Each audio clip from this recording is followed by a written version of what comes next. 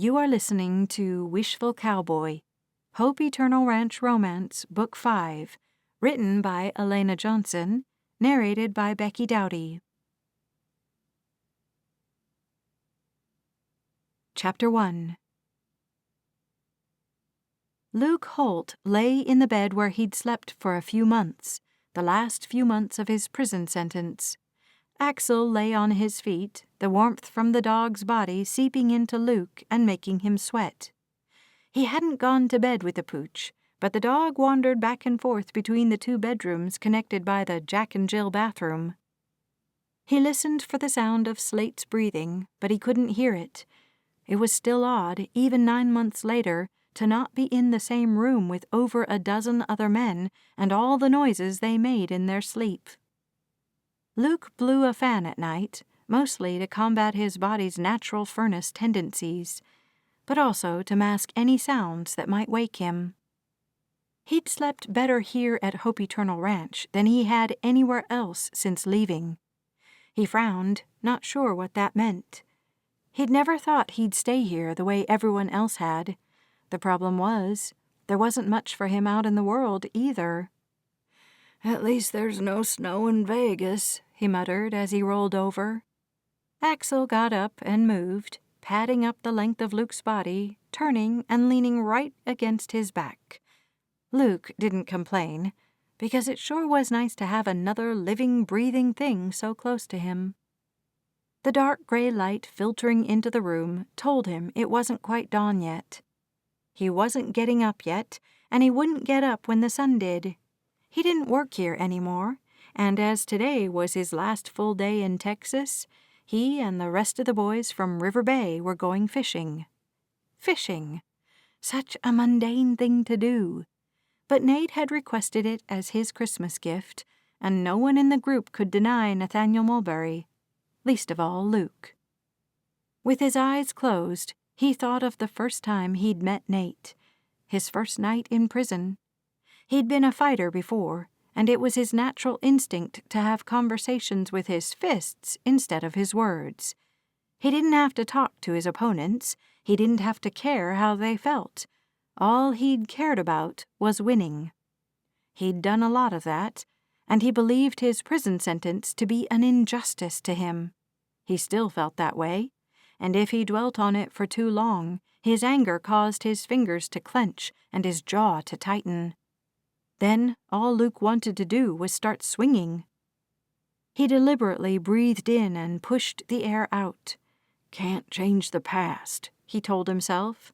"Accept what's happened and move on." He was getting much better at actually doing what he thought. Since seeing Slate overcome the demons in his past, Luke figured it was time for him to practice what he'd been preaching. Yes, he didn't think he was guilty of any crime, but what he thought didn't matter. Nate had taught him that on that very first night in prison. Luke had picked a fight because he always felt better when the pent-up energy inside of him flowed out through a jab or an uppercut. Nate had pulled him off a guy half his size and barked right in his face. "That's not what we do here, champ. Get control of yourself." Luke had gone right after Nate, too, shoving him back and taking a swing at that pretty face. But Nate was a bigger man and had been in prison longer, and he had 3 guys right there willing to take blows for him: Ted, Dallas, and Slate. Luke had faced down all 4 of them, wondering how they'd formed such a strong brotherhood in prison, how they'd formed a bond at all. He wasn't great at that, but he'd been willing to try. Luke had been the last in the group, and he still wasn't sure how great he fit. The crew had been there for a family day for Dallas when his wife had filed for divorce and dropped her kids off at her sister's. They'd come to visit Luke and Slate when they were the last 2 left. They'd come and picked them up on their release day. Ginger had petitioned to have Luke in the re-entry program. He felt a debt of gratitude for her he hadn't for another person other than his friends in prison. "So maybe you should stay here." He pushed the thought away. His family lived in Las Vegas now, and he had enjoyed being closer to them. They'd moved while he was in River Bay, and his family days had consisted of Nate's brother and Dallas's wife. Ted never did have much family come to the facility, and neither did Slate. They both seemed to be thriving now, though. Heck, Nate and Ted had fallen in love by the 9-month mark of their releases, and Luke felt like it was just one more way he was failing. He tried so hard, tried and failed almost all the time. His mind cleared, and he managed to go back to sleep. He woke when a woman said, "Go on, Axel, you naughty thing. You're not supposed to be in here." He knew the voice, but his eyes were sluggish to open to see her face. In the next moment, the blanket got torn from his body, and the fan he used blasted cold air across his bare torso. That got his eyes to snap right open. He grunted, too, and that was when Hannah Otto said, "Oh, I'm so sorry." Luke sat halfway up, his heart pounding in the back of his throat. "Hey," he said. "I didn't know anyone was in here," she said, "and Slate said he needed a blanket and—" She trailed off as her eyes moved from his face down his body. Luke knew he had a lot of muscles. He worked purposely to get them and keep them. He'd loved boxing, and at least half of that was because of the physical conditioning it required. He liked to run, and he liked to lift weights. With all the muscle he had, it was no wonder he was like a walking furnace, or that he only slept in a pair of thin gym shorts. Hannah stared at him, her mouth hanging open, and the moment turned awkward. Luke reached for the blanket she still held in her hands, and it came loose easily. He covered himself up as she blinked her way back to the land of the living. He didn't know what to say or do. He'd entertained a fairly massive crush on the woman standing in front of him while he'd lived here at Hope Eternal Ranch. But Hannah had been dating Bill Buckingham at the time, and Bill was one of Luke's roommates in the annex. When they'd broken up, Luke had started to form a plan with Jill to ask Hannah to dinner, but in the end, he hadn't. In the end, he'd gotten a job with a construction crew and knew he wouldn't be staying in town. He didn't think it fair to start a relationship with Hannah that he couldn't finish, and he'd never asked. He met her eyes and found her face red and getting redder fast. Without a word, she spun and left the bedroom, the slam of the door behind her making him cringe. He sighed and looked up to the ceiling. Really? He didn't have any other words for the Lord. Out of all the people who could have come in and disturbed his sleep, it had to be Hannah? She was dating someone else now, and Luke wasn't surprised. She was easily the most beautiful woman he'd ever met in his life, and he was honestly surprised she hadn't been taken a long time ago. He wasn't as surprised that he was still single. He'd never really wanted a girlfriend growing up, because his older brother had had one, and she was so much work. Luke had enjoyed wrestling in high school, and then he'd gotten into boxing immediately afterward. He hadn't gone to college, and he'd never wanted to. He liked working with his hands, and he'd thought construction would be a good career for him. The work was hard, and he had to get up early, but he didn't mind either of those things. His father was a part owner in a real estate development firm, and Luke had been working for him since Thanksgiving.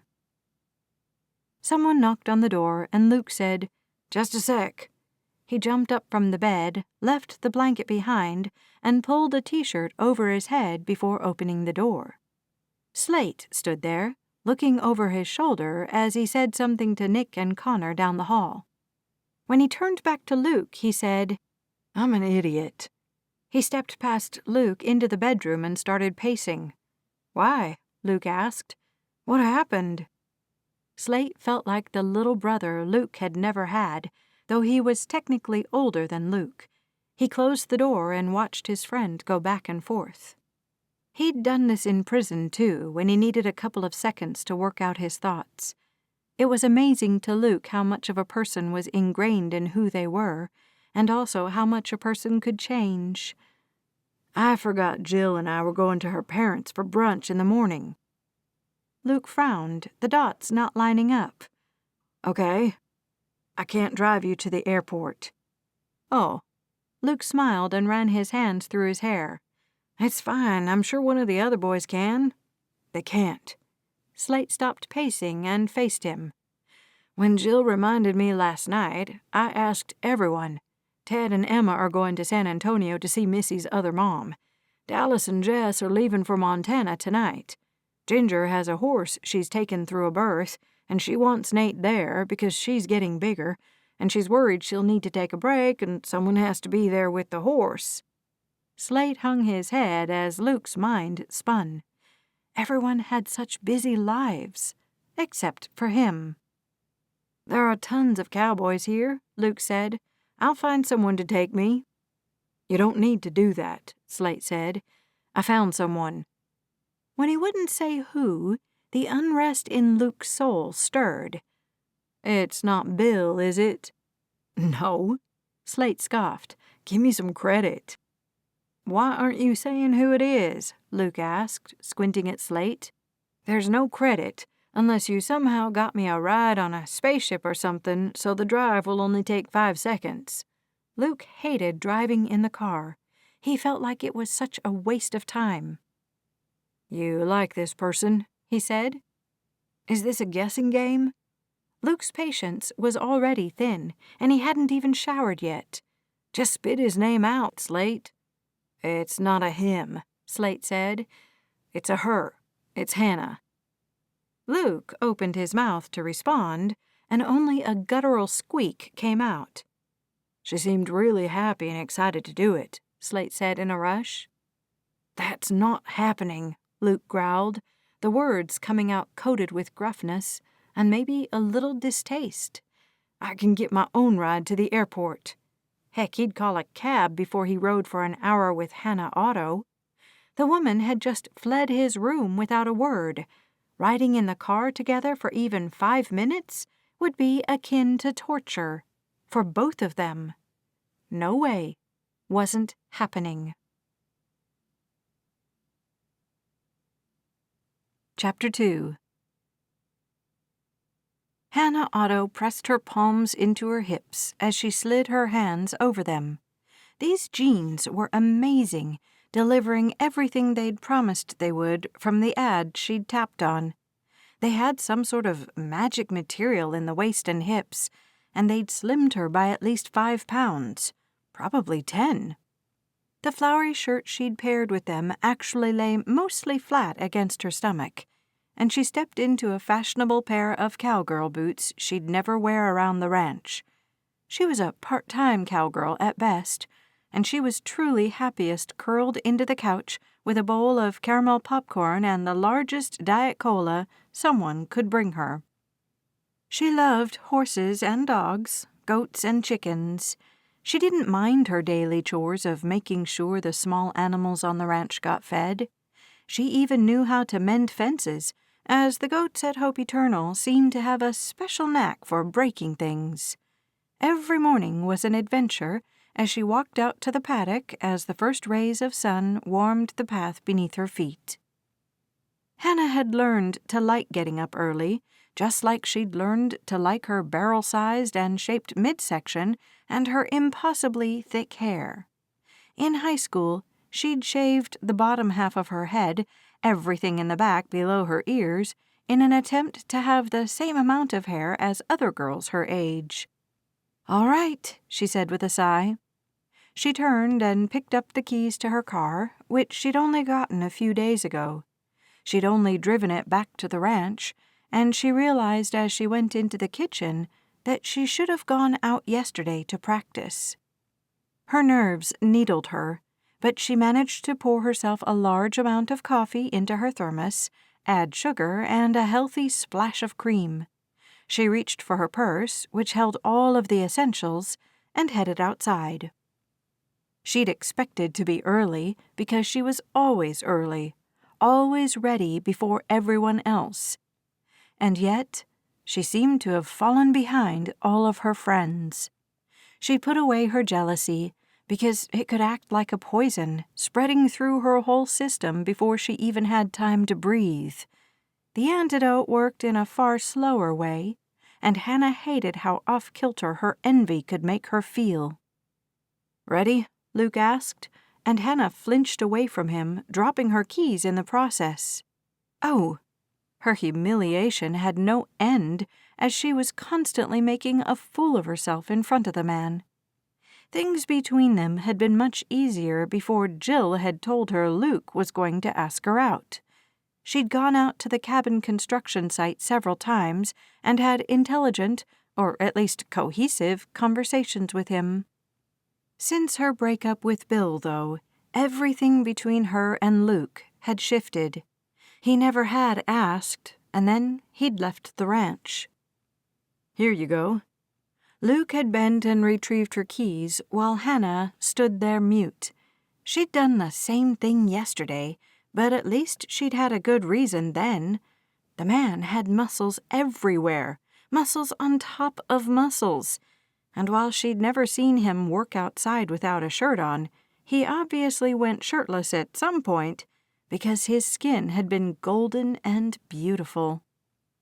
The familiar heat that had assaulted her yesterday made a reappearance, and she was grateful she'd thought to double down on the deodorant.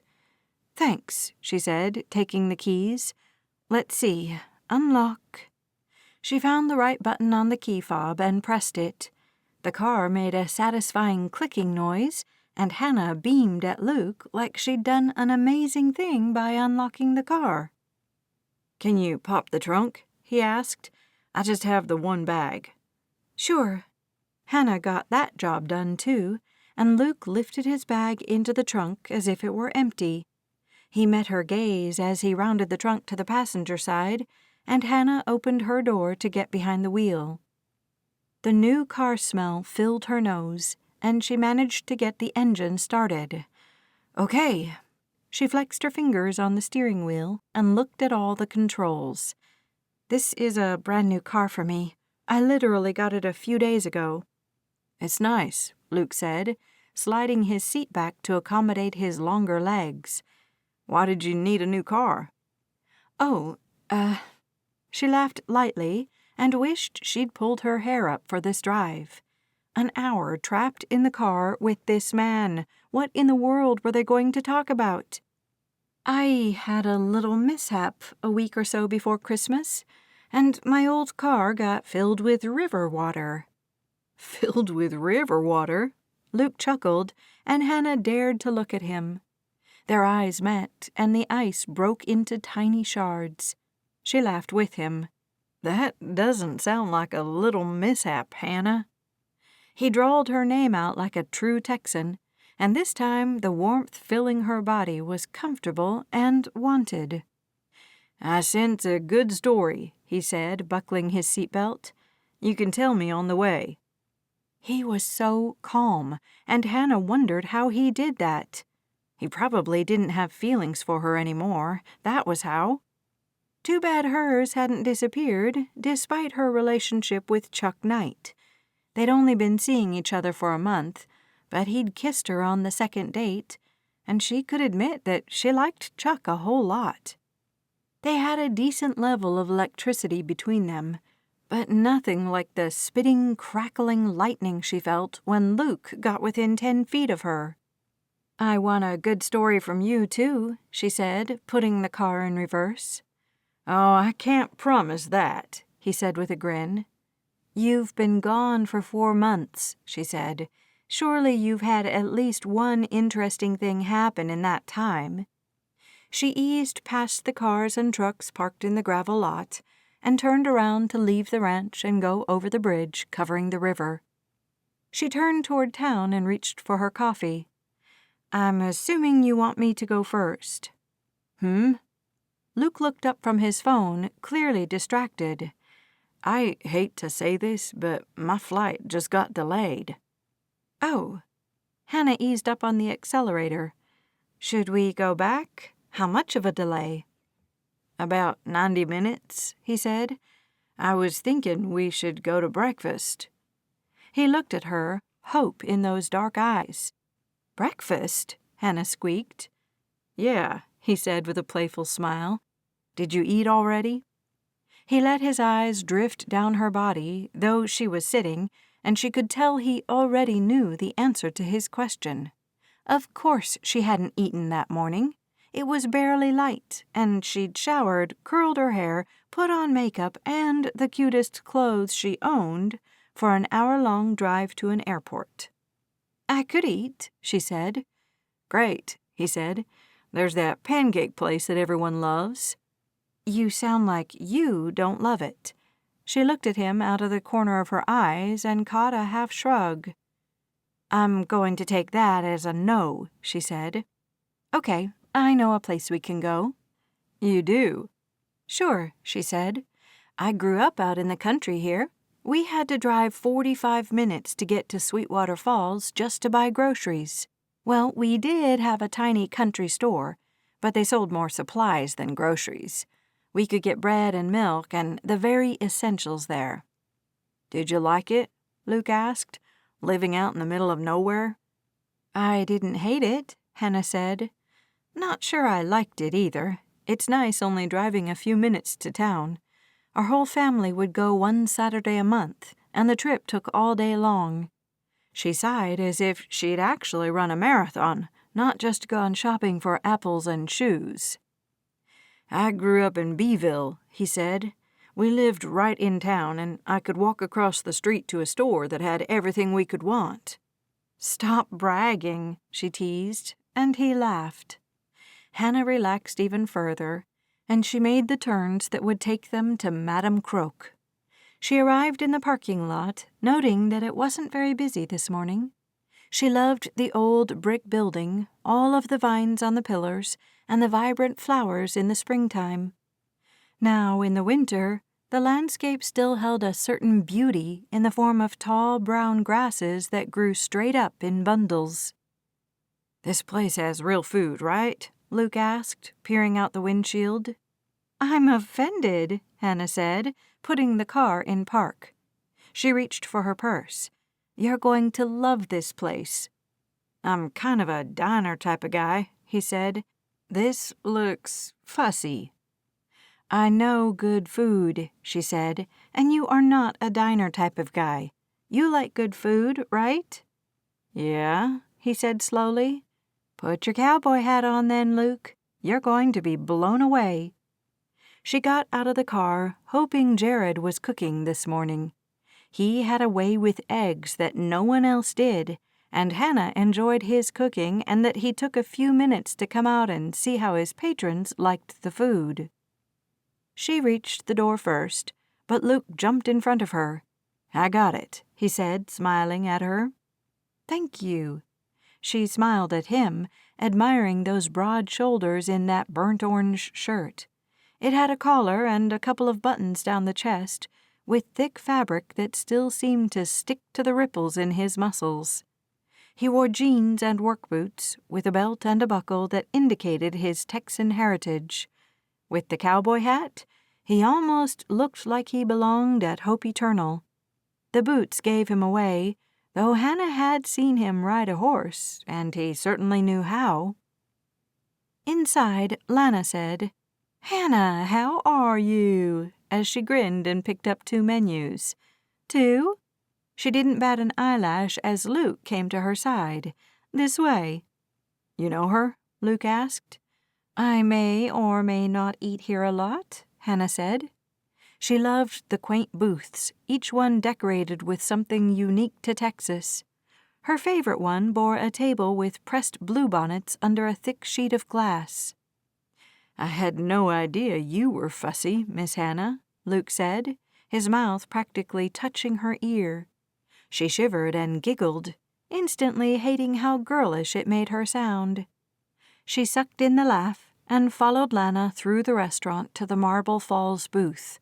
This table had maps and trail guides beneath the glass, and Hannah peered at them. "Have you been out to the hill country?" she asked Luke. "Couple of times," he said, sliding onto the bench across from her. "Look, I should be honest with you." Hannah picked up her menu, but kept her eyes on him. "Okay."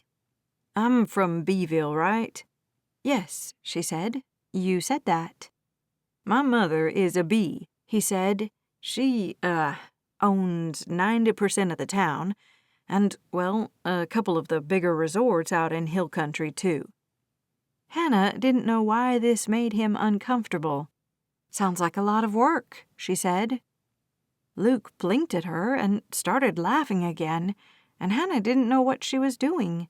This felt like a date, and he wasn't her boyfriend. At the same time, she didn't want to say goodbye to him in another couple of hours. "It was a lot of work," he said. "My uncle manages most of it now that my family's moved to Las Vegas." "She must be a black sheep, your mother. Landowning Texans don't usually up and leave." "My father wanted to try real estate development, and Vegas was in a huge boom," he said. "That's what I'm doing there now, working for him." He reached for his water glass, his eyes flitting all over the place, before he finally looked at her again. She got the feeling talk of his job made him uncomfortable. Perhaps it was the conversation about his family. No matter what, it was something. "Hannah," a man said, and she looked up at Jared. They laughed, and Hannah launched herself out of the booth to hug him. "How are you? I haven't seen you in at least a week." "Oh, come on." Hannah stepped back and tucked her hair. "It's been at least 9 days, maybe only 8. Jared grinned at her. "Whatever you've been doing is working." He whistled as he looked down to her toes and back to her face. "You look amazing." "Thank you." Hannah cocked one hip and put her hand on it. "Now, we want those special crispy potato nachos that aren't on the menu." She raised her eyebrows, and Jared laughed. "You got it, Hannah. What else can I get you guys?" He glanced at Luke, and Hannah did too. He wore an expression of wonder, and the buzz in Hannah's veins made her feel beautiful and charming. "I want the peach sunrise," she said, "and the spinach and bacon souffle with the grapefruit segments." "Making me work this morning," Jared said, grinning. "For you, sir?" Luke looked like he'd been asked an impossible question. He hadn't picked up the menu, and Hannah just watched him. She was just about to say maybe he needed another minute when he said, "Do you have anything like a Western omelet?" Jared flicked his eyes to Hannah for the briefest of moments. She kept her smile hitched in place. "I have a Western omelet breakfast roll," he said. "It comes with a toast cup or fresh fruit." "I have no idea what a toast cup is," Luke said. "Or a breakfast roll, but it sounds great." "Coming up," Jared said, and he walked away. "He's the chef owner," Hannah said once he'd gone. "And you know him personally?" "Yes," Hannah said, smiling at him. She reached for her water glass, too, and hid halfway behind it as she added, "I actually dated him for a while." She took a drink immediately afterward, watching Luke. He looked steadily back at her, and he finally folded his arms and rested them on the table in front of him. "Hannah, if I ever came back to Texas for good, would you, I don't know, would you consider going out with me?" Hannah's smile felt like it was made from pure gold. "We're out right now." "Are we?" "Aren't we?" "I thought you were dating someone," he said, leaning back in the booth. He shook his head. "Nah, this can't be a date because you're not a cheater, and I would never go out with someone who was dating someone else." His eyes sparked with something bright and hot and dangerous. Hannah swallowed and nodded. "Of course, you're right. I'm seeing Chuck." "This is just breakfast on the way to the airport with a friend, because his flight got delayed." Hannah leaned into the table now. "Sounds like a great way to start the day. Now, about these luxury resorts in the hill country. Can you get, I don't know, discount rooms or passes for your friends?" A couple of hours later, Hannah pulled up to the curb at the Corpus Christi airport, her face actually aching from how much she'd smiled this morning. Not only that, but her throat was dry and scratchy from all the talking. "Here we go," Luke said before he got out of the car. She jumped out after him and reached back into the car to open the trunk. He lifted his suitcase out and put it on the sidewalk. He repositioned his cowboy hat and cleared his throat. Hannah could only watch him war with himself, but she did want to know what he was debating. She was just about to ask when he faced her. With that sexy beard and such a perfectly symmetrical face, he was the definition of handsome. "Can I tell you a secret?" he asked. "Yes?" "You can't tell anyone, not Slade, and definitely not Jill, because she'll tell Slate." "Okay." "Not Emma or Ginger or Jess either, no one." He wore a stern expression, and yet Hannah wasn't afraid of him in the slightest.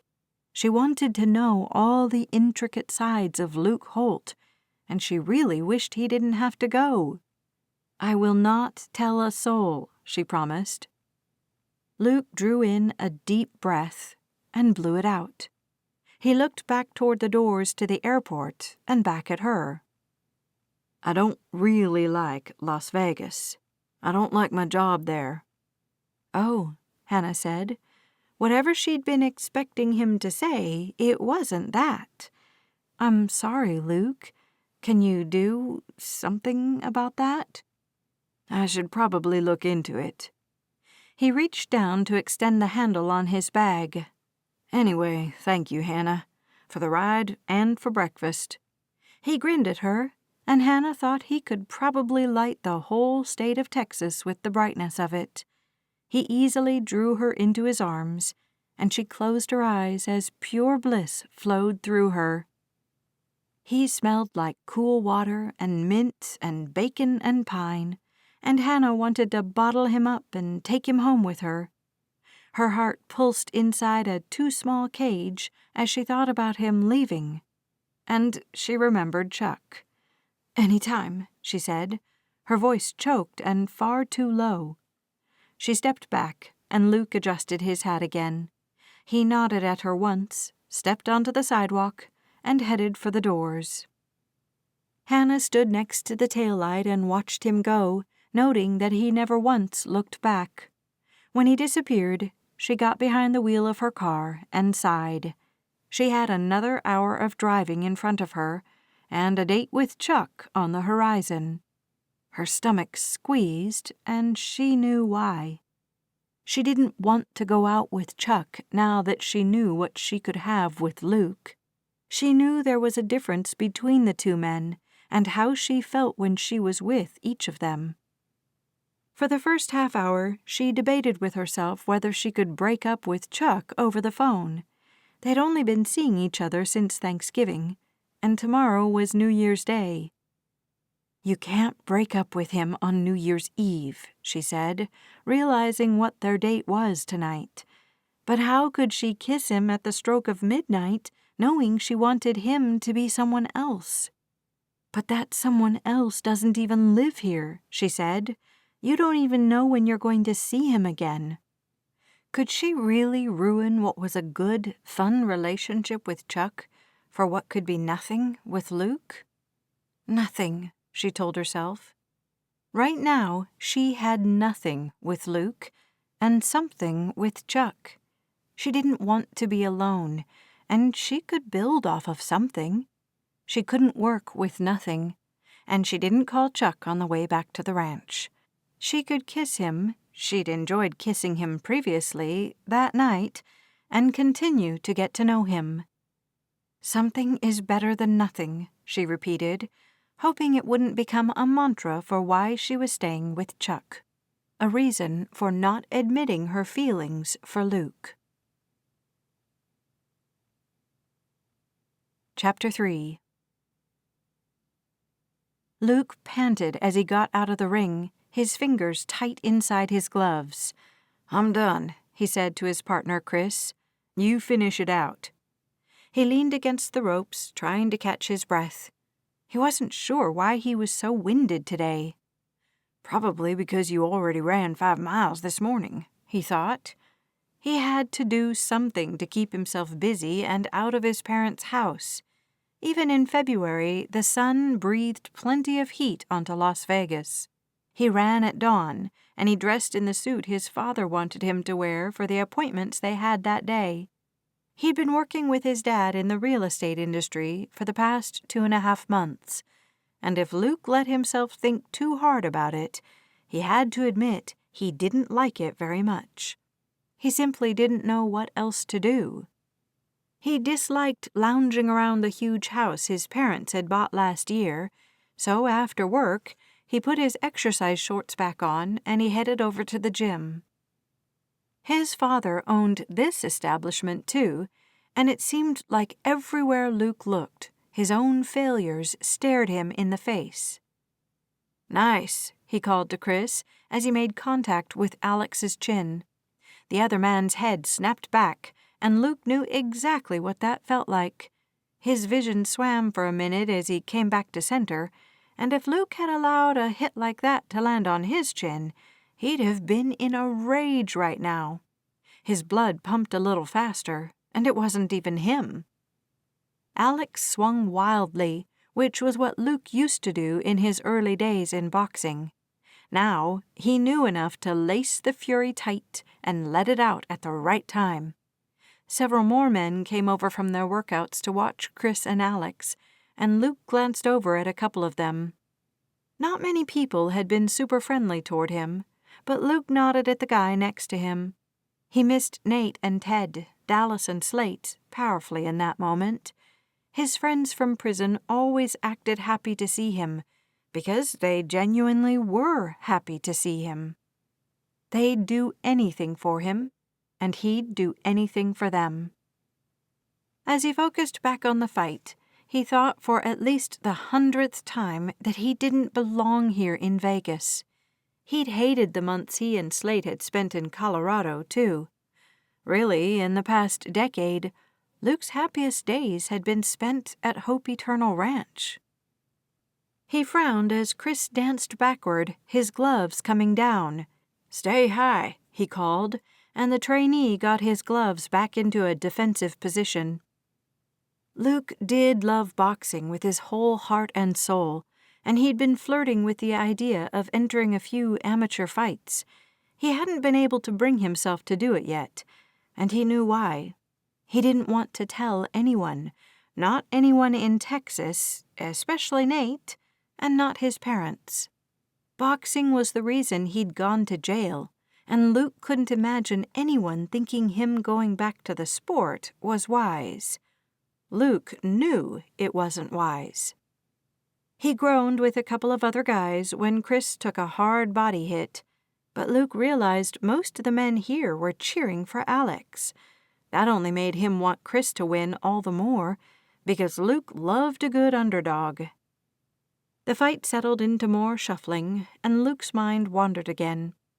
He used to watch fights just to analyze how the athletes moved their feet, how a match could go from winning to losing with a single breath.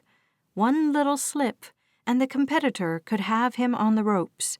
One moment of hesitation, and he could find himself flat on his back, wondering what had happened. He wasn't anywhere near as strong as he'd once been, and Luke knew he never would be again. He wasn't going to take steroids again, ever. He and Slate had bonded over their similar addiction to drugs, and they'd made a pact in prison. Luke wasn't going to break it now, not after Slate had faced his demons head-on and won. He couldn't help thinking, though, that if he did get back in the ring, would he ever win without the steroids? "Doesn't matter," he thought. "You're not fighting again." The real question was, what was he going to do with his life? He looked around and realized what a pathetic existence he had, hanging out with near strangers in the gym, cheering for a man who was outmatched, all in an attempt to not be at home. He turned away from the match before it ended, because he suddenly didn't care. He'd been looking for something to give him direction in his life, but he realized now he needed to take a step in the direction he wanted to go. And he didn't want to be here. "Halt!" someone called, and Luke turned toward the voice. Every muscle tensed as Damien Vasquez and his posse approached. Luke knew better than to show fear to these men, and he knew he'd faced far scarier things than any of them. A man saw things in prison, even a low-security facility, that changed him. Damien scanned him down to his trainers, and Luke started peeling the tape off his gloves. "You want to fight?" "No thanks," Luke said. "I'm done for the night." He put a tight smile on his face as Damien closed in. Luke stood over 6 feet tall, but he worked hard not to puff himself up and make himself look bigger. Damien had plenty of height, too, and more weight than Luke. Luke had steered clear of Damien because he knew who ran the rings here at the gym, and it wasn't him. It had been once. When Luke's parents had left Texas in favor of Vegas, his dad had moved the gym, too. A lot of the guys here had relocated, too, including Damien. He'd stepped into Luke's shoes when Luke had gone to River Bay, and he'd followed the man's career for a few months before he'd realized how unhealthy it was to keep looking at life beyond the walls. "There's an amateur fight this weekend," Damien said, glancing to the man on his right. Luke looked at him, too, taking in the squinted eyes and dark demeanor. "I'm not interested in entering a fight." "Why are you here training every night, then?" Damien took an aggressive step forward. "Just working out," Luke said coolly. If he told his dad how the guys at the gym treated him, he'd get them to straighten up. Luke would never do such a thing, though. He was 32 years old, for crying out loud. He wasn't going to go running to Daddy because some guys at the gym weren't nice to him. He started to walk away from Damien, hoping the man wouldn't find him disrespectful. He said nothing, but Luke felt his eyes on him all the way to the locker room. His heart pounded as he ducked around the wall and pressed his back to it. He took a deep breath in and then pushed it all the way out. "You've got to get out of here," he whispered to himself. "You're not going to find yourself here. You're only going to find trouble." The next morning, Luke found his parents sipping coffee at the breakfast bar. "Morning," he said. "Hey, honey." His mother looked up at him with warm, milk chocolate-colored eyes. Luke had gotten a tad darker features from his dad, but he could see his mother in him when he smiled. "Sleep good?" Luke usually lied and said yes, everything was fine. Another day, another 5 miles through the neighborhood, another day of selling homes. Happy, happy, smile, smile. He shook his head. "Can I talk to you guys for a minute?" That got his father to look up from his tablet. He glanced at Mom, and Luke sat at the bar, too.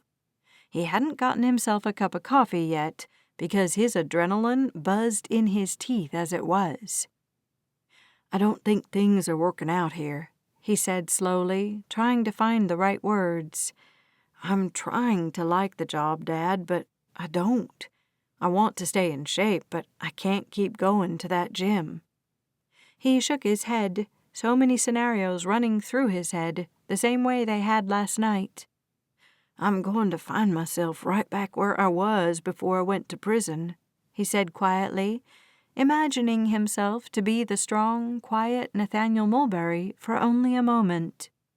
Nate never said anything that didn't need to be said, and the words were always precisely in the right order.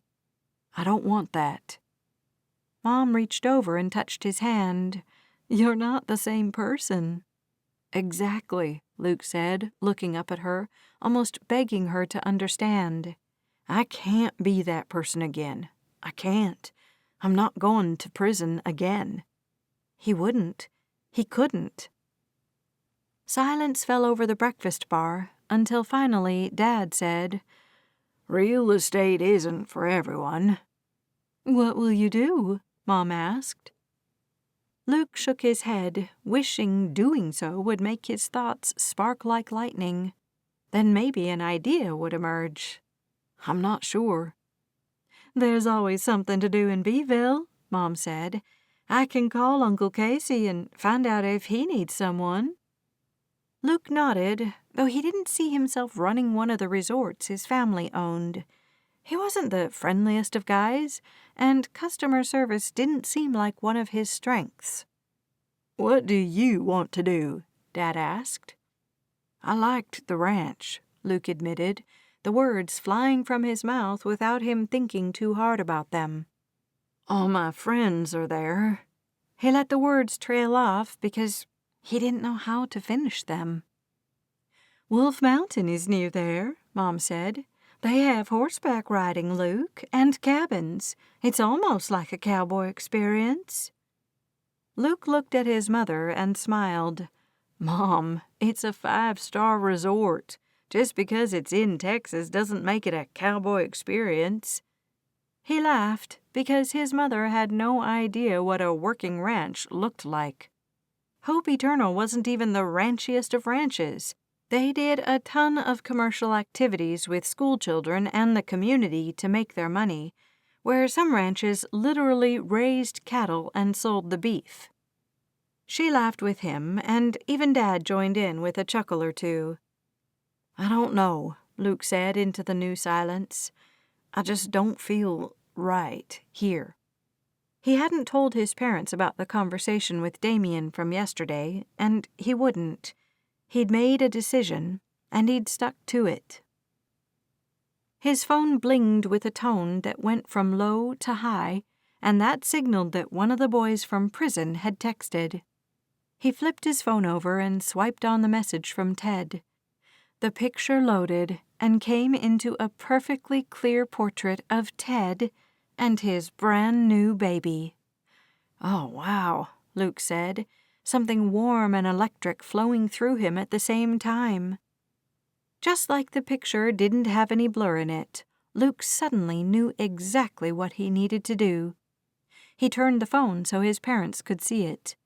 "That's Ted. Remember, I've told you about him."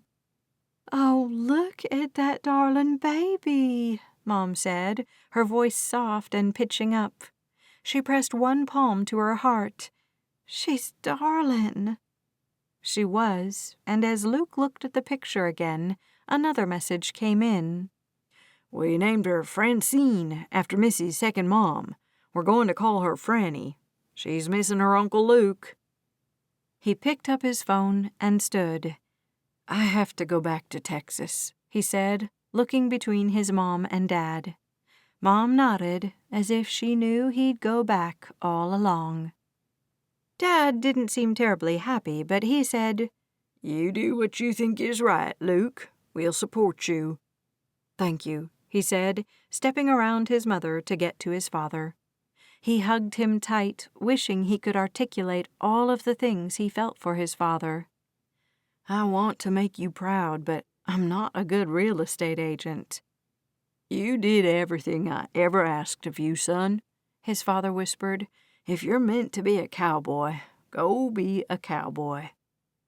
Luke released his father and drew his mom into a hug. "I love you, Mom." "I love you too, my sweet boy." She held him tight and patted his back. "I wish I could tell you exactly what to do to make you happy."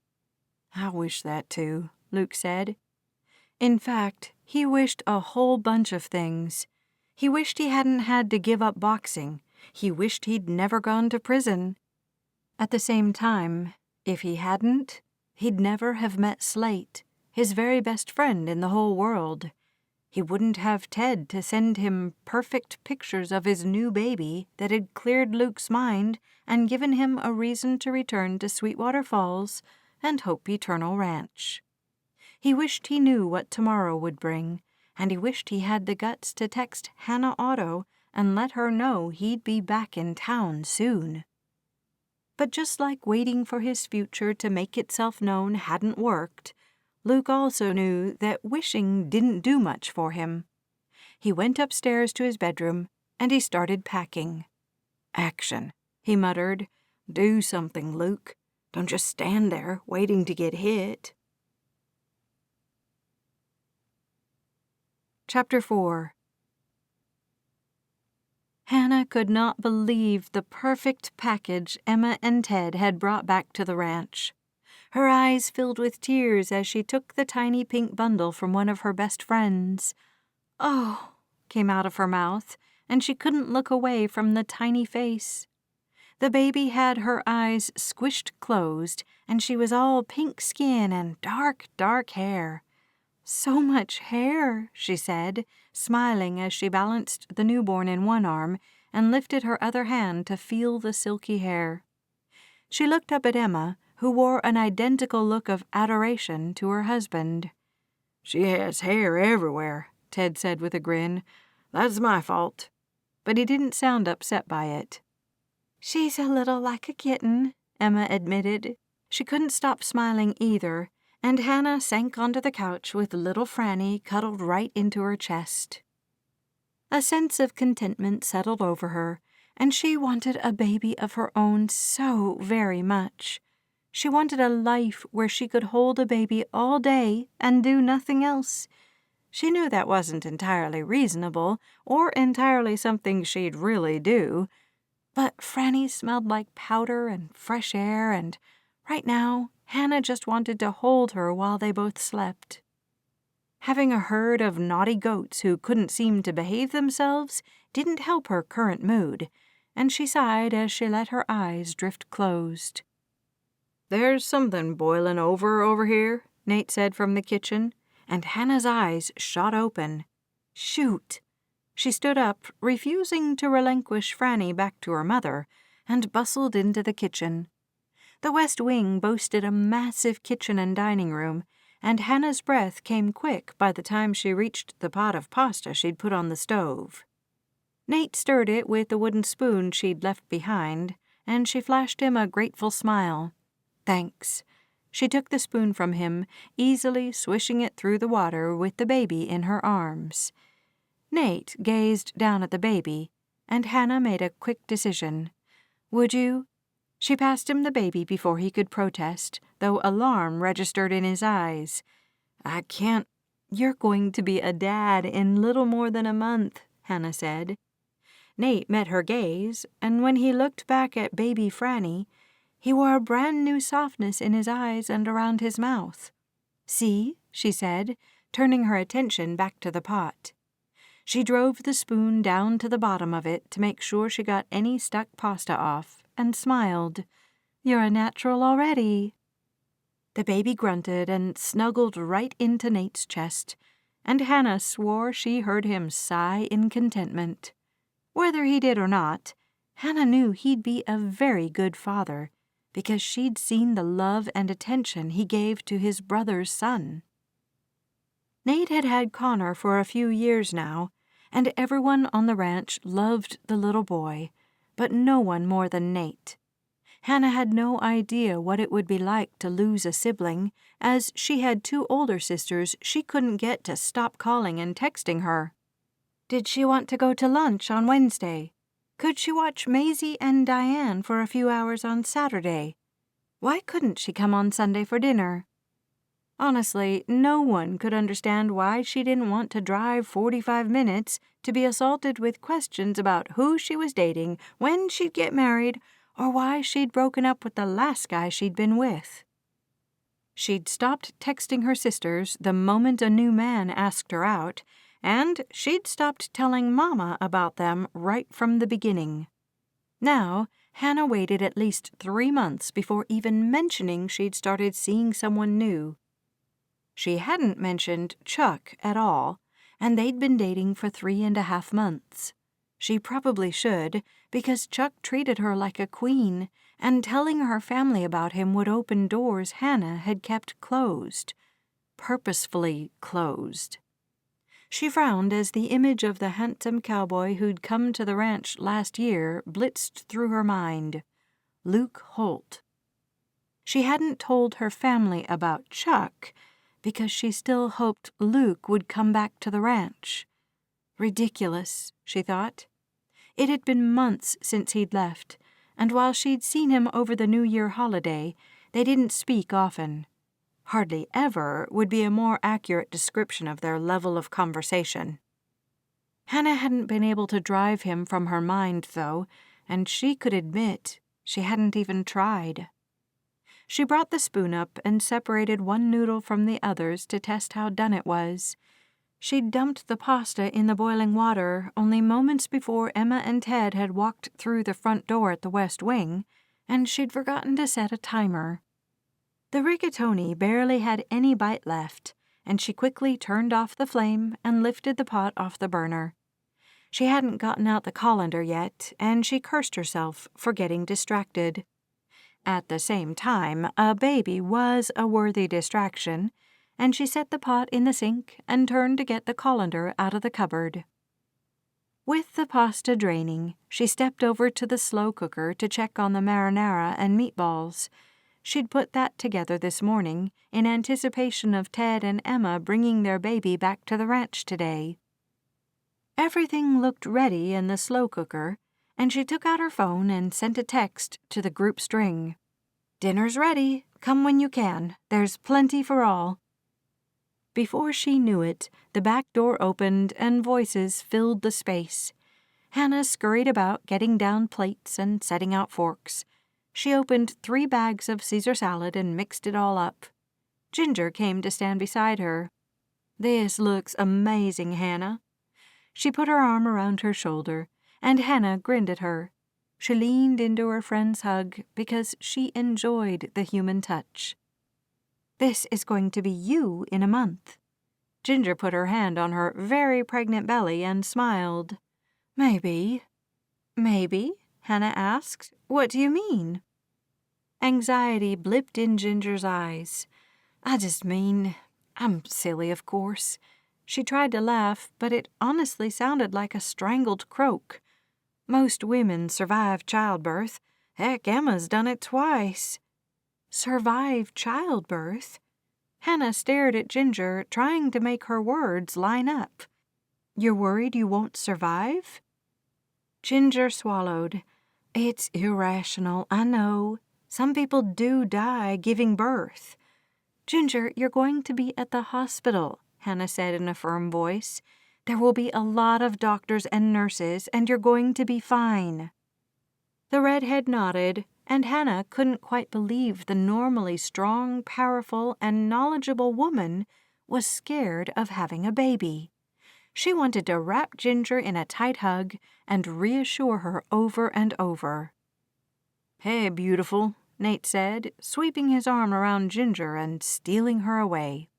He surely told her she'd be fine, and Hannah understood having unexplained fears. After all, she lived in fear every day that she'd never find the right man for her, no matter how many dates she went on and how many men she went out with. "All right," Jill said, setting a huge tray of garlic bread on the counter. "Quiet down, quiet."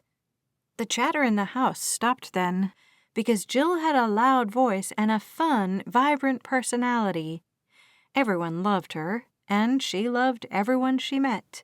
She and Slate Sanders, Luke's best friend, had gotten engaged just before Christmas, and Jill wanted a spring wedding with a lot of flowers.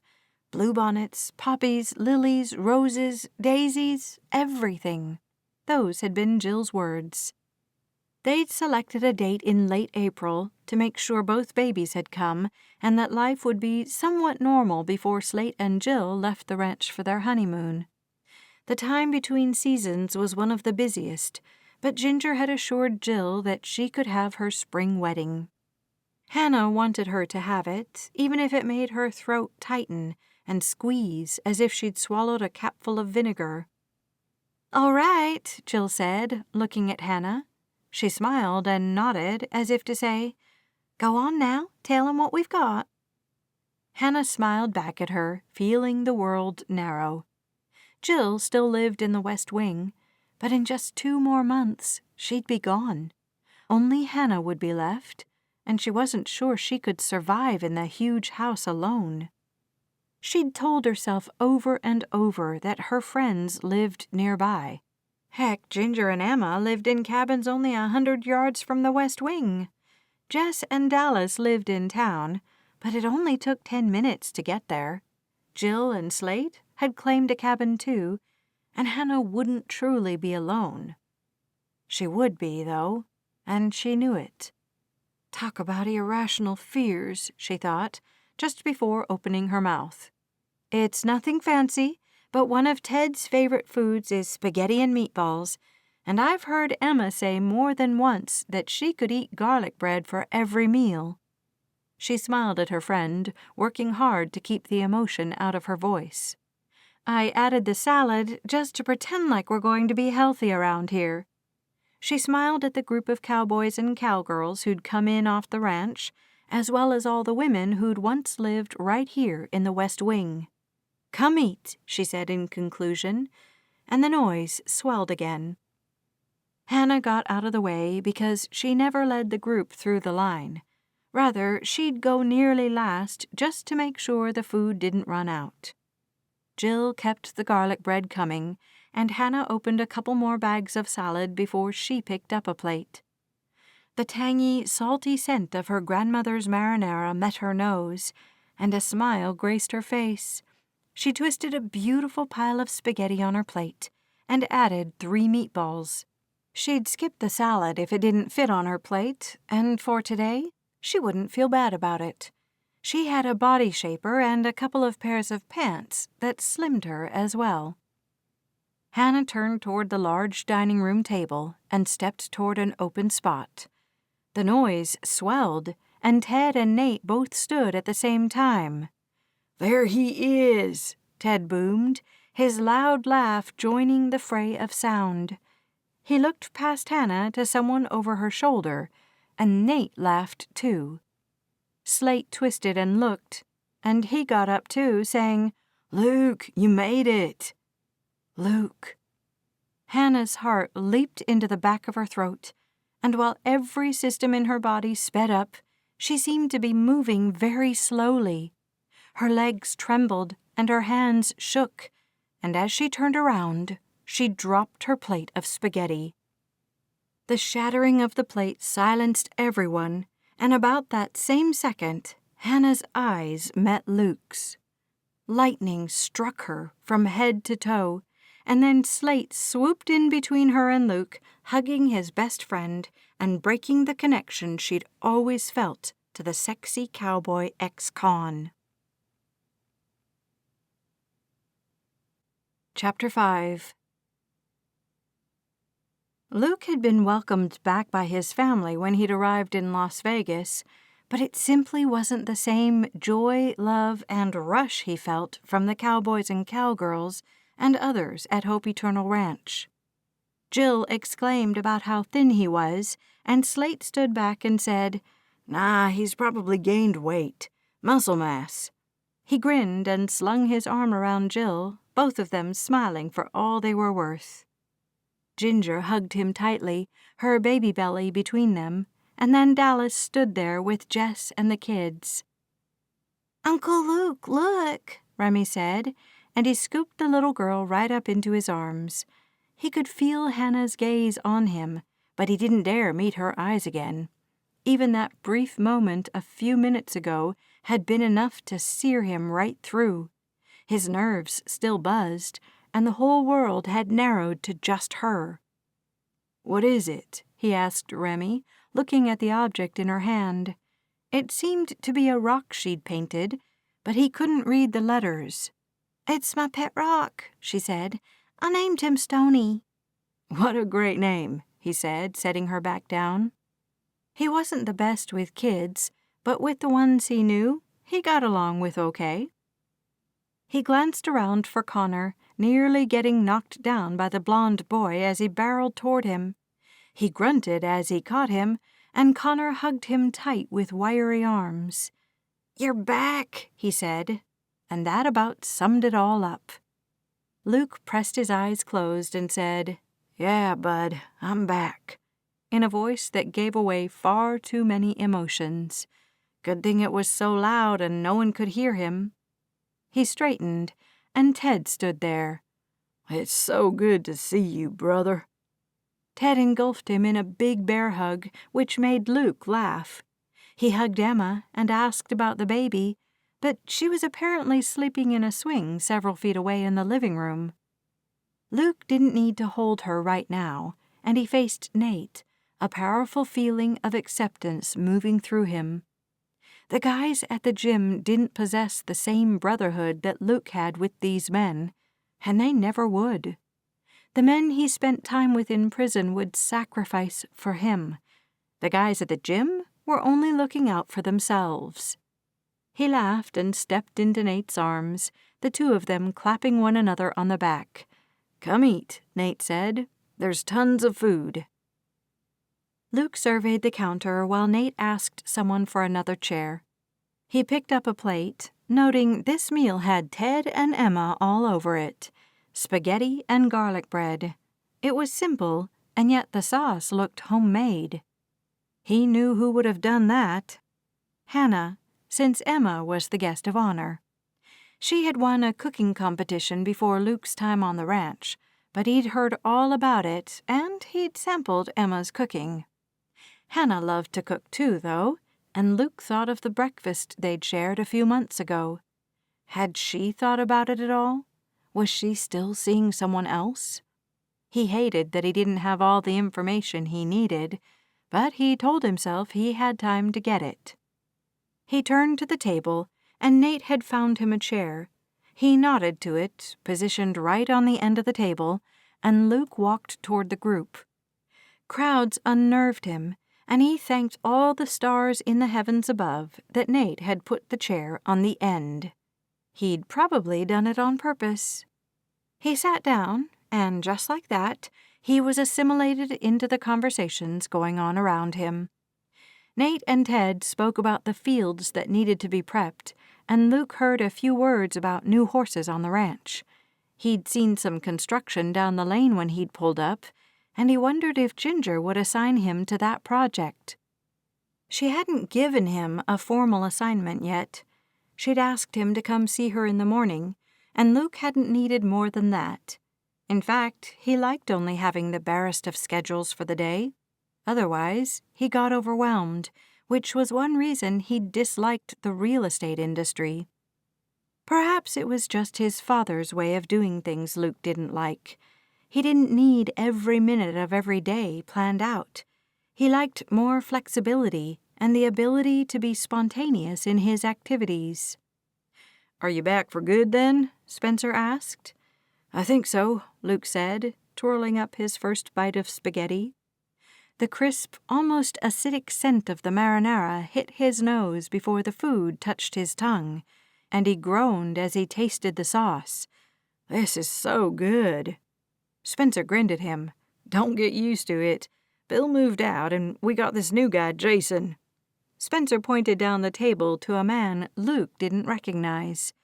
He had a long, sloped nose, and he was currently in the middle of telling an exciting story, if the light in his eyes said anything. Jason seemed like the kind of man that needed to be the center of attention, and Luke's nerves buzzed a little more. "He literally burns something in the microwave every single day," Spencer said. "The whole annex smells like smoke and melted plastic." "Great," Luke said in a deadpan. "Will I be in the basement?" He looked away from the man who'd just finished talking. The table down that way erupted in laughter, and Luke couldn't help smiling. "No," Spencer said. "Jason took Bill's room, and I moved up into the one Slate was in. You can have the same room back if you don't mind sharing the bathroom with me." He smiled at Luke, who returned the gesture. "Fine with me," he said. "You didn't like being in the basement?" Spencer held Luke's gaze for a moment, something moving fast through his dark eyes. Luke wasn't sure what it was, but it almost felt like unrest. "Yeah," Spencer finally said. "Or rather, no, I didn't like being in the basement."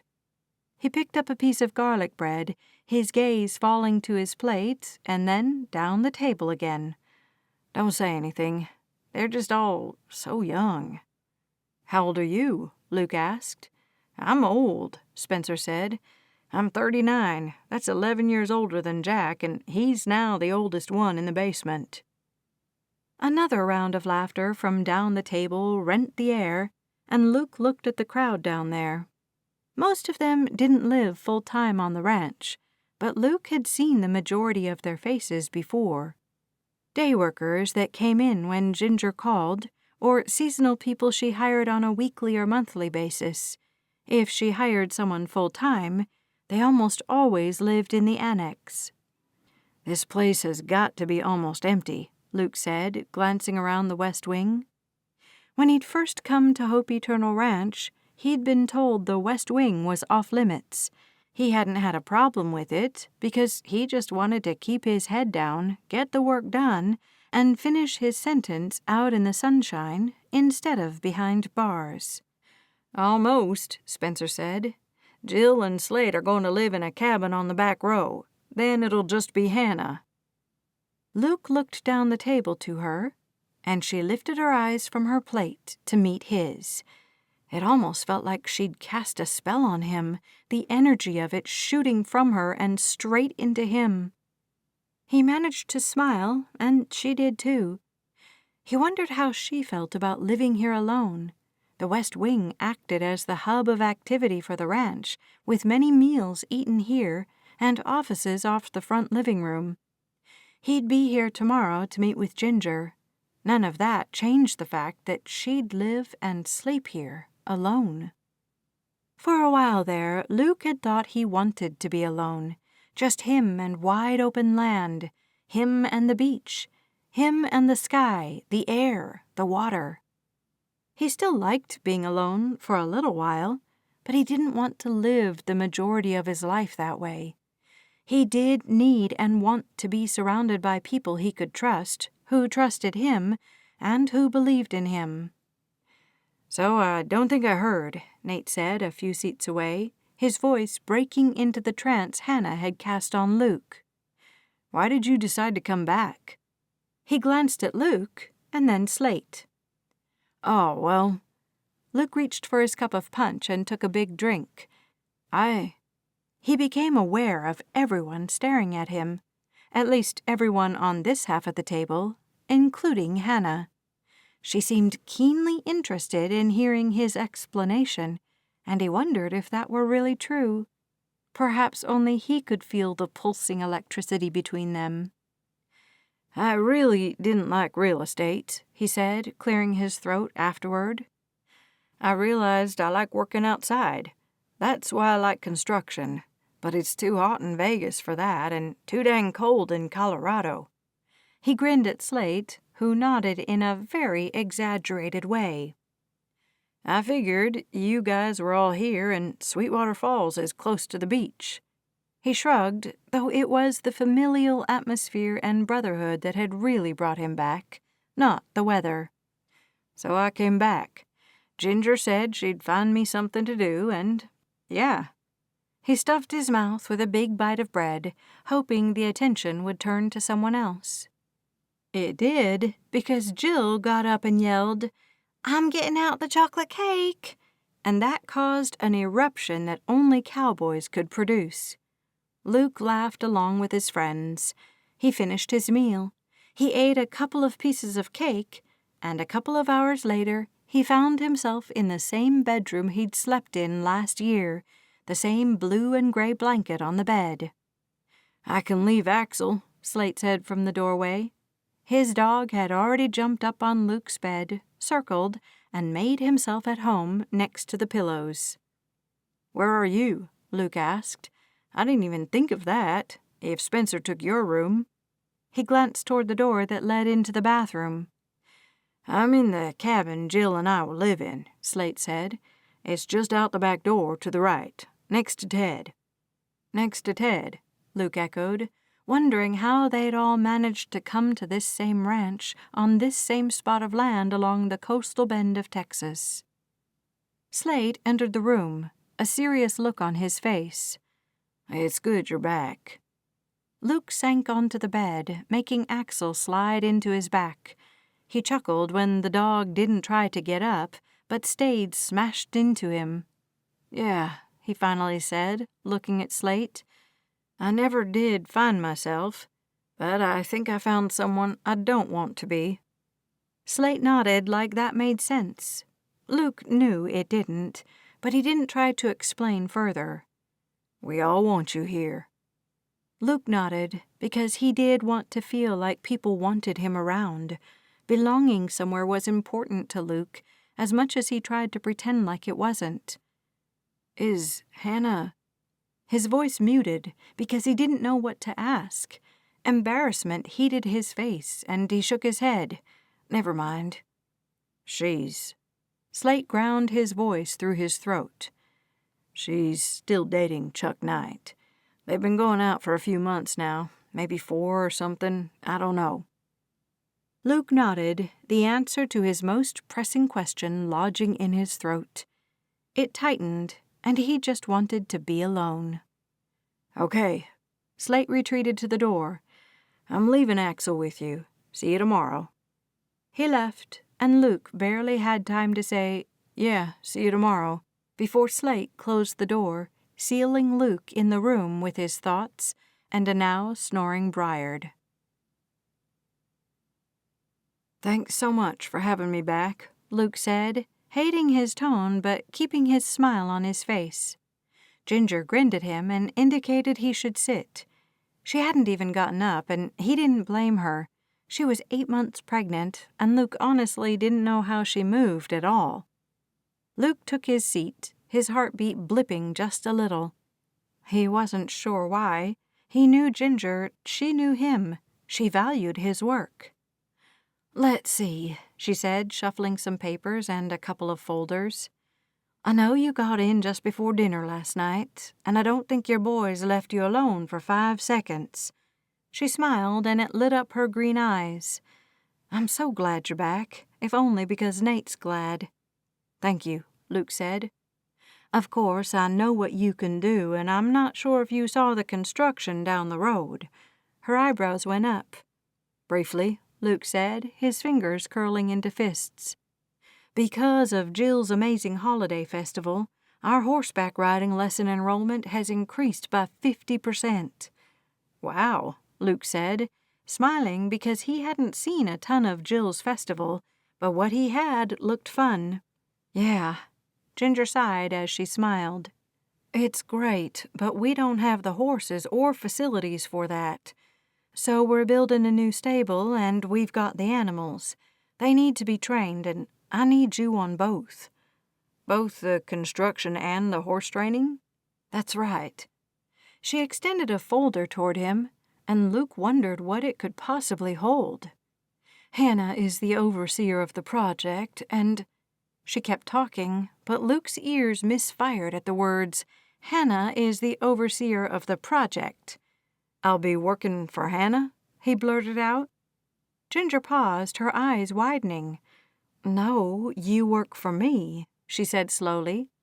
"Hannah is overseeing this particular project, and she knows every moving piece. I met with her last night, and we went over your strengths." She glanced behind him. "Here she is."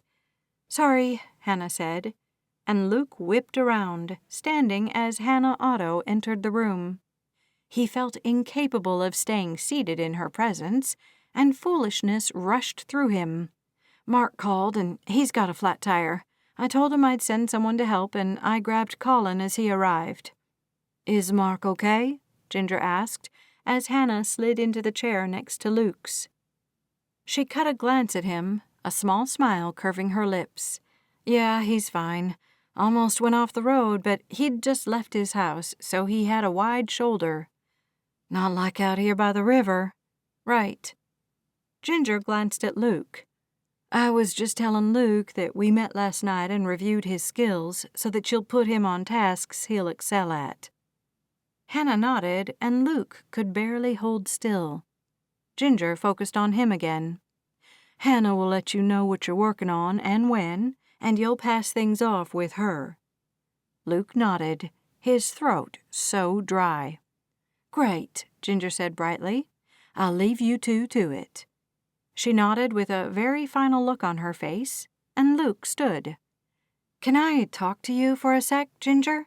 Hannah asked, and Luke hesitated too. Then he told himself that Hannah obviously wanted to talk to her friend alone, and he kept moving.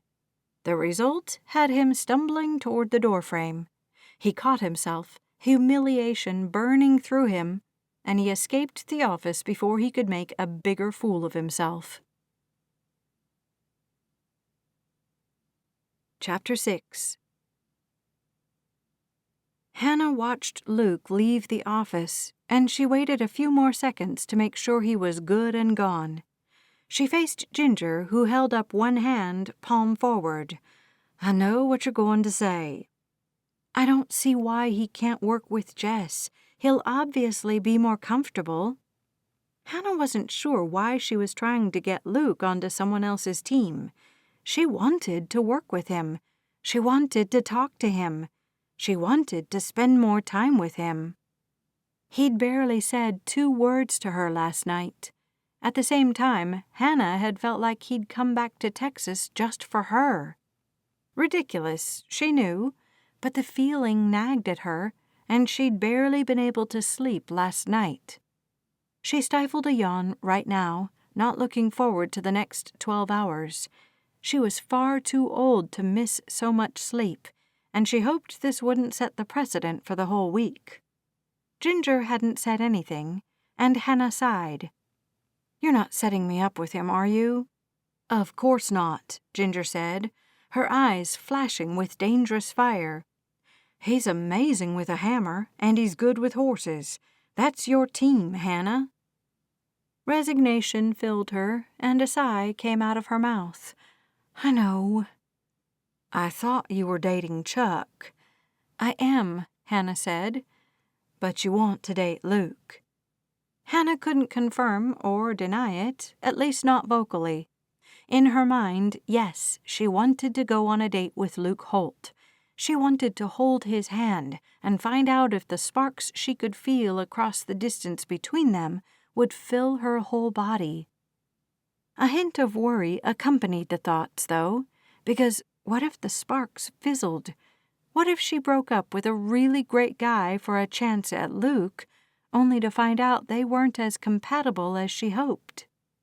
Her stomach wobbled, and Hannah wished she had another serving of toast, a double-decker stack of toast. "If it's a problem after a couple of weeks, let me know," Ginger said.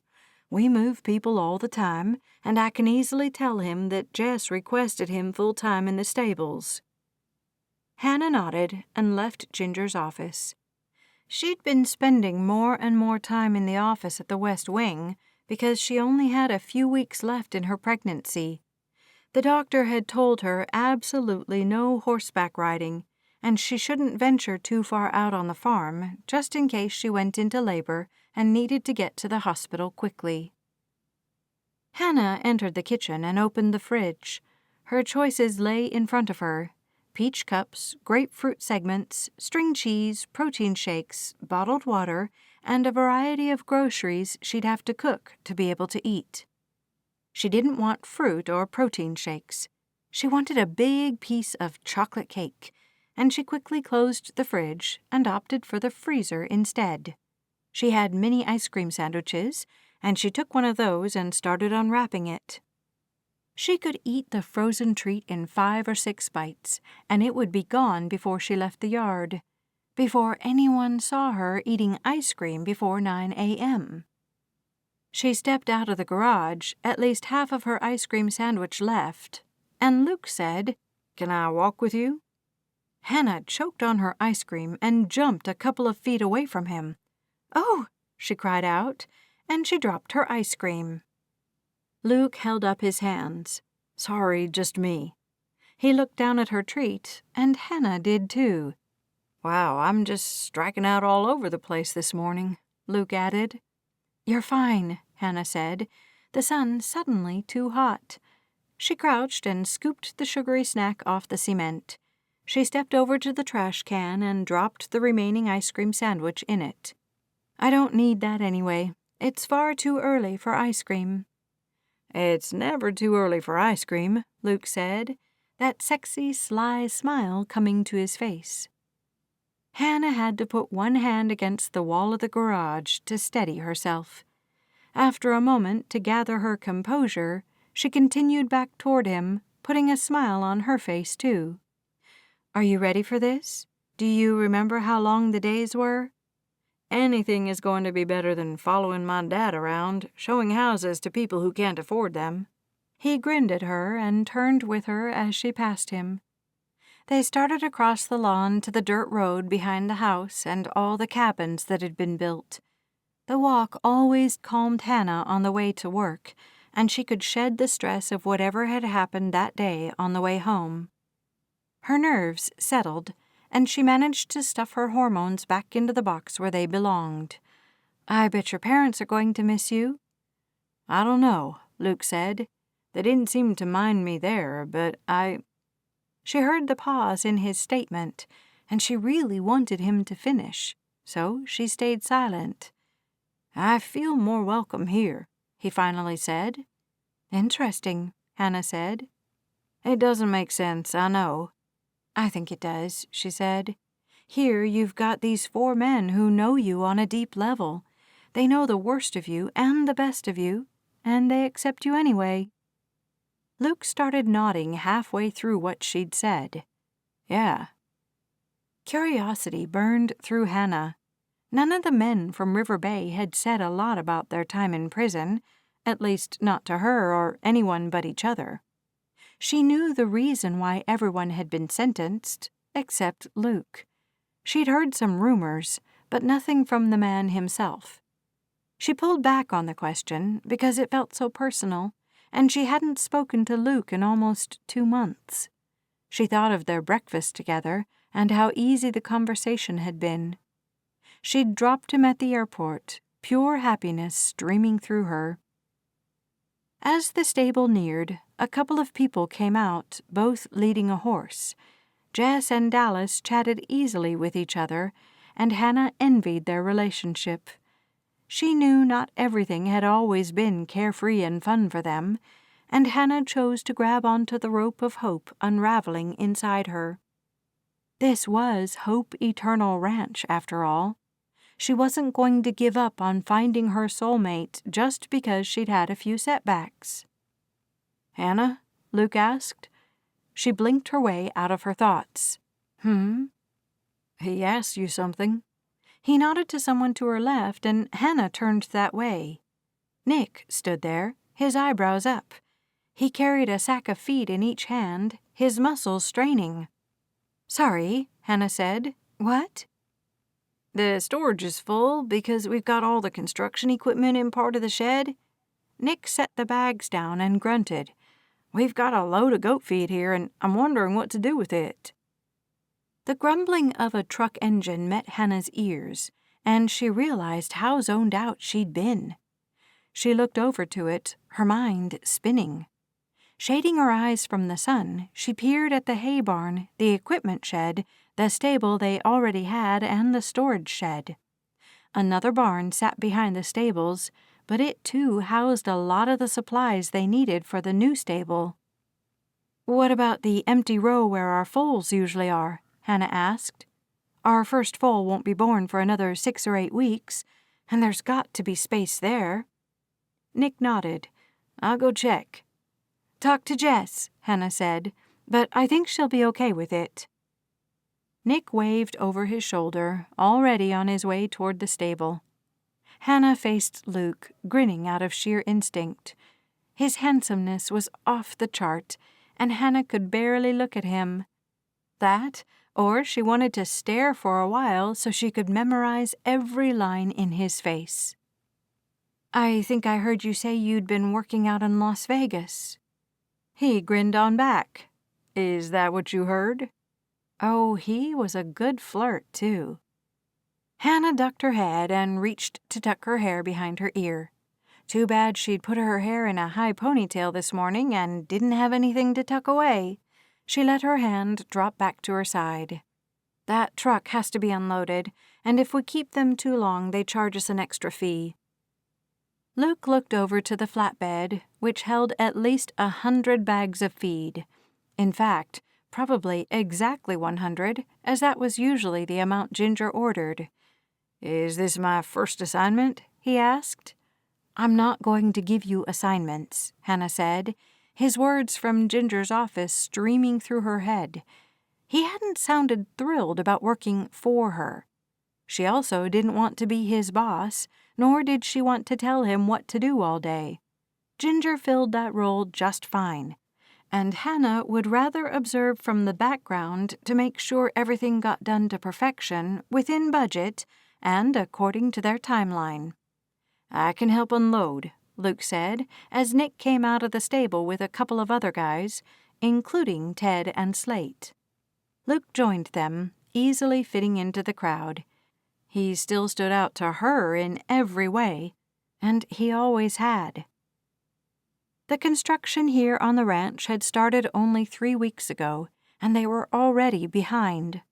Hannah had learned that was just how things went with construction, and she felt like she had to make constant adjustments based on the delivery schedule of lumber, when she could get the cement truck to come pour concrete, and according to the inspector's schedule. They'd cleared several hurdles last week, and Hannah was really looking forward to making some progress on the stable. She told herself she still had 3 months before the new students would flood the ranch, but she knew how fast 3 months could go by. She moved over to the strip of shade along the existing stable and watched the men unload the truck. In all honesty, she only watched Luke. The way his arms bulged, the sound of his laugh, the look of happiness on his face. She sure did like him, and she wished she had someone who could tell her what to do. Break up with Chuck to give herself a shot with Luke? Keep her safe boyfriend until Luke had more of a footing in his life? He was clearly still drifting, and he'd been out of prison for almost a year. She pushed the judgmental thoughts away because she had no idea what life would be like after being incarcerated. None of the men she'd known who'd come through Hope Eternal Ranch had been able to return to the life they'd had before, and Luke clearly couldn't either. It was perfectly okay for him to take time to figure out what he wanted to do with the rest of his life. Before she knew it, the truck growled as it eased away from the barn, and Hannah straightened. Had she literally been standing there that long? The work wouldn't get done that way, and she hoped everyone would just go back to their jobs and leave her to slink out of the shade silently. Nick and the others went into the stable, but Luke turned and came straight toward her. She couldn't make herself invisible, no matter how much she wanted to, so she stepped out into the sun again. "Thanks," she said. "Yep." He adjusted his cowboy hat. "Are we headed over to the construction site now?" "Yes," she said, trying to find her thoughts. "Yes, let's go over there. I've had a couple of guys working on it, but I really don't know what I'm doing." They started around the existing building. "We had a professional design the stable, and we have the blueprints. I'm just not sure if we're following them." "It looked like a building to me," Luke said. "I'm going to put you in charge of the construction," she said. "I know Ginger wants you on horses too, but for the first little bit, I need you to make sure we're on track with the building." "I can do that," he said, glancing at her. Their hands brushed as they rounded the corner, and Hannah pulled in a breath and put a little distance between them on her next step. She had a boyfriend, and Luke had said once that she wasn't a cheater. She wasn't a cheater, and she would never do that to Chuck. She wouldn't do that to herself. She didn't want to be that kind of person. "Luke," she said, deciding she just needed to tell him, "I'm still seeing Chuck." He kept his eyes on the ground, and Hannah eased up on the pace. He slowed with her. She took a deep breath. "I think you're great, and I'm so glad you're back." She smiled at him, but he barely looked at her. He didn't smile in return, and Hannah's heart quivered. She didn't want to hurt him. She didn't want to get hurt. She also knew she couldn't stand still in a place of fear. If she wanted to find her soulmate, she'd have to take some risks. "I'm sorry," she said. That got him to look at her. About what? His dark eyes filled with fire and a challenge. Hannah's mind blanked. She glanced toward the equipment shed where they kept their big machines and did all the vehicle maintenance on the ranch. "Are you sorry you're with Chuck?" Luke asked. When she faced him again, she found him 2 steps closer to her, his gaze sparking with desire. "Because I am," he said. "If you were single, Hannah, I'd ask you to dinner for tonight." He spoke in utmost control, his voice low and soft, and somewhat terrifying all at the same time. A shiver ran up her spine and down her arms, and Hannah's fingers tingled as the energy left through the tips of them. "Tonight," Luke said again. He backed up a couple of steps. The world breathed again, Hannah along with it. She hadn't even realized she'd started to hold her breath, but the way her lungs pinched and the hefty drag in she took told her she had. "I guess you have to ask yourself if the only reason you'd say no is because you're with Chuck," he said, glancing down the length of the stable to the bare wood of the new one. "I'll go see what we're dealing with down here." He walked away, and all Hannah could do was watch him. Wow, she thought, those shoulders so broad and his back so strong. Someone stepped next to her, but Hannah didn't even have the wherewithal to turn and see who it was. "It's a good question," Jill said. "He is hot, Hannah, and he'd ask you out for tonight." She hit the tea the exact same way Luke had, giggling afterward. Hannah released her breath and looked at Jill. "You were eavesdropping on us." "Duh," Jill said with a grin. She sobered quickly. "Now what? What are you going to do?" Hannah shook her head and looked back just in time to see Luke walk through a gap in the frame, his hand on the stud for a moment as he passed inside. "I don't know." Chapter 7. Luke pushed back in the recliner to get the footrest to come up. A sigh came out of his mouth, and he let his eyes drift closed. He'd worked hard today, kicking off his day by unloading 50-pound sacks of feed. Then he'd been up and down on that structure, checking joints and load-bearing beams. He'd been pleased to see that the initial construction had been done right, or at least well enough, and he'd spent the afternoon going over the blueprints with Mark, Jack, and Sarah. They all had a decent amount of construction experience, and he'd worked with all of them the last time he was at Hope Eternal. "Pizza's here," Dallas said as he came through his own front door. "About time," Slate said. "I was about to chew off my own arm." "Whatever." Dallas's footsteps sounded, and Luke opened his eyes. They felt a little scratchy, and he'd have to get used to the grasses here all over again. His stomach grumbled, and he put the footrest down to join his friends in the kitchen. "Nate's not coming," Dallas said. "By the way, he doesn't want to leave Ginger home alone."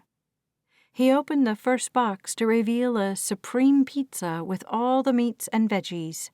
Luke's mouth started to water, though he'd half expected Hannah to call or text or even stop by the annex. He'd imagined her proclaiming that she'd broken up with Chuck, and would he take her to some fancy restaurant where he thought he wouldn't like the food. She hadn't. No texts, no calls, no pop-ins. "I got the Alfredo one you like." Dallas glanced at Luke. "You're still eating that, right?" He flipped open another box to reveal the mostly white pizza with chicken, green onions, extra cheese, and Alfredo sauce. Luke salivated. "Definitely." Ted wasn't coming tonight either, but Luke appreciated that Dallas had bought pizza and set this up for him. Jess had taken the kids to the mall for dinner in the food court and a movie in the Treehouse Theater there. They'd be gone for a couple of hours, and hopefully by then Luke would know all the secrets of the universe. Dallas took some plates out of the cupboard, and when he turned back to Slate and Luke, he said, "I have some news." Slate exchanged a glance with Luke, and they looked at Dallas again together. "Jess is pregnant." "That's great, brother," Slate said, but Dallas didn't even smile. "You don't seem happy about it," Luke said. "I am," Dallas said, the smile finally appearing. "Honest, I am." "Are you?" Slate asked, reaching for a plate.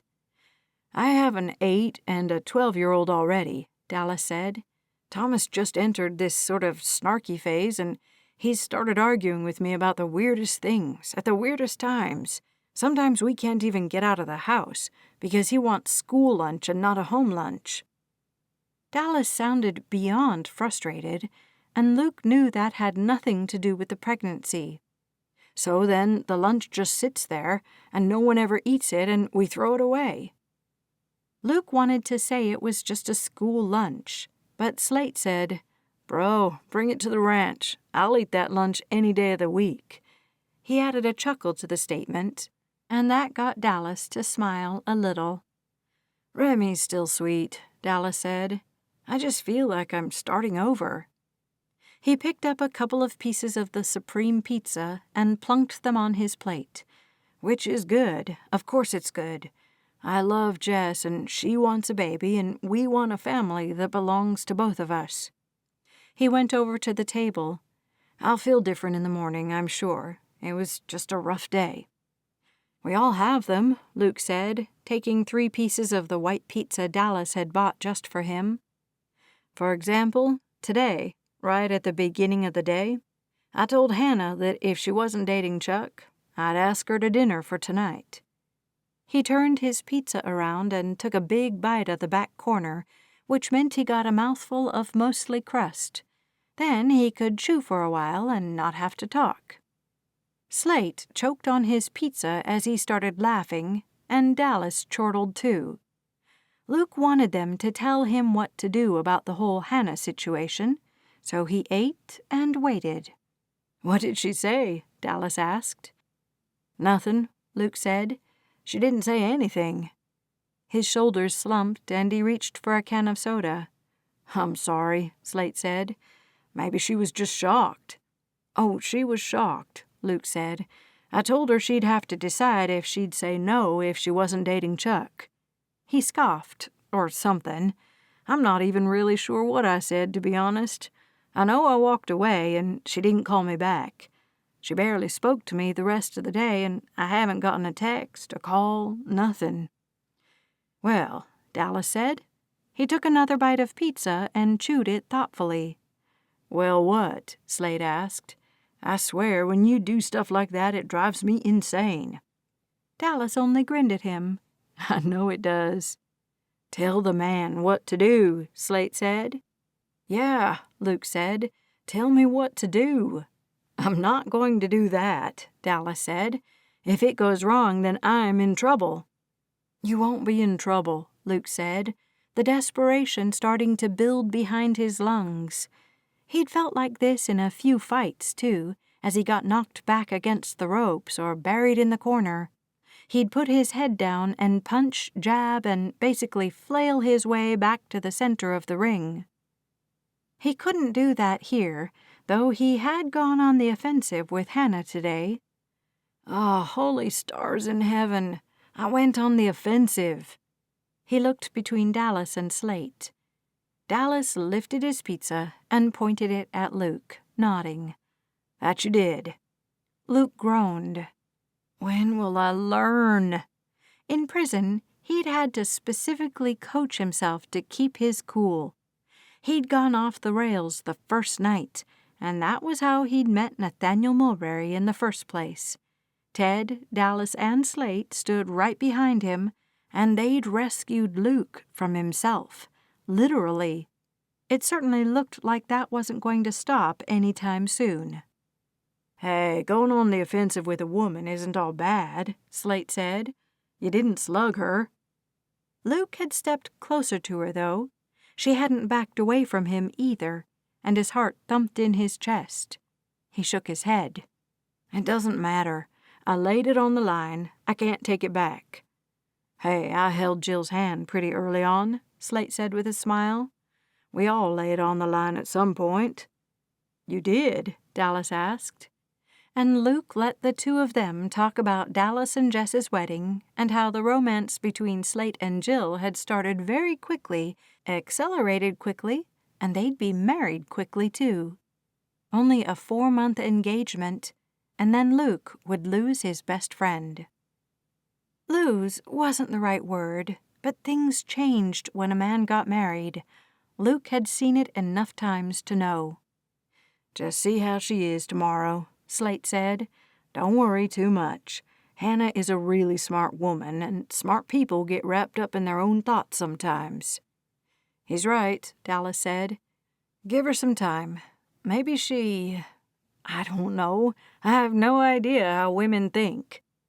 That got all three of them laughing, and that alone helped Luke feel better about his behavior from that morning.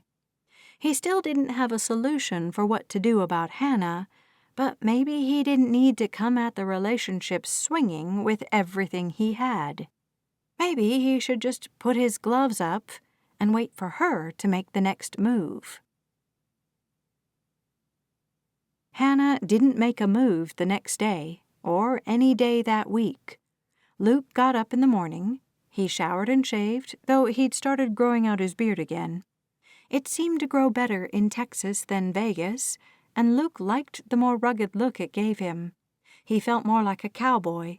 He just had to get past the itchy stage, and he was nearly there. Spencer or Nick made breakfast every morning, and Luke wasn't going to say no to a hot breakfast. He always came back to the annex for lunch, for the air conditioning, and to take a quick nap. On Friday, he'd actually eaten his sandwich in bed, he was so tired. He'd definitely forgotten how much energy and exertion it took to build something. He'd forgotten the strength of the sun beating down on him all the time and the wind whipping up from time to time. All of that, combined with a constant tiptoeing around Hannah, and he definitely needed a lunchtime siesta at the end of the week. That evening, he ignored his phone and stayed in his room. He didn't want to be pitied, and he certainly didn't want to see Hannah's boyfriend come and pick her up for a Friday night date.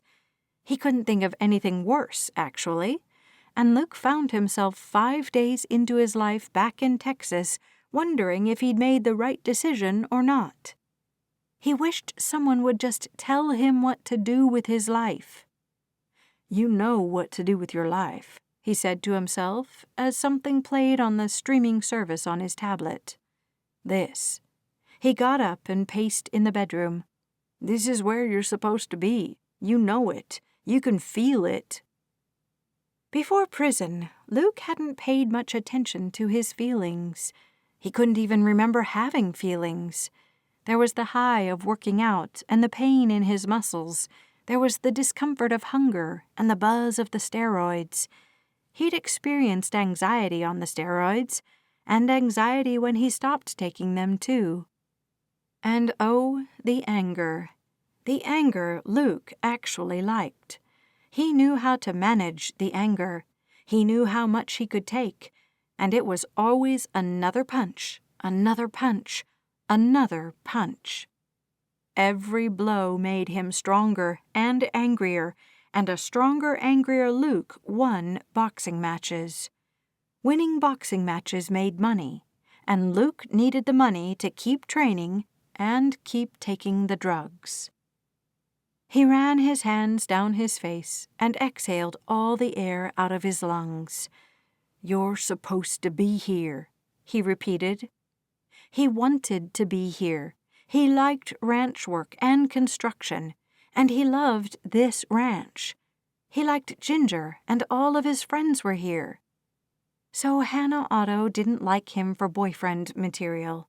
It wasn't the end of the world.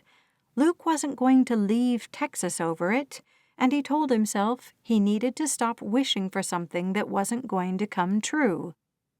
Stop wishing altogether, he told himself.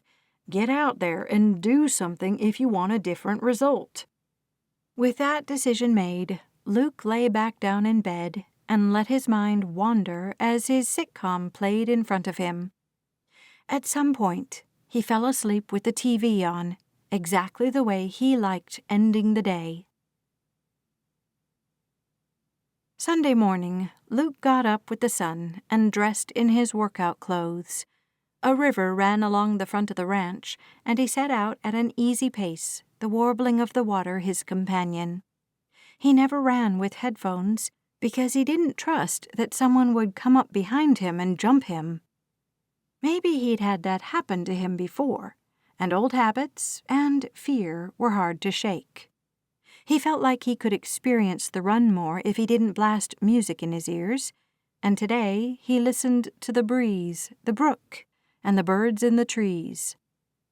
By the time he returned to the annex, the gray sky had turned gold, and the heat of the day had already begun.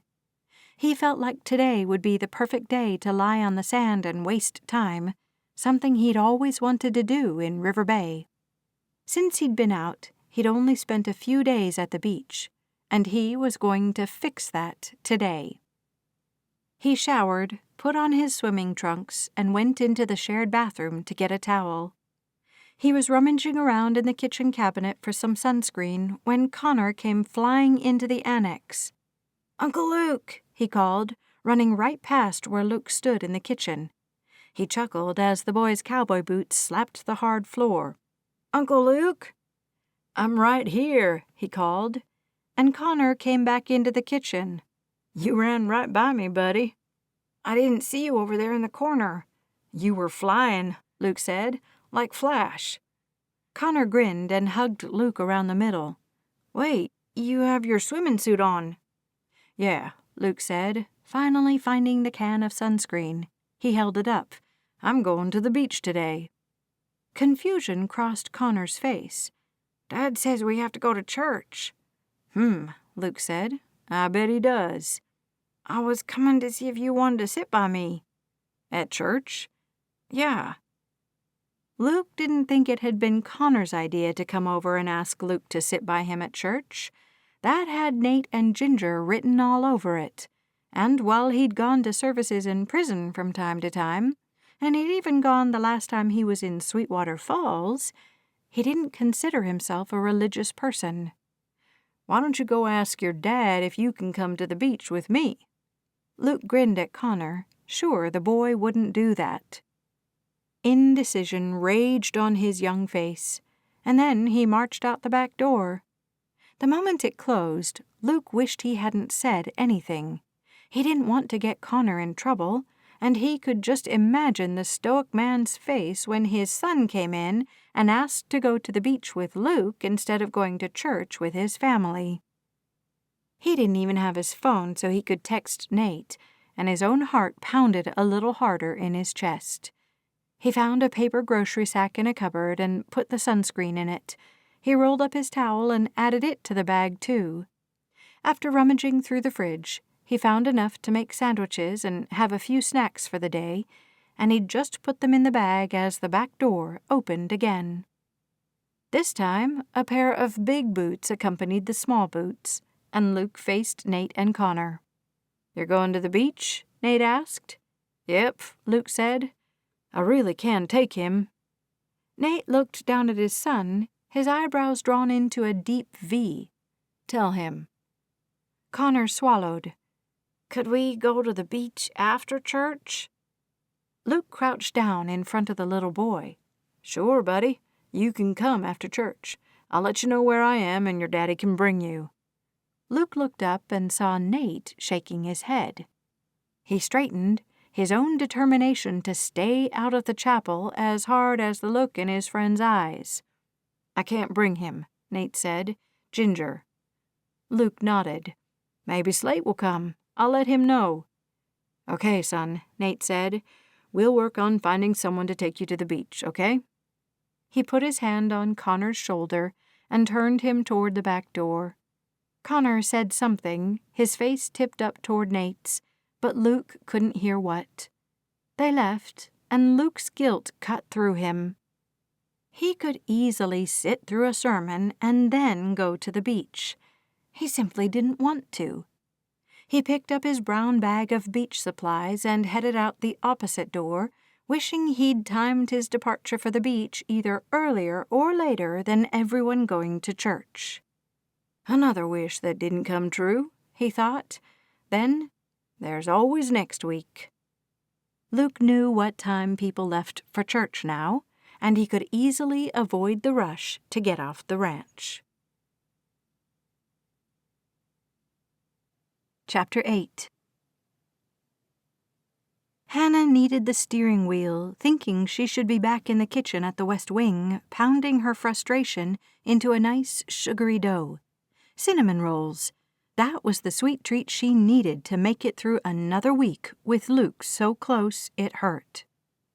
At the same time, she knew what she needed to do if she wanted him to be so close it felt good.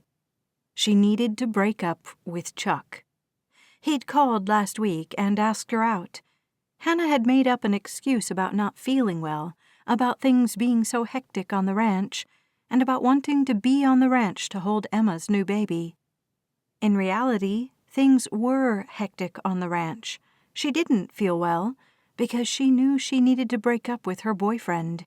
And she had held baby Franny for a good hour before she started to fuss and cry to the point that Hannah had to take her back to her mother.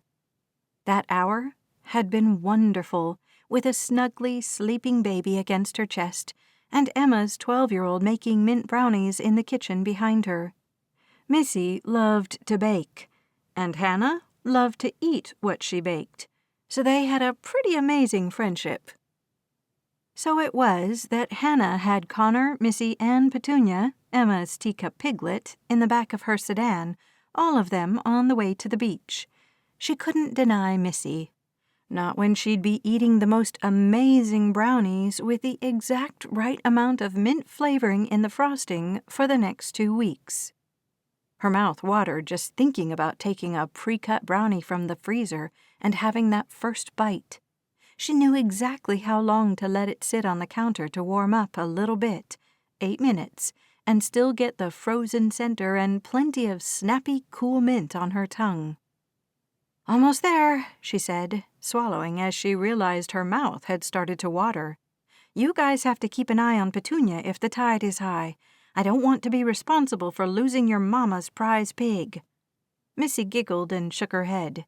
"Petunia can swim. She'll be fine."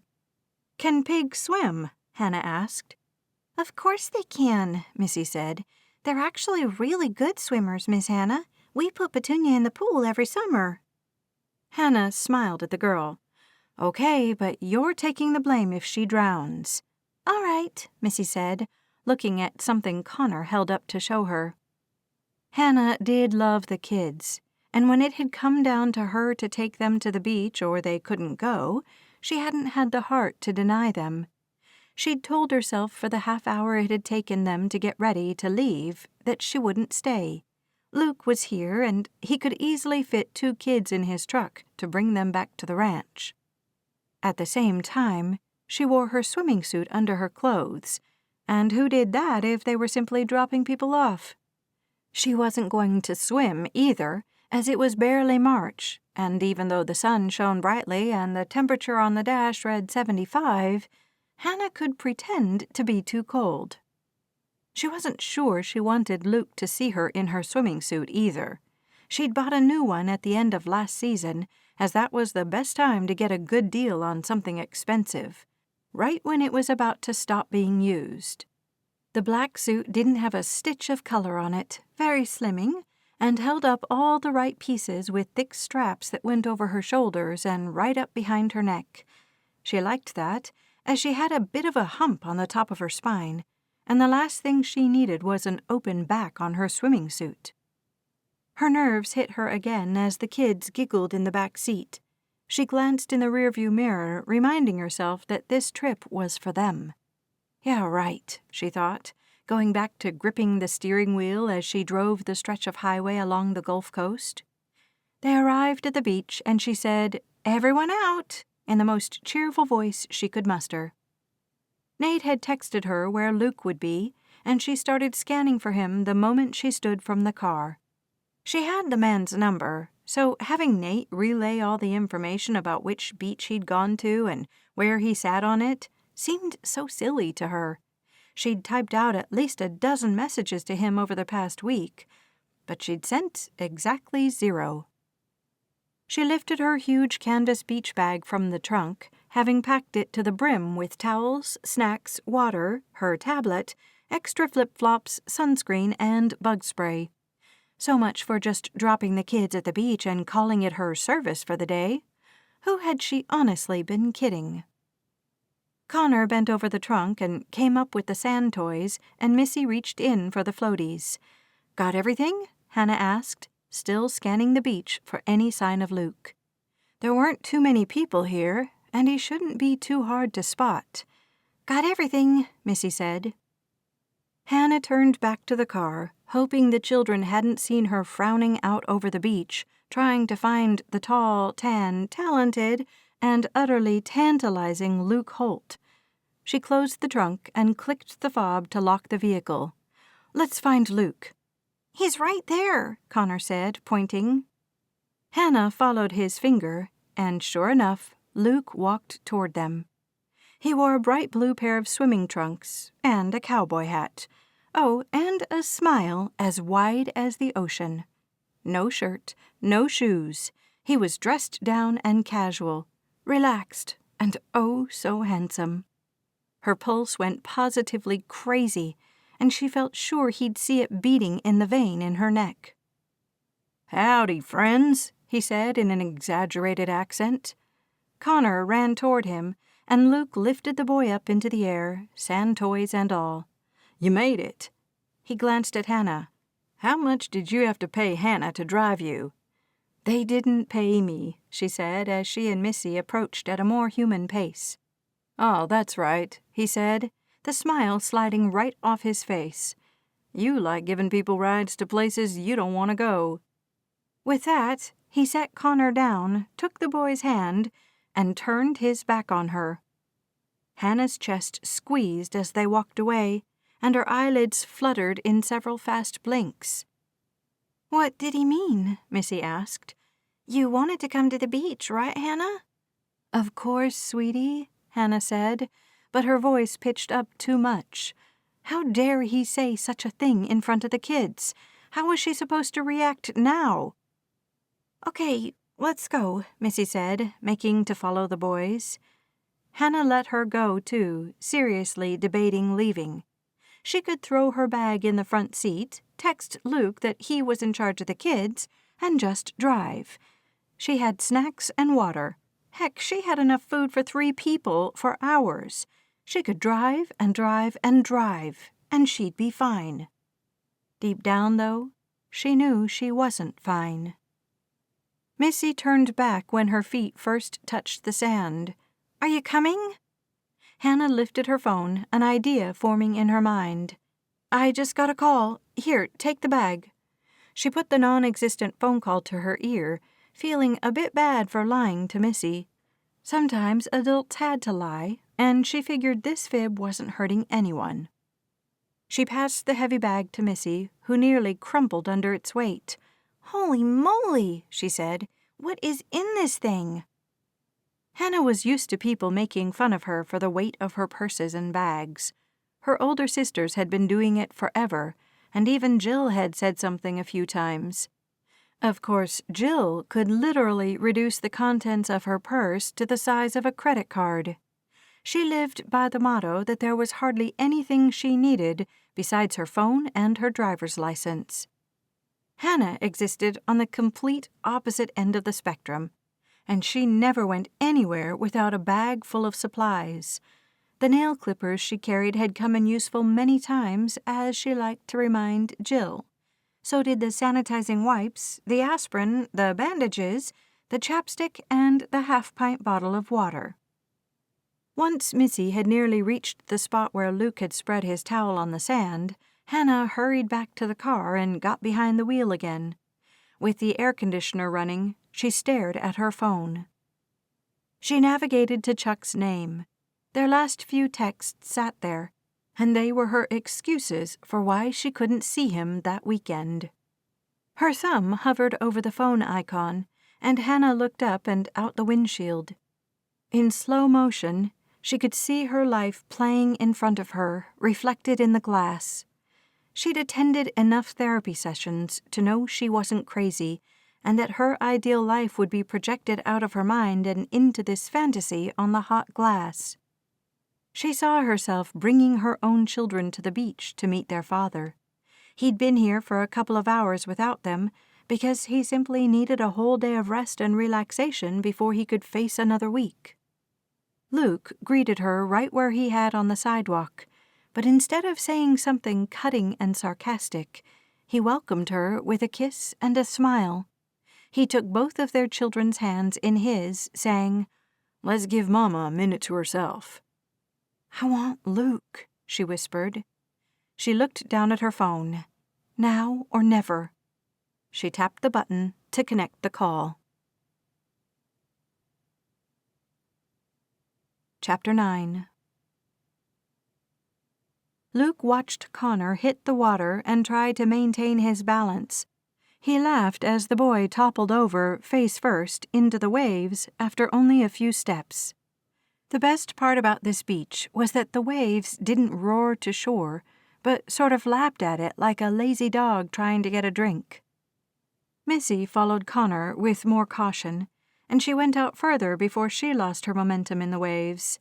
She stood taller and had longer legs, which made it easier for her. Luke employed every ounce of willpower he had not to turn around and check for Hannah. Was she going to stay? Had she really just dropped the kids off without a word? "You were mean," he muttered to himself, and Petunia looked up at him. "No," he said to her, "I didn't offer you any food." How he'd come to be sitting on the beach, babysitting someone else's children with a 20-pound piglet on his lap, he couldn't fathom. A year ago, he'd been watching his back, wary of a new inmate, and counting down the days until he and Slate could leave River Bay in the rearview mirror. He patted the pig who put her cool snout right against Luke's chest. He looked down at her again. "Can I just apologize? Hannah will forgive me, right?" Petunia gave a soft sound halfway between a snort and an oink, and Luke really wanted that to mean yes in teacup piglet language. He looked out to the brilliant Gulf again and let the warm wind wash over his bare skin. "I have to apologize no matter what." He'd like to do it face to face, as he'd hurled the jab at her that way. It would mean more than a text, but the minutes passed and Hannah didn't come sit by him. He finally twisted around to see if he could catch a glimpse of her. Perhaps she'd needed to use the restroom or blow up a big floaty to spend the afternoon drifting in. He couldn't see her, and annoyance flashed through him again. Nate had texted an hour ago to say, "Church just got out and Connor invited Missy to the beach too. Hannah's going to bring them. That cool?" "That's cool," Luke had said. His pulse had spent the next 60 minutes in various stages of erratic, and he hadn't meant to be so hurtful to Hannah. The truth was, he was hurting, and when he felt like he currently did, like someone was trying to remove his stomach with a spiralizer, he shouldn't be around people. He should have told Connor he was just looking for vitamins or something, and he'd thrown on his swimming trunks because he needed to do laundry. Better text her, he thought. And since Luke had really been trying to act on the little thoughts he got throughout the day, he pulled out his phone and shifted Petunia in his lap. She snuffled at him louder now, and even nudged the bag of potato chips. "Can pigs eat potato chips?" he asked her, and she wore such a look of hope in her eyes that he decided she could. He pulled out a chip and fed her the sour cream and cheddar snack. Then he focused his eyes on his phone and quickly typed a text to Hannah. "I'm sorry for saying what I did. Thank you for bringing the kids to the beach, and I really appreciated the ride to the airport last year, too." Regret lanced through him, and he quickly pressed the send button before he could go on and on about his faults. He could beat himself up silently until she answered. Every few seconds, he checked his phone. No text, nothing, not even a like or smiley face. In fact, the text only said delivered, not read. She probably had both hands firmly on the wheel as she drove back to Hope Eternal. Luke hoped with everything he had that she'd see his text and respond. He even started to pray for such a thing. He checked his phone a few more times before tossing it in the brown paper bag that held everything else he'd brought to the beach. He kept one eye on the kids, because the last thing he needed was to tell Nate and Ted that some harm had come to Connor or Missy because he'd fallen asleep on the job. He watched the gulls flying above the gulf, and he wished he could be a bird. Simply spread his wings and fly away, taking in the grand picture below him and seeing the whole future in front of him. A sigh came out of his mouth, right as someone asked, "Is this spot taken?" He looked up to find Hannah standing there, a beach chair looped over her forearm. She wore a cute little tank top that showed off her shoulders, a pair of shorts that barely reached mid-thigh, and a floppy beach hat the color of her lips, bright pink. Luke jumped to his feet, keeping Petunia tucked in his arms like a football. "I'm so sorry," he blurted out. "That was just mean, and I didn't mean it, and I'm so glad you stayed." He gestured up toward the sidewalk where he'd met her and the kids. Unfortunately, Petunia was still in his arms, and she squeaked and oinked as he waved her around. "Give that pig to me before you drop her," Hannah said, and they switched items. She cuddled Petunia right against her chest, stroking the animal like it was a fluffy bunny and not a stubbly, hairy pig. "Will you set up my chair for me, please?" "Yes." Luke looked at the chair and unfolded it, setting it in the sand very near his towel. He kept his eyes down as he made sure the seat locked into place, and he added, "I really am sorry, Hannah. It's been a rough week for me, but that's no excuse for saying what I did." He met her eye, though it was hard to see behind the lenses of her sunglasses. "Did you get my text?" "As I walked down here, I read it," she said. She lifted her chin slightly. Apology accepted. Relief rushed through Luke, and he grinned at her. "Thank you." He indicated she should sit first, which she did. He took up his spot on his towel next to her, stretching his long legs out in front of him. "You didn't have to stay," he said. "I'm okay with the kids." "If I stay at the ranch, I'll work," she said. "I don't want to work today." Luke nodded. "It's hard to get away from sometimes. My dad is like that." They settled into the sound of the waves, the wind, and Petunia's little snuffles.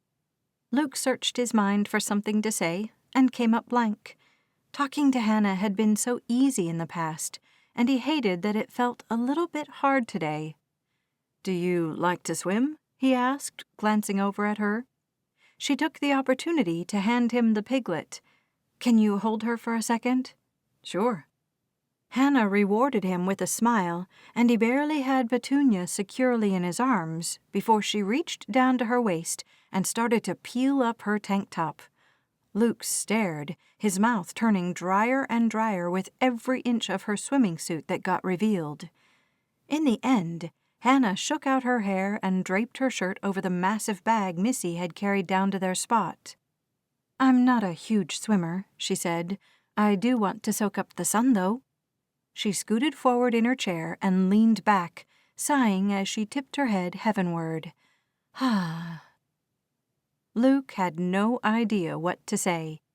Her swimming suit barely revealed more than the tank top had, but somehow it felt more intimate. He wasn't even wearing a shirt, and the sun suddenly felt 10 times as close to his skin as it had a moment ago. He finally tore his gaze from her and found Connor and Missy still floating in the water a bit to his left now, the waves pushing them from their original position. "Would you tell me a story?" Hannah asked. "What kind of story?" Luke asked. "Well, if we're going to go to dinner tonight, I have a specific one in mind." Luke whipped his attention back to her. She wasn't looking at him, though her voice had carried a certain coyness he hadn't missed. "Dinner?" She turned her head toward him and reached up to adjust her hat. "I broke up with Chuck," she said. She looked like a fashion model with those big glasses, the straight dark hair, and the pretty pink lips. He licked his, thinking about kissing her already. "When?" he asked. She indicated to the world behind her. "Just now." She drew in a breath, and her nerves hit him across the couple of feet between them. "I saw you, and I don't know, Luke." She looked away from him, but he couldn't tear his eyes from her. His muscles tensed, and he needed her to continue. "I feel something with you that I haven't felt with anyone else before." She lifted her closest shoulder in a sexy mini shrug. "I want to know what it is. I want to grab onto it and explore it. I want to see it and feel it and taste it." Her eyes met his again, and Luke could feel the exact same thing coursing through him. He swallowed, not quite sure if he should say he felt that way too. "So," she drew in a big breath and pushed it out. "That's my story for you. I'm hoping you'll be comfortable enough with me to tell me what happened why you went to prison." Luke's defenses and barriers flew into place. He pulled his gaze from hers, icy fingers spreading through his body to his blood vessels and veins. Of course she'd want to know that. People were always curious about how and why someone went to jail. Just tell her the truth. The thought came to his mind unbidden, and Luke seized onto it. "You might not like the story." His voice came out ragged, and he cleared the emotion from his throat. "What if you don't like it?" She reached over and touched his forearm. Lightning struck him with the prick of her fingernails, and he sucked in a breath. His eyes moved to the point of contact as his chest and stomach vibrated. "Yeah," she said. "Feels like something, right?" "Definitely," he murmured. "If I don't like it, Luke, I'll work through it," she said, "just like you've had to." He looked at her again, really looking past the lenses and past the pretty face and past anything on the exterior. "You're incredible," he said. A smile curved that mouth, and that only made him want to kiss her more. "Start talking, Cowboy." She reached up and tapped the brim of his hat, then leaned back in her chair and let her hand fall back toward his. He threaded his fingers through hers, marveling that he felt so comfortable and so charged with her touch. He hadn't had a girlfriend for a long, long time. He wasn't even sure he'd ever had a woman he'd classify as his girlfriend, and he suddenly felt very out of his league. Hannah dated a lot, and she probably had a very strict set of things she liked about a man. "Okay," he said as she breathed in, indicating she'd say something. "Before I went to prison, I was a boxer." "Really?" Luke glanced at her, finding her eyebrows up. "Really? You think men work out for muscles like these for no reason?" He shook his head. "No, I needed them in the ring." He looked back at the water, hoping the tranquility of it would carry him through this story. "I loved boxing." "You don't do it anymore?" "No." He shook his head, thinking of the gym in Las Vegas. "My dad owned a gym in Beeville. I worked out there. I had a private personal trainer and a manager. I was good. I won a lot." He cleared his throat, the images in his mind seemingly belonging to someone else. How had their memories been implanted in his head? They fuzzed around the edges, and Luke let them take their time leaving. "I worked out hard, but it's not enough. Everyone takes steroids. So," he cleared his throat again, "I did too. They really took me to a new level, and I won even more." Hannah said nothing, and Luke didn't know what he wanted her to say. He stroked Petunia and kept going. "One night, I won a tournament in a knockout. That means I hit the other guy so hard he couldn't get up and continue the fight.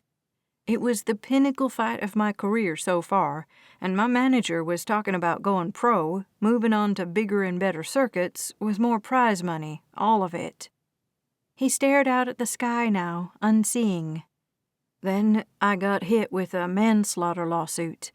My opponent died. His throat clogged, but he kept going.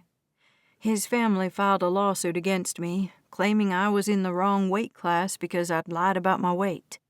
They said I could have and should have stopped hitting him before he couldn't get up again. They claimed I wasn't even present at the end of the fight, but was swinging to kill in a steroid-induced rage. By the time he stopped speaking, Luke's voice came out in a whisper. "Wow," Hannah said, her hand tightening in his. "You got convicted of murder?" "No," he said quickly. "No, nothing like that. The judge wouldn't even accept manslaughter. Their lawyers dropped it to involuntary manslaughter, which means, yes, I killed the guy, but unintentionally, and I was convicted of that. It means I acted recklessly, and because of my actions, someone died." "I see." "It's a federal felony, which was why I was in River Bay, but I got low security because of the involuntary part. I got a 40-month sentence, and I had to submit to drug tests every day for the first year." With the story out, Luke felt a weight lift right off his chest, off his shoulders, out of his mind. He hadn't even known he'd been carrying such a heavy item for so long. "It was a hard time for me," he said. "It still is sometimes." "Why's that?" "I don't think I did anything wrong," he said. "People get hurt in boxing all the time. Men and women suffer from brain damage, broken bones, the whole gamut of injuries. They're not going to federal prison for over 3 years." A sense of injustice and indignation started to fill him. "I can't get that time back. I don't have a career anymore. I don't know." He didn't want to say what he really felt, because it sounded pathetic to say he was the one who felt cheated out of something. Another man had lost his life. Luke still had his. He could still walk around, breathe, eat, celebrate birthdays with his friends and family. He clenched his mouth shut, not about to tell her how he really felt. He'd worked through it, just like she'd said. "I'm sorry," she said quietly. "Life isn't perfect, and humans aren't perfect." "That's the truth," he said. "We do the best we can, most of us at least." Luke nodded, craving the carefree feeling he'd had a few minutes ago. As the seconds ticked by, the tension bled out of his body. Eventually, he felt more like himself, and he asked, "Where do you want to go to dinner?" "You have to plan that, mister," she teased. "Give me a hint," he said with a smile. "I know you eat out a lot, and you have favorite places." He looked at her, finding a beautiful smile on her face. "I haven't been in town long enough to scope out anything good." "Okay," she said. "I'll choose the first time." She met his eye, and Luke sure did like Hannah Otto. He also knew now that she expected him to have a plan for their dates, and his stomach lurched. Luke rarely had a plan for anything. "Dutch Baby is amazing," she said. "They serve breakfast all day, and they have this hash that, it'll change everything you've ever thought about potatoes." Luke laughed, because Hannah did love off-the-wall restaurants with unique food. "I've heard that before," he said dryly. "Tell me you didn't like that breakfast roll at Madame Croque," she challenged. He laughed again. "I liked it fine." "Mm-hmm," she said knowingly. "I mean, life-changing is a little bit of a stretch," he teased, "as is saying one dish is going to change how someone thinks about potatoes. That's all I'm saying." "I hear what you're saying, Mr. Holt. You're just wrong." She giggled, and Luke liked this easier conversation. She was really good at flirting, and Luke fell into the rhythm of it naturally, too. As his chuckle faded, he glanced out into the water and didn't see the kids. "Do you see Connor or Missy?" He released her hand and got to his feet, shading his eyes with one hand and setting Petunia on the sand with the other. Just then, a scream filled the air, and Luke jerked toward it. Missy ran toward him, and he took off at a sprint toward her. "Where's Connor?" he demanded. She sobbed and pointed toward the water. "He went under," she said in halting words. Horror gripped Luke's throat and squeezed. He couldn't see Connor or even where he might have been, just waves and waves and waves. "Luke!" Hannah called behind him. "Stay with Missy," he said over his shoulder. "Call an ambulance." He bent down and took Missy by the shoulders. "Missy," he said calmly, freaky calm. "Where? Can you show me where?" She quieted and turned toward the Gulf. "Straight up from where I ran. We were there, and then he just went under." "Straight out." Hannah arrived, and Luke passed Missy to her. He met her eyes for one moment in time, noted she had her phone to her ear, and took off at a sprint for the water. Chapter 10. "I don't know," Hannah said for the 5th time. "She said he went under. We don't know where he is, but he's been under for a few minutes. We need some medical help." "Okay," the emergency operator said in a firm, gliding voice. "I have an ambulance and 2 police units on the way." Hannah kept Missy right against her side, the sniffling girl shaking her. She stared at the water where Luke had splashed out while the operator asked her a question. The words made no sense inside her head. "Hannah?" Her name entered her ears and she blinked. "Yes," she said, "I'm here." "What's your son's name?" "Connor," she said, even though he wasn't her son. She couldn't imagine going back to the ranch and telling Ginger and Nate that something bad had happened to Connor. She couldn't get her feet to move, and she couldn't think past the next 2 seconds. She blinked. She breathed. That was all. She'd really be terrible in a crisis, and she watched as Luke broke the surface of the water, took a mighty breath, and went straight back down again. A crowd had started to form near and behind her, and she hated the buzz of whispers. Luke just had to get Connor and get him back up, right now. He'd been under too long as it was, though Luke had noticed almost immediately that he'd disappeared. Still, a minute was too long for an 8-year-old. Tears ran down her face, and an older gentleman put his arm around her. "I'll pray with you," he said in a kind voice, and Hannah nodded. He began to voice the prayer, and Hannah pressed her eyes closed and just thought, "Please," over and over and over. A roar went up from the crowd, and she yanked her eyes open again. It took her a moment to realize Luke had emerged from the depths of the water, and that he had Connor in his arms. "Thank heaven," she whispered as she rushed forward. Several others did too, and one man laid a towel on the sand right where the water met the earth. Luke stumbled the last few steps, his chest heaving as he sucked at the air. 2 people surged forward and caught Connor as Luke went to his knees, and they laid him on the towel. His eyes were closed, and everything about him looked dead. Hannah sucked back a sob, and she kept Missy pressed into her side. "Back up," someone said, holding his hands out to move people back. "I'm going to do CPR," a woman said, looking at Luke. He nodded, still trying to catch his breath in the soft surf washing ashore. Hannah passed Missy to the older gentleman with, "Will you please stay with her?" He nodded, and Hannah stepped around the people in the front and through the water to Luke. She put her hand on his shoulder and said, "You got him. He's going to be okay." Luke said nothing, and they both kept their eyes trained on Connor. The sound of a siren in the distance met her ears, and Hannah wondered what she'd done with her phone.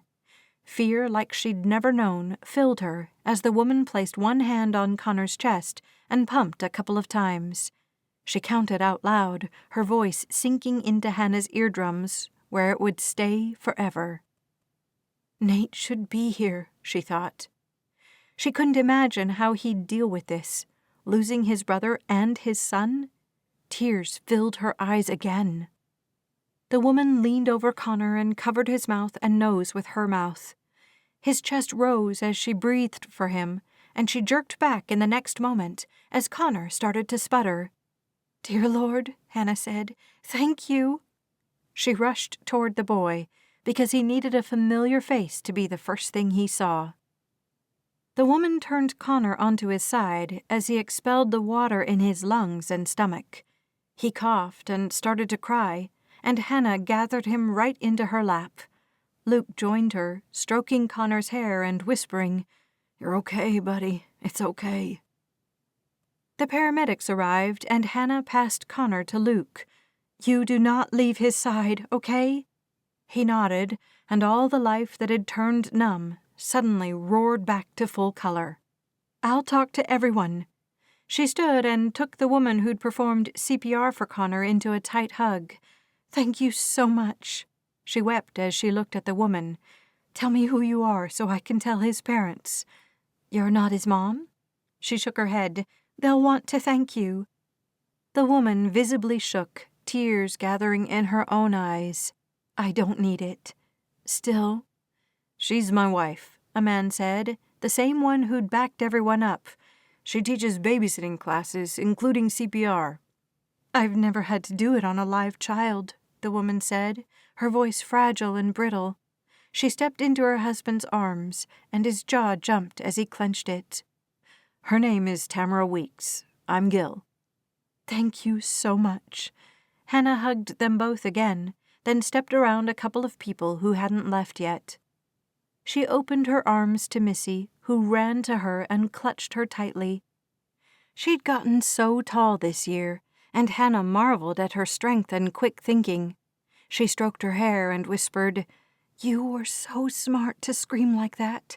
You acted so fast. You saved him." Missy sobbed into her, and Hannah looked up to the older gentleman. "Thank you for your prayer and your help." He only nodded, his eyes quickly going back to Connor. "He'll be okay." "The paramedics are here," she said. "I think he'll be okay." Two men walked down the beach, catching Hannah's attention. She gently unwrapped Missy's arms from around her and said, "Time to be brave, Munchkin. Let's go talk to the paramedics." She met them when they were still several yards from Luke and Connor. "He went under in the tide," she said. "We're not sure how long he was under. Luke got him up, and Tamara Weeks performed CPR. He spit up a bunch of water, and he was crying." "All good signs," one man said. "You're—" "Hannah Otto," she said. "My friend and I brought the kids to the beach for their parents." The paramedics reached Luke and Connor, and they started examining him, listening to his heartbeat, asking him questions, taking his temperature. Hannah's stomach grumbled, as she'd brought a lot of food and hadn't eaten any of it yet. Missy quieted at her side, and Hannah started looking for her phone. Someone signaled to her and held up her device, and she went to retrieve it. "Thank you." The man smiled at her. "I knew you didn't even know you'd dropped it." "I didn't." He handed it over, and Hannah returned to Missy. She typed in the names of the people who had helped, as well as everything else that had happened. She wanted to be able to remember the kindness of strangers, and Nate and Ginger would want every detail they could get. Eventually, the paramedics said they could take Connor to the hospital or not, and Hannah met Luke's eyes. "I don't think he needs to go in an ambulance," Hannah said. "Let's call Nate and Ginger and see what they want us to do." He nodded, and they shook hands with the paramedics and cops who'd come to the beach. The commotion died down, and with it, Hannah's adrenaline. "Can I call?" Luke asked, extending his hand toward her, indicating he wanted her phone. "Yes." She had no idea what she'd say to Ginger. Luke had Connor in his arms, the boy's legs wrapped around his torso, and his head resting on his shoulder. He could still hold a phone to his ear, but Hannah dialed for him and handed him the device. "Nate?" he asked. She nodded, and an entirely new face slipped over Luke's features. His game face. "Nate," he said a few seconds later, "we had an accident at the beach, and we're wondering if you'd like us to bring Connor home or meet us at the hospital." Hannah turned away from Luke as he continued to explain what had happened. She couldn't imagine getting a call like that. How would she react? Would she go numb the way she had waiting for Luke to resurface? She also had no idea what type of physical force it took to punch someone so hard they died. She pressed her eyes closed and felt the swaying of the earth as it spun through space. How did someone do that? Had he felt bad about it at all? For a minute there, Luke had sounded like he still thought he hadn't done anything wrong. Hannah wasn't sure because he hadn't finished his explanation of how he felt. She'd kept her hand in his, but it had been harder than she'd anticipated. He'd killed another human being with those hands. She definitely had to work through some things when it came to Luke, and she reminded herself that he wasn't the same person now as he'd been then. She had experience with the men who came from River Bay, and almost all of them that she'd interacted with had been repentant, changed, and sorrowful about their behavior. Nate, Ted, Dallas, and Slate had gone on to face their own problems and rebuild their lives one square at a time. Luke was doing the same thing. She drew in a breath as the warm sun painted gold on the backs of her eyelids. So much had changed today, and Hannah felt so insignificant. At the same time, she felt perfectly sure that God had been aware of what was happening on the beach. He'd sent the older gentleman to her. He'd sent her to Missy. He'd sent Luke to Connor. Then Tamara and Gil Weeks. He'd definitely been aware of the situation, and Hannah believed with her whole mind, body, and spirit that Connor would be 100% fine. "Okay," Luke said. "Yes, we're going now. We'll meet you there." She turned back to him, already knowing their day was about to get longer. "The hospital?" she asked anyway. He nodded and handed her phone back. "I hear hospital food is pretty decent these days." He tossed her a small smile that didn't contain nearly any wattage. "Gotta be better than what I had in prison, right?" Hannah smiled too, glad he wasn't going to beat himself up over the incident. At the same time, she suspected he would, in private. He'd paint over everything with that mask until he was alone, and then he'd crack and break. It was what she would likely do too, and she sent up another prayer that she could find a way to be present when Luke needed a soft place to fall. Chapter 11. Luke gripped Nate in a hug the moment he walked through the door. He'd already told Connor his dad was here, as he'd been stationed by the window for the past 10 minutes. He found it incredible that he and Hannah had arrived at the hospital before Ginger and Nate, but apparently Ginger had been asleep. "He's okay," Luke whispered, working hard to keep the lump from overtaking his whole soul. "The nurse said he's fine and can go home any time." Nate pulled away and took Luke's face in both of his hands. His skin felt rough and calloused, and he wore fire in his gaze. "This is not your fault." Luke closed his eyes. "I was watching him." He opened them and looked at Nate, pleading with him to understand. "I know you were." Nate flashed him a small smile. "Of course you were. That's how you got to him so fast. It's how you knew he was gone in a second. It's how you got him out of that current before he was too far out." Luke nodded, encouraged by Nate's faith in him. Nate dropped his hands and stepped around Luke. He turned and watched as Nate approached the hospital bed where Connor lay. Nate climbed right into bed with him, curling his big, tall frame around the small boy. He said something to him, and Connor looked up at him with pure hope in his eyes. Ginger entered the room and paused, looking from the bed to Luke and back. She nodded to Luke and said, "Thank you for rescuing him, Luke," going straight over to Connor and Nate. They both looked at her with pure love shining from their faces, and Ginger leaned down and hugged Connor tightly. Luke enjoyed witnessing the love they shared as a family, and he wanted something just like it for himself. He didn't know what that looked like exactly, But Hannah came through the door next, and he found someone to hang on to. He extended his hand toward her, keeping his arm low, and she stepped right to his side and secured her fingers in his. "How is he?"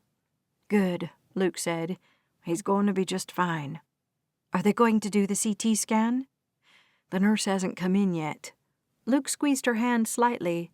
"I didn't have the guts to tell Nate that was an option." "He spoke to the nurse's desk when he got here," she said. "Ginger stopped there for several minutes, too.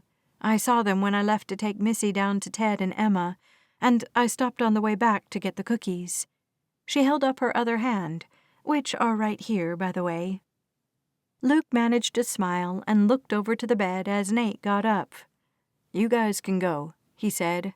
"Honestly, we're going to stay and have Connor do a CT scan, and you don't have to be here." Luke didn't mind staying, but he knew he wanted to simply to punish himself. If he was uncomfortable, that was good. He deserved to feel that way. He'd felt that way in prison, too, and the inmate counselor had helped him work through those confusing thoughts. "Okay," Hannah said. "I think we'll go grab something to eat. Do you guys want us to bring you something?" "I'd love a fish sandwich from Oscar's," Ginger said from across the small room. "I've been craving the vinegar and salt for days." Luke could finally smile. "Okay," he said, "we can do that." It wasn't where they'd planned to go, but it didn't matter. He would do anything to make sure Ginger and Nate were happy with him and could trust him. "No one but my beautiful wife likes Oscars," Nate said as he rounded the bed and stood behind her. "Connor and I want those bacon and cheese fries from Western Grub." Luke looked at Hannah, his eyebrows up. She finally realized he was waiting for her to give her opinion. "I agree with Nate," she said. "Sorry, Ginger. Oscar's is not good." "It is, too," Ginger said. "They're still in business." "You must be eating more fish sandwiches than I know about then," Nate teased. He chuckled and leaned down to kiss her forehead. "Bacon and cheese fries," Luke repeated. "Fish sandwich at Oscar's. We'll be back in a little bit." "Take your time," Ginger said. "They said it would be a while until they could get him in for the scan."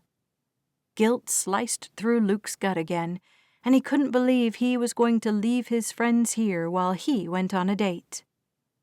Foolishness and shame moved through him, and he only left the room because Hannah led the way. His phone chimed when they reached the elevator, and he pulled it from his swimming trunks. Everything felt crusted with salt, and he needed a hot shower. The elevator car dinged, and Luke used it as a distraction from reading Slate's text. In his attempt to slide the phone in his pocket, he dropped his phone. It slid across the floor with a sharp crack, and Luke groaned. Hannah bent to pick it up, and she dusted it off on her tank top. She glanced at it as she extended it back toward him, stalling before her arm had fully straightened. "This text has my name in it." "I'm sure it does," Luke said coolly. "Did you or did you not hold my hand in front of Ginger and Nate?" He cocked one eyebrow at her, hoping she'd pick up on his flirtatious tone. Hannah blinked rapidly, her eyes widening a little with each movement. "I think you asked me to hold your hand." "That I did." He slowly reached out and took his phone from her, and without looking at it, slid it in his pocket. He used that same hand to take hers in his again. "Oh, look at that. I held your hand this time." He slid her a grin and found her shaking her head with a giggle slipping from her mouth. When they reached the lobby, Luke asked, "Do you think we're doing the right thing?" "Going to dinner in our swimwear? It's not my first choice for a first date outfit, I'll admit." Luke chuckled, but he appreciated her attempt at lightheartedness. "But seriously." I think we should go. They don't want us hovering around. Nate doesn't want you to feel bad. What happened was an accident. It wasn't your fault." "I know that in my head," he said. "My gut keeps flipping over in a strange way, and then my mind starts conjuring up some strange scenarios that could have happened." I'm sure that's true, she said. We've all gone over and over things that might have been. Luke frowned, but he turned his face away from her so she couldn't see. They reached his truck, and he helped her up and in. He'd have to drive her back to her car in the parking lot at the beach, as they'd all piled into his truck to bring Connor to the hospital. He got behind the wheel and sighed. Maybe we should just go back to the ranch and fill everyone in. Take a shower, eat something out of the fridge. If you'd like, Hannah said, her tone pitching up a little. Luke hadn't had a super serious girlfriend in the past, but he knew enough about women to know she wanted to go to dinner. What he wanted, well, Luke didn't know what he wanted. He adjusted the air conditioning so it would blow cooler air, and he took his phone out. Let's see what Slate said. Thank goodness, Hannah said. I've been formulating a plan for how I could get that phone out of your pocket without a fight. She grinned at him, and Luke looked up from the text to meet her eyes. What were you thinking? Oh, I was going to use my impressive hips to pin you against the wall at Grub, and then use a one-handed approach to pin your arms above your head while I snatched the phone from your pocket. She burst out laughing, and Luke did too. It felt good to laugh, really good. The laughter cleansed his soul, and he let his voice out of the cage he sometimes kept it in. One-handed approach, he said. I'd really like to see you try that. Please, she said, still giggling. I can't even get my fingers around one of your wrists, let alone both of them. Come on, he said, looking at his phone again. My muscles are up in my biceps and shoulders. No one has muscular wrists. You keep telling yourself that. Luke switched his gaze to his wrists. They looked normal to him. He could see the bones and everything. Well, now I'm all self-conscious about my overweight wrists. Hannah pealed out another round of laughter, and a measure of powerful satisfaction filled Luke. He really liked making this woman laugh. Okay, so Slate said, is it true that you're seeing Hannah now? How would he know that? Hannah asked. Luke's thumbs flew across the screen, but a picture popped up. Oh, he sent a picture. I just got it. Must have some bad reception in the hospital. He peered at it, trying to make out. Oh. He started laughing and handed his phone to Hannah. She took it, curiosity burning through her dark eyes. You're laughing. That's a good sign. She looked down, and Luke saw the moment she understood what she was looking at. Nate took a picture of us. She looked up and out the windshield. Her chest rose and then fell. Well, it's not like we need to keep it a secret. She handed the phone back to him.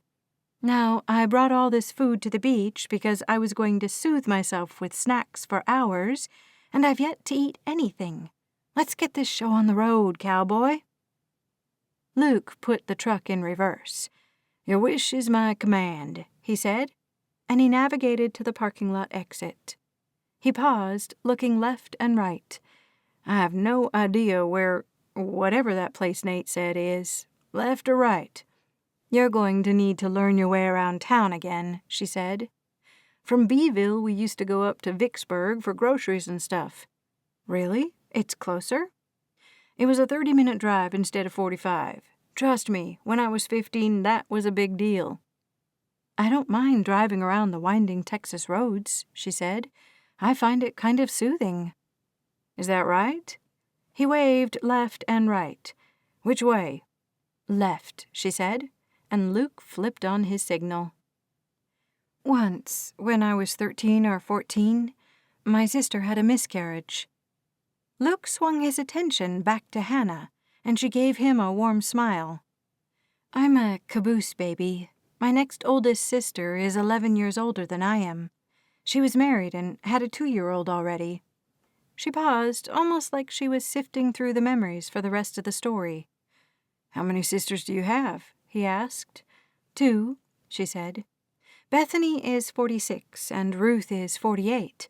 I have 3 nieces and 1 nephew, 11, 12, 13, and 15. Wow, Luke said. You? One brother and one sister. I'm right in the middle. Bryn is the oldest, and she's married but doesn't have kids. Joey's the youngest, and he works with my uncle in Beeville and the surrounding area." He shifted in his seat, wishing he knew where he was going. "Remember I said we had some property up there?" "Resorts, I think you said," Hannah said. "Right, resorts." Luke scanned the street on both sides, trying to remember the name of the place Nate had mentioned. "What's the name of this place where we're going?" "Western Grub," Hannah said. "Take a left at the light up there."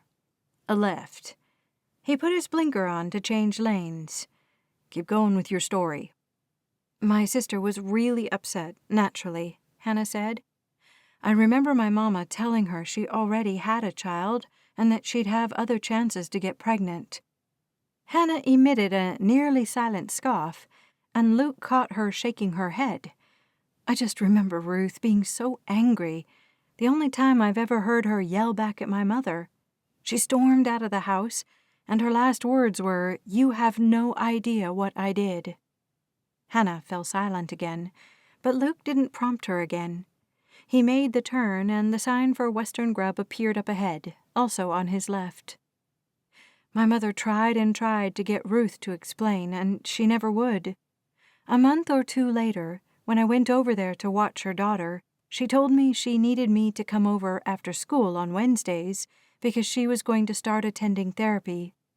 I was young and honestly really scared, and I asked her why she needed to go to therapy. She said she couldn't stop thinking about all the things she'd done when she didn't know she was pregnant. Everything from eating a lot of fish one weekend to continuing her jogging schedule. She was certain she'd done something to jeopardize the viability of her pregnancy."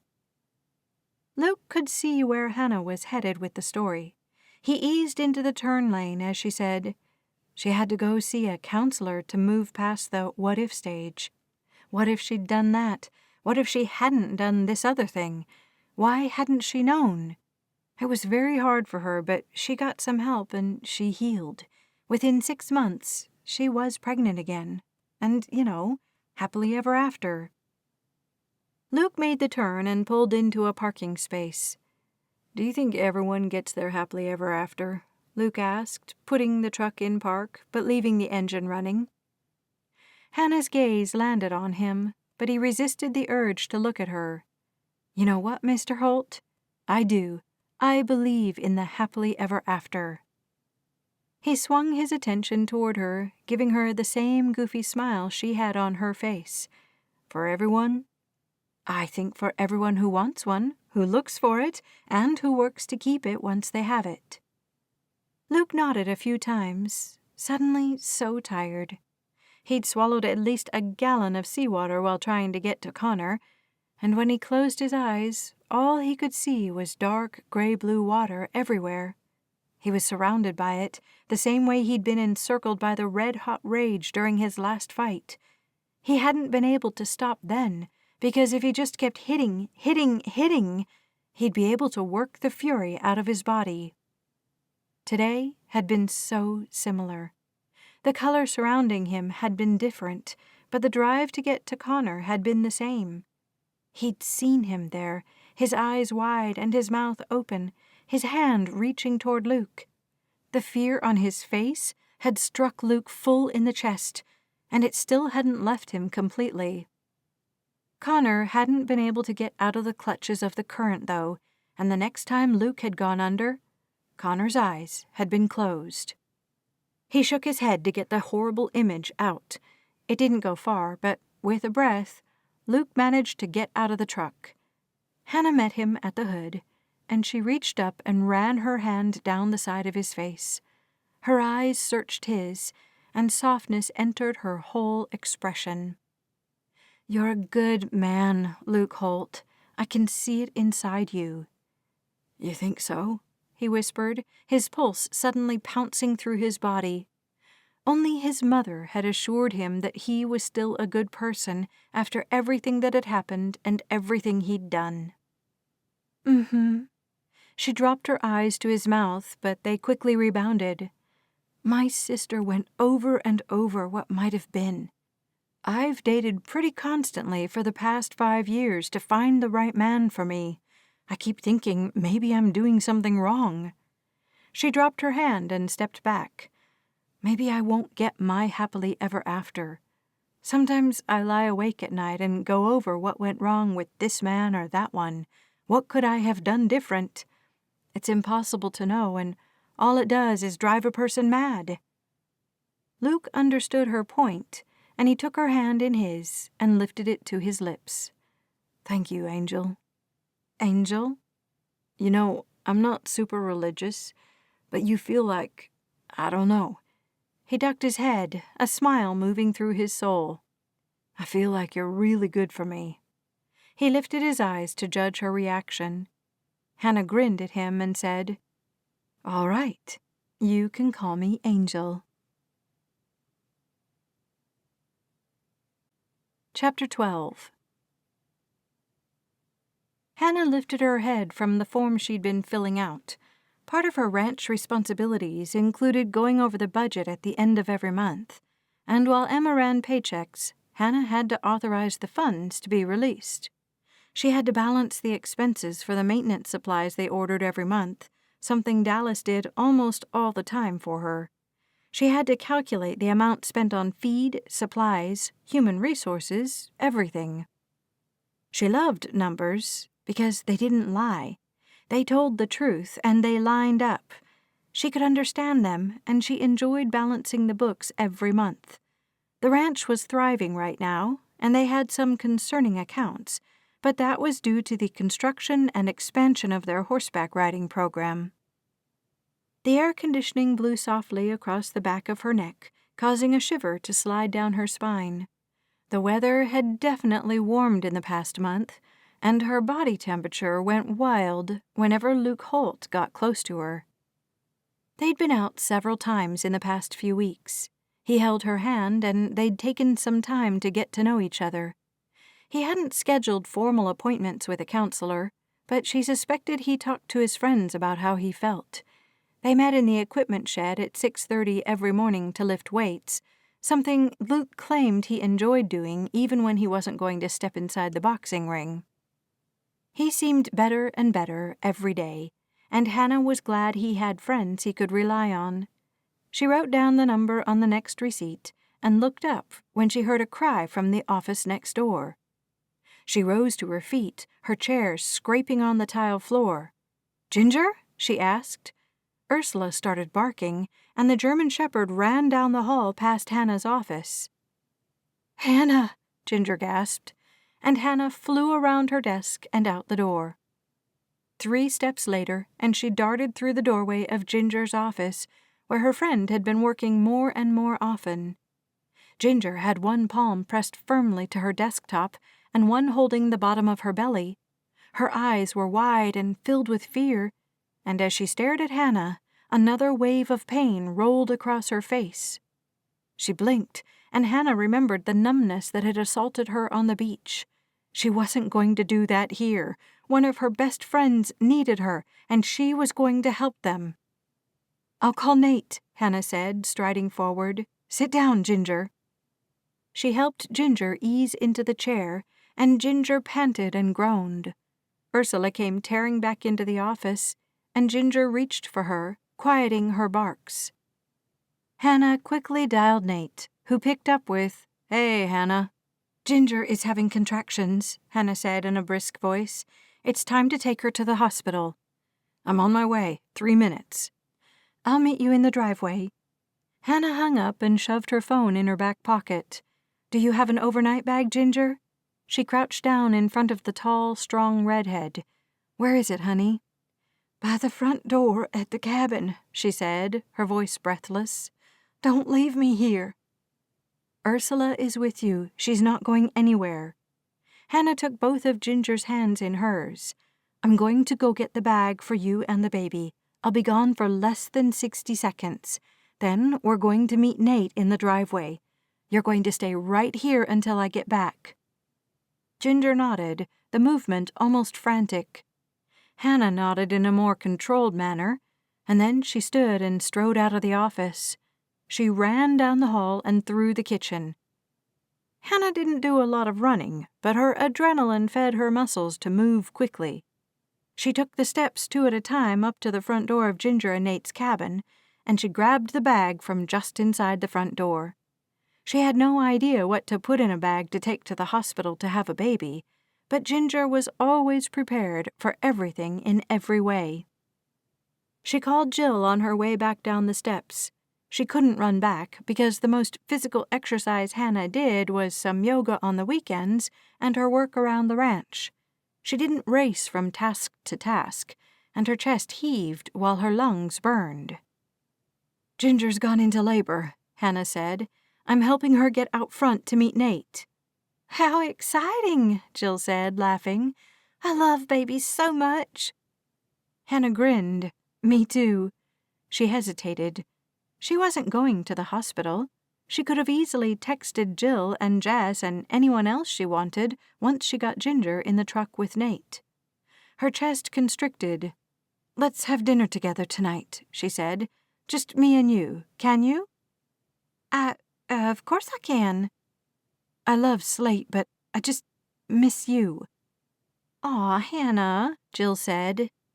"For the official record and all of that, you're the one hosting a very cute blonde-haired man at the West Wing every evening." Hannah hurried up the steps to the back door. "I know. I'll tell him he needs to find something to do with Slate tonight." "Perfect," Jill said. "See you later." "Yep." Hannah let her disconnect the call, and she shoved her phone in her pocket and dropped the bag on the edge of the living room carpet before heading down the hall to Ginger's office. She still sat in the chair behind her desk, Ursula's head resting on her knee, and Hannah put a smile on her face. "All right, honey, time to get up." Tears ran down Ginger's face, and Hannah's heart squeezed. "Come on now, your baby is coming." "I'm so scared," she whispered. "It's going to be fine," Hannah said, hoping to soothe her. "Nate is going to be right there with you the whole time, and he's not going to let anything bad happen to you."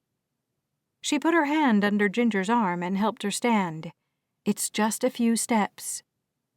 Ginger took a long breath and took the first step, then another, and another. Ginger always faced hard things with strength and determination, and Hannah marveled at her calmness in the hurricane of fear. "All right," Hannah said, stooping to get the bag as she passed. "Just a little further. Nate's going to be out there, and you're going to get to the hospital no problem." Ursula trotted ahead of them, as if she could open the door with her paws. She got to the door and looked back, panting. "Connor's done with school at 3:15. "I know what time Connor's done with school," Hannah said. "Emma's picking the kids up today anyway, remember?" "Yes," Ginger said. "That's right. Emma's getting him. Jill and I will keep him here at the West Wing. I have those fruit ropes he loves right in the cupboard. He's going to be fine." Emma said, "It's all fine," Hannah said, reaching past Ginger to open the front door. "Back up, Ursula. Get out of the way." The dog went outside instead of behind her, but it didn't matter. She'd moved, and Hannah guided Ginger out onto the porch. Nate jogged down the sidewalk, looking up as he practically flew up the steps. "Hey, hon." He nodded gratefully at Hannah and took Ginger's arm. "Just down the steps and we'll be to the truck." A sidewalk stretched toward the classic farm fence that separated the grass from the gravel, but Hannah didn't say anything. Hannah paused at the top of the steps and watched Nate get Ginger down them. Ursula barked from the fence line as if alerting the whole ranch that something was going on with her master. When they were halfway down the sidewalk, Hannah remembered she still held the bag in her hand. "Your bag," she called, hurrying down the steps now. "I'll put it in the back." She went past Nate and Ginger, who seemed to be moving backward. She opened the back door of Nate's truck and tossed the bag in, then stepped to open Ginger's door. Nate finally got his wife there, and he helped her get up and into the seat. "Good luck," Hannah said after Nate had closed the door. "Drive safe." "Thank you, Hannah." He started around the front of the truck. "Don't worry about Connor. I've got him." Hannah fell back as Nate pulled out, and she watched as dust kicked up beneath his tires in his haste to leave the ranch. "Come on, Ursula." The dog barked as she came to sit beside Hannah, who was clearly second best. She pressed one hand over her heart and said, "Please watch over them. She's so scared, and she just needs to be comforted." Ursula barked her contribution to the prayer, and the two of them turned and went back into the house. "He's out," Jill said as she came down the hall. Hannah looked over to her from her position at the bar, pure exhaustion pulling through her. She picked up the second spoon and offered it to Jill. "I thought I wanted kids right away," Jill said, taking the spoon and sitting down. She pulled the container of ice cream toward her. "But he wore me right out tonight." "He's 8, Hannah said, smiling. "They don't come out that age." "Thank goodness," she said, digging into the mint chocolate chip, and then adding a dab of plain chocolate. "You're getting them all messy," Hannah said, frowning at the 2 containers. "I've always eaten ice cream this way." "No, you get that peanut butter kind and sit on the couch, your legs curled up underneath you while you emit a long sigh every few seconds." Jill burst out laughing, the sound loud and beautiful in the nearly empty house. "Every few seconds," Jill said between giggles. "That's so not true." She took another bite of ice cream, ignoring Hannah's displeasure about the mixing. "So, you and Luke? Anything new going on there?" "No," Hannah said, perhaps a little too casually. "Same old, same old." "You haven't kissed him yet?" Hannah acted shocked and scooped up another bite of mint chocolate chip from the opposite side of the container so she wouldn't get any chocolate with it. "I'm waiting for him to kiss me," she said. Jill nodded like that was the right thing to do. "When do you think that's going to happen?" "I don't know," Hannah said. "Luke he's sort of an enigma. He's super sweet almost all the time. And then sometimes he's got this mask on, and I can't tell what's going on in his head."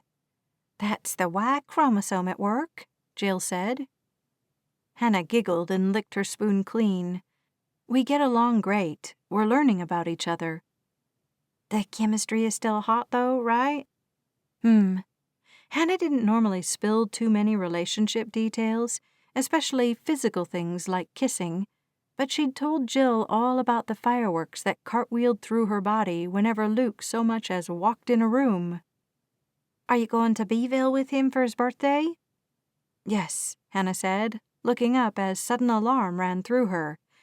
"Do you think it's too soon?" "It's not until May," Jill said, meeting Hannah's eye. "It's like 6 weeks from now." "His parents will be there." "You can meet his parents," Jill said. "Then he'll want to meet mine," Hannah said, giving Jill a meaningful look. "Hey, I took Slate home to meet my family," she said. "Haven was there and everything, and wow, it was almost a bloodbath." She trilled out another laugh, but Hannah's stomach pinched. She put her spoon down. "Okay, I'm done with this. I'm not gaining back that 10 pounds I lost with mint chocolate chip." "Seriously," Jill said, "save the calories for the butter pecan." She grinned at Hannah, who always ate her way through several cartons of butter pecan ice cream after a breakup. Except for Chuck, who hadn't even warranted a single spoonful of the stuff. She wasn't sure what that said about him or about their relationship. Maybe nothing. Maybe she hadn't liked him as much as she'd thought she had. Maybe everything about their relationship had been superficial. "Your family isn't that bad," Jill said as she got up and put their spoons in the sink. "Are you kidding? Remember that Thanksgiving you spent with us? You looked like you'd witnessed a horrific crime and couldn't wait to get away." Jill laughed again, capping the ice cream containers and turning toward the freezer. "That was only because Bethany had called the wishbone, Hannah. The wishbone." "She was 38 years old," Hannah said, and they both burst out laughing again. With the ice cream put away, they migrated over to the couch in the living room. Jill sighed as she sat down, and Hannah did too, putting her feet up on the coffee table. "Are you ready to get married?" Hannah asked. "I'd go say I do tomorrow," Jill said, tucking her feet under her body. "The dress will be done next week. We're doing a final walkthrough with full-color illustrations and even a 3D rendition of the hall on the 12th. She smiled at Hannah. "Yeah, I think we'll be ready." "How's your mom?" Jill's sadness descended on the room quickly, as if the sun had suddenly been snuffed out, leaving only darkness behind. "She's doing good, actually." She reached up and wiped her eyes quickly. "She just really wanted her hair to be back in time for the wedding." "Oh, I'm so sorry," Hannah said, reaching over and taking Jill's hand in hers. "She'll be beautiful, no matter what." "That's what I told her. I said, 'Mom, this is what you look like. This is where you are in your life. It's okay.'" She shook her head. "I just wish she'd go get a wig. She'd be so much happier." "Why won't she?" Jill shook her head again and slipped her hand away from Hannah to pick at something on the cuffs of her jeans. "What is it?" Hannah pressed. "Haven said she won't go get a wig because they're expensive, and Mom and Dad have spent everything they have on the wedding." "Oh, come on," Hannah said. "She did not make it your fault your mom can't get a wig." Jill looked at her out of the corner of her eye before turning fully toward her. "You've met my sister, right?" Jill and Haven didn't see eye to eye on many things, and Jill claimed she was the perfect older sister who did everything right. Haven's view of Jill was that of a spoiled kid who got what she wanted because she was the favorite. Neither of them were exactly right, because the truth always lay somewhere in the middle. Truth could be gray sometimes. "I've been saving up," Jill admitted. "I'm going to get her a wig for Mother's Day." "That's a great idea," Hannah said with a smile. "It won't be in time for the wedding, though." Jill leaned over and rested her head against Hannah's shoulder. "Thank you for tonight. I didn't even know how much I missed this until now." "Yeah." Hannah looked out the big front windows and into the darkness. "Do you think she's had the baby yet?" "If she has and Nate hasn't texted us, I'll seriously rip him apart when they get home." Jill and Hannah laughed together again, and then both of their phones sounded in near harmony. "Has to be them," Hannah said, struggling to get her device out of her back pocket. The corner caught, and Jill sucked in a breath and squealed.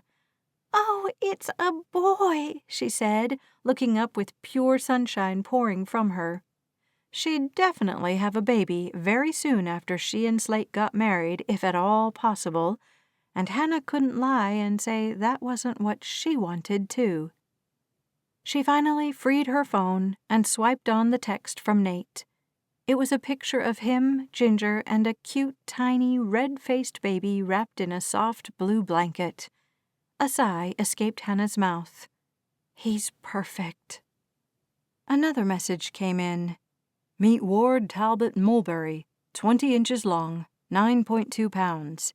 He arrived at 9:16 this evening, and he can really cry." Hannah smiled at the message, so many feelings running through her. "Ginger did great," Nate said next. "She's fine and asleep already. I know a lot of you have been praying already, but we'll take any more you can give. She was so stressed and so scared, and I think she just crashed." Hannah's heart went out to Ginger, because she'd seen and tasted that fear on her. She'd experienced it when she stared at the Gulf, begging the Lord to bring Luke and Connor up out of the water. "Talbot is the perfect middle name," Jill said. "In fact, I really like it for a first name." "You can't be serious," Hannah said, though she knew very well that Jill meant it. She'd always liked strange or quirky names, last names for first names, all of that. "You would too if you'd been named Jill," she always told Hannah. "Yeah," Jill said. "Talbot Sanders. It's got a nice ring to it." "Heaven help us all," Hannah said. Jill settled against her again, and they sat there, the two of them, in wonderful silence. Hannah loved her friends on the ranch, and in quiet moments like this, She knew and understood that she'd never truly be left alone, whether she got married or not. It only felt like it sometimes. "Pink or yellow?" Jill asked a couple of weeks later. She turned from the full-length mirror in the bridal shop. The dress had been delayed, and she only had 15 days until the wedding. Her gown had fit like a glove, finally, and now she needed help picking out her headgear. Jill wasn't what anyone would describe as traditional, and she didn't want a veil.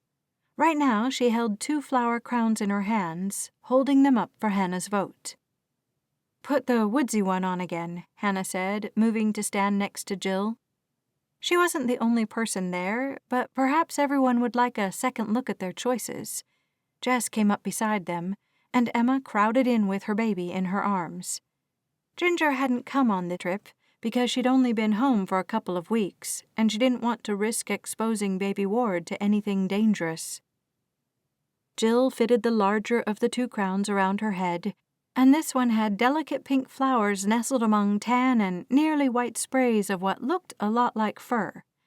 They were really very thin and delicate pine needles that had been colored and secured in the band of the crown. Tiny twigs adorned the wreath as well, and it fit the country theme of Jill's wedding perfectly. She looked like a woodland elf, and that was definitely Hannah's favorite. The other crown made her look more like a hippie, and it clashed with her blonde hair. "Pink," Hannah said, at the same time Emma and Jess said yellow. "I knew this would happen," Jill said with plenty of exasperation in her voice. "I'd choose pink too. It's a tie." "It's your wedding," Emma said. "Pick the one you want." She bounced her baby and smiled at Jill in the mirror. "You know what? The yellow flowers aren't that great with your hair color." Jill held the string of flowers up to her hair, and Hannah widened her eyes and nodded. "Okay," she said, meeting Hannah's eyes in the mirror. "I'm going with the pink one." She turned and handed it to the saleswoman. "This one, please." "We'll put it in your file and have it ready when you come to pick up the flowers." She smiled in the most professional way possible, and Hannah was glad she didn't have a job in customer service. She wasn't sure she could keep the smile in place for hours on end. The bell on the door chimed, and Hannah automatically turned that way. Jill's sister walked in, and she looked like a tornado about to touch down. "Incoming," Hannah muttered, and then she got out of the way. Haven barely glanced at Hannah and Jess, her gaze going right back to Jill. "Jill," she said, "you're done already?" "Yep," Jill said, signing something on the counter in front of her. "I told you it would be fast." "Mom and I wanted to see the crowns." Jill turned toward her sister.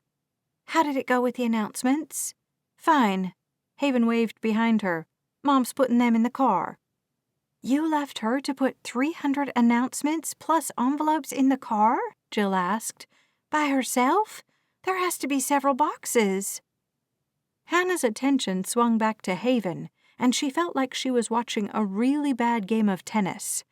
"You said you'd be a few minutes." "No," Jill said. "I said it would only take a few minutes."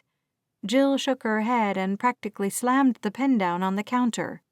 "You know what, Haven? This is my wedding, not yours.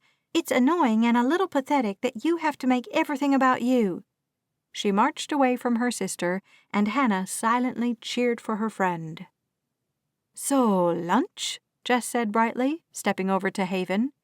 "I hear you make an amazing pot of chicken and dumplings. Is that true?" Haven blinked a couple of times, and then softened completely. "It's true." "My husband adores chicken and dumplings, and I need a really good recipe," Jess said, starting toward the door and somehow working some sort of Pied Piper magic to get Haven to go with her. "I'd love to try yours." Hannah met Emma's eyes, and the two of them dissolved into giggles before following everyone out of the florist shop and on to the quaint Main Street in Sweetwater Falls. Chapter 13. Luke stood at the window and gazed out across the field beyond. It wasn't a hayfield or corn, but more like a pasture where animals didn't graze. Right now, rows and rows of chairs sat in the field, and a couple of people moved around, setting up the arch in front of the altar. Slate was getting married today, and Luke had been looking forward to and dreading the day all at the same time. Tonight, Slate wouldn't be on the ranch. He and Jill would be gone on a honeymoon for a couple of weeks, courtesy of Nate and Ginger, who'd given them a huge trip to an all-inclusive resort in Cozumel. When they returned, they'd both live in the cabin where Slate had been for a couple of months now. Luke told himself he'd see him all the time. They worked the same ranch. He literally lived a couple 100 yards away. For some reason, though, Luke existed under a thundercloud that refused to drop its rain and then move on. Someone came to stand next to him, and Luke glanced over at Ted. He extended a single rose toward Luke and said, "This goes on your lapel." Luke nodded and took it, turning and holding it against his lapel. Ted used the large straight pin to attach it to the fabric, and Luke marveled that his thick fingers had been able to do something so delicate. "How are you feeling?" Ted asked, turning his attention back out the window. "Okay," Luke said. "I think I'm just ready for it to be over." "I think everyone feels like that by the time the wedding actually arrives." Ted laughed, but it wasn't one of his big, booming ones that filled the whole universe with joy.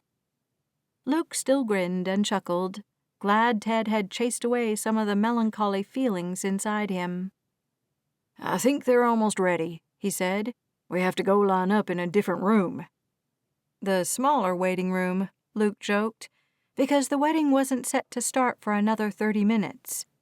The very first guests had just started to arrive out in the field, and Luke watched the workers finish with everything and get out of the way. "Guys," Slate called, and Luke turned from the window. "We're moving over to the stable house." Luke didn't know what that meant, but he followed everyone else. Slate had several groomsmen in the wedding party, including his own brother, the 4 men he'd spent time in prison with, and Jill's brother. His grandparents lived nearby, and Luke had gone out to Shorttail a couple of times with Slate on a couple of Sunday afternoons.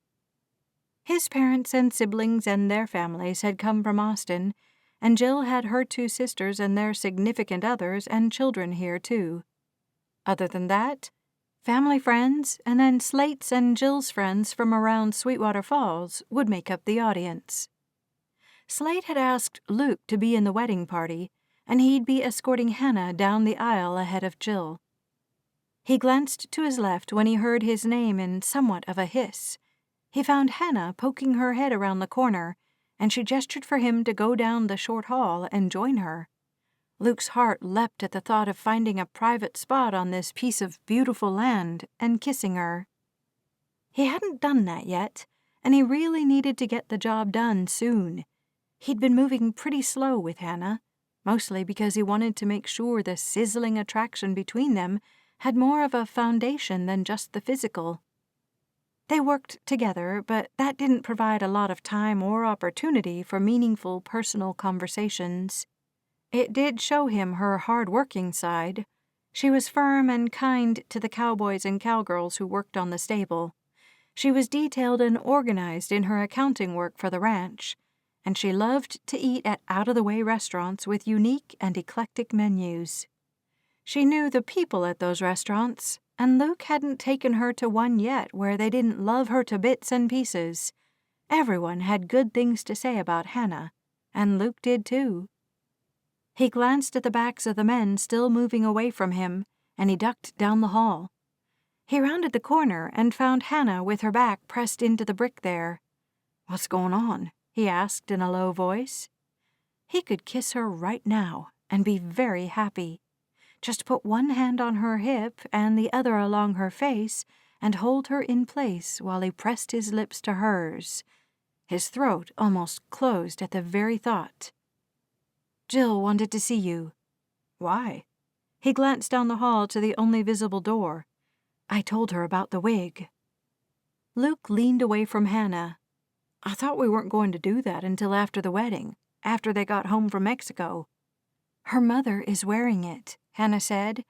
It was this huge uproar, and everyone wanted to know where she'd gotten it.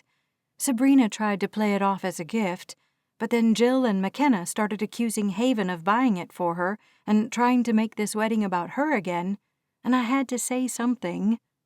Hannah pressed one palm to her forehead, obviously stressed. I'm so dang hot. You have no idea how stressful it is in that room. She pushed away from the wall and started down the hall. Luke did not follow her. Pausing, she said, "Come on." "I'm not going in there," he said. "The room full of stress? And women."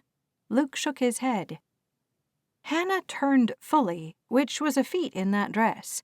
It was the color of fresh butter and hugged her ample curves to the waist, where it flowed in beautiful waves down to the ground. You made her cry. I'm not the one who told her we bought her mother a wig. Hannah smiled at him, and Luke knew he was about to lose. He even took a step toward her. She extended her hand toward him. Come on, she just wants to say thank you. Sabrina already told us thank you. Luke took Hannah's hand. You owe me big for this. Is that right? Hannah teased. Yes, Luke said. We're going to a regular steakhouse for dinner tomorrow night. You have to get a steak and baked potato. No special toppings. You have got to be kidding. Hannah looked at him like he'd just told her she'd have to eat roadkill. Luke laughed, his sad mood completely gone with Hannah at his side. Yeah, I won't punish you with food. I'll think of something else. What else is there? No ice cream after dinner? He guessed. You're taking all the fun out of life, she said. That's the point of a punishment, he said. You said I owed you something, not that I needed to be punished. She opened the door and led him inside. Jill, I have Luke. Everyone turned toward him, and Luke froze as if with stage fright. He'd been in the ring in front of thousands of people, shirtless no less. Now he felt like he wasn't wearing anything as he stood in front of all these women. There seemed to be dozens of them, though there couldn't be. Sabrina approached, and she looked beautiful and bright in a silver dress with plenty of sparkle on it. Her dark hair fell to her shoulders, and the wig looked absolutely real. It was made with real human hair, and she'd told him and Hannah all about how the consultant had worked with her to get the shade exactly right. Look at you, Luke said, smiling at her. It's beautiful. He stepped into her as if she were his own mother and hugged her tight. Her chest shook against his, and Luke wished she wouldn't cry. Please don't, he whispered. Sabrina stepped away and wiped quickly at her eyes. I didn't mean to cause a big problem, she said. It wasn't your fault, Hannah said. Sometimes a situation just gets out of control. Jill stepped next to her mother, her eyes wide and searching. You bought my mother a wig? Luke fell back to Hannah's side, hoping she could help him against Jill. He'd known Jill for a year now, and he liked her just fine. He'd even say they were good friends. She'd helped him with Hannah last year, and she'd encouraged him in every decision he made. His chest tightened, and he looked at Hannah. We pooled our money, Hannah said, Luke and I. She glanced at him, and he leaned over and pressed a kiss to her cheek. Hannah said it would mean a lot to your mother to have hair for your wedding, and the money was just sitting there. Luke shrugged, hoping that didn't make what they'd done unimportant. It was supposed to be a surprise. Jill's bottom lip wobbled, and she stepped into Luke and wrapped her arms around him. Thank you so much. You deserve the very best wedding, Luke said, and he meant it. Jill hugged Hannah again, and Luke's phone rang. I'm probably being summoned, he said when he saw Nate's name on the screen. They probably think I ran away. He grinned and lifted the phone. See you ladies soon. He made his escape and answered the call. Where'd you go? Nate asked. Jill summoned me to the bridal room, he said. I'm on my way now. I might need someone to come get me because I'm not sure how to get to the stable house." "Slate nearly called in the National Guard," Nate said. "He's a bit on edge." "Sorry," Luke said. "I'm on my way." He made it back to the hallway he'd been in before and continued the way everyone else had been walking. A man came out of one of the doorways before Luke had to decide which one to go down, and relief filled him. "Thanks," he said to him, and down another hall he entered a room with one whole wall of windows. They looked out across the field, the rows facing the altar and arch clearly visible down the middle of the aisle. "You snuck off to kiss Hannah, didn't you?" Slate asked, not joking at all. "I did not," Luke said, quite defensively. "Where'd you go then?" he asked as Nate and Ted gathered around. Dallas edged closer too, questions in his eyes too. "I told Nate I had to go to the bride's room. Jill wanted to see me." "Jill?" Slate asked, his voice full of disbelief. "Why in the world would my fiancé want to see you?" The emphasis on every other word annoyed Luke to the point of frowning and scoffing. "Calm down," he said. He didn't want to tell them about the wig. He and Hannah had discussed it, and yes, he had some money in the bank, enough for the wig at least. Enough for a little more, too, because he'd won a lot of fights before his life had taken a drastic turn. "Look who's telling someone to calm down." Nate glanced at Ted, both of them smiling. That only irritated Luke further. "Leave him alone," Dallas said. "Luke had lessons to learn just like the rest of us. We don't go back to who we were over and over, do we?" Emotion welled up in Luke's throat. He met Dallas's eyes and hoped he could communicate his thanks for sticking up for him with just a look. "You're right," Ted said. "I'm sorry, Luke." Nate remained stoic for a few moments while everyone looked at him or Luke, or back and forth between them both. Luke would bend under the wrath of Nathaniel Mulberry, even under just a hard look like this. He closed his eyes and looked away, and Nate said, "I know you learned a lot in prison, Luke. No one's denying that. I just wonder if you learned enough." "What does that even mean?" Luke asked. "I'm not back on steroids. I'm not fighting. I left Las Vegas, even though it was very hard to do." He felt his chest unraveling, one breath at a time, and they came quickly now. "You're still fighting," Nate said quietly.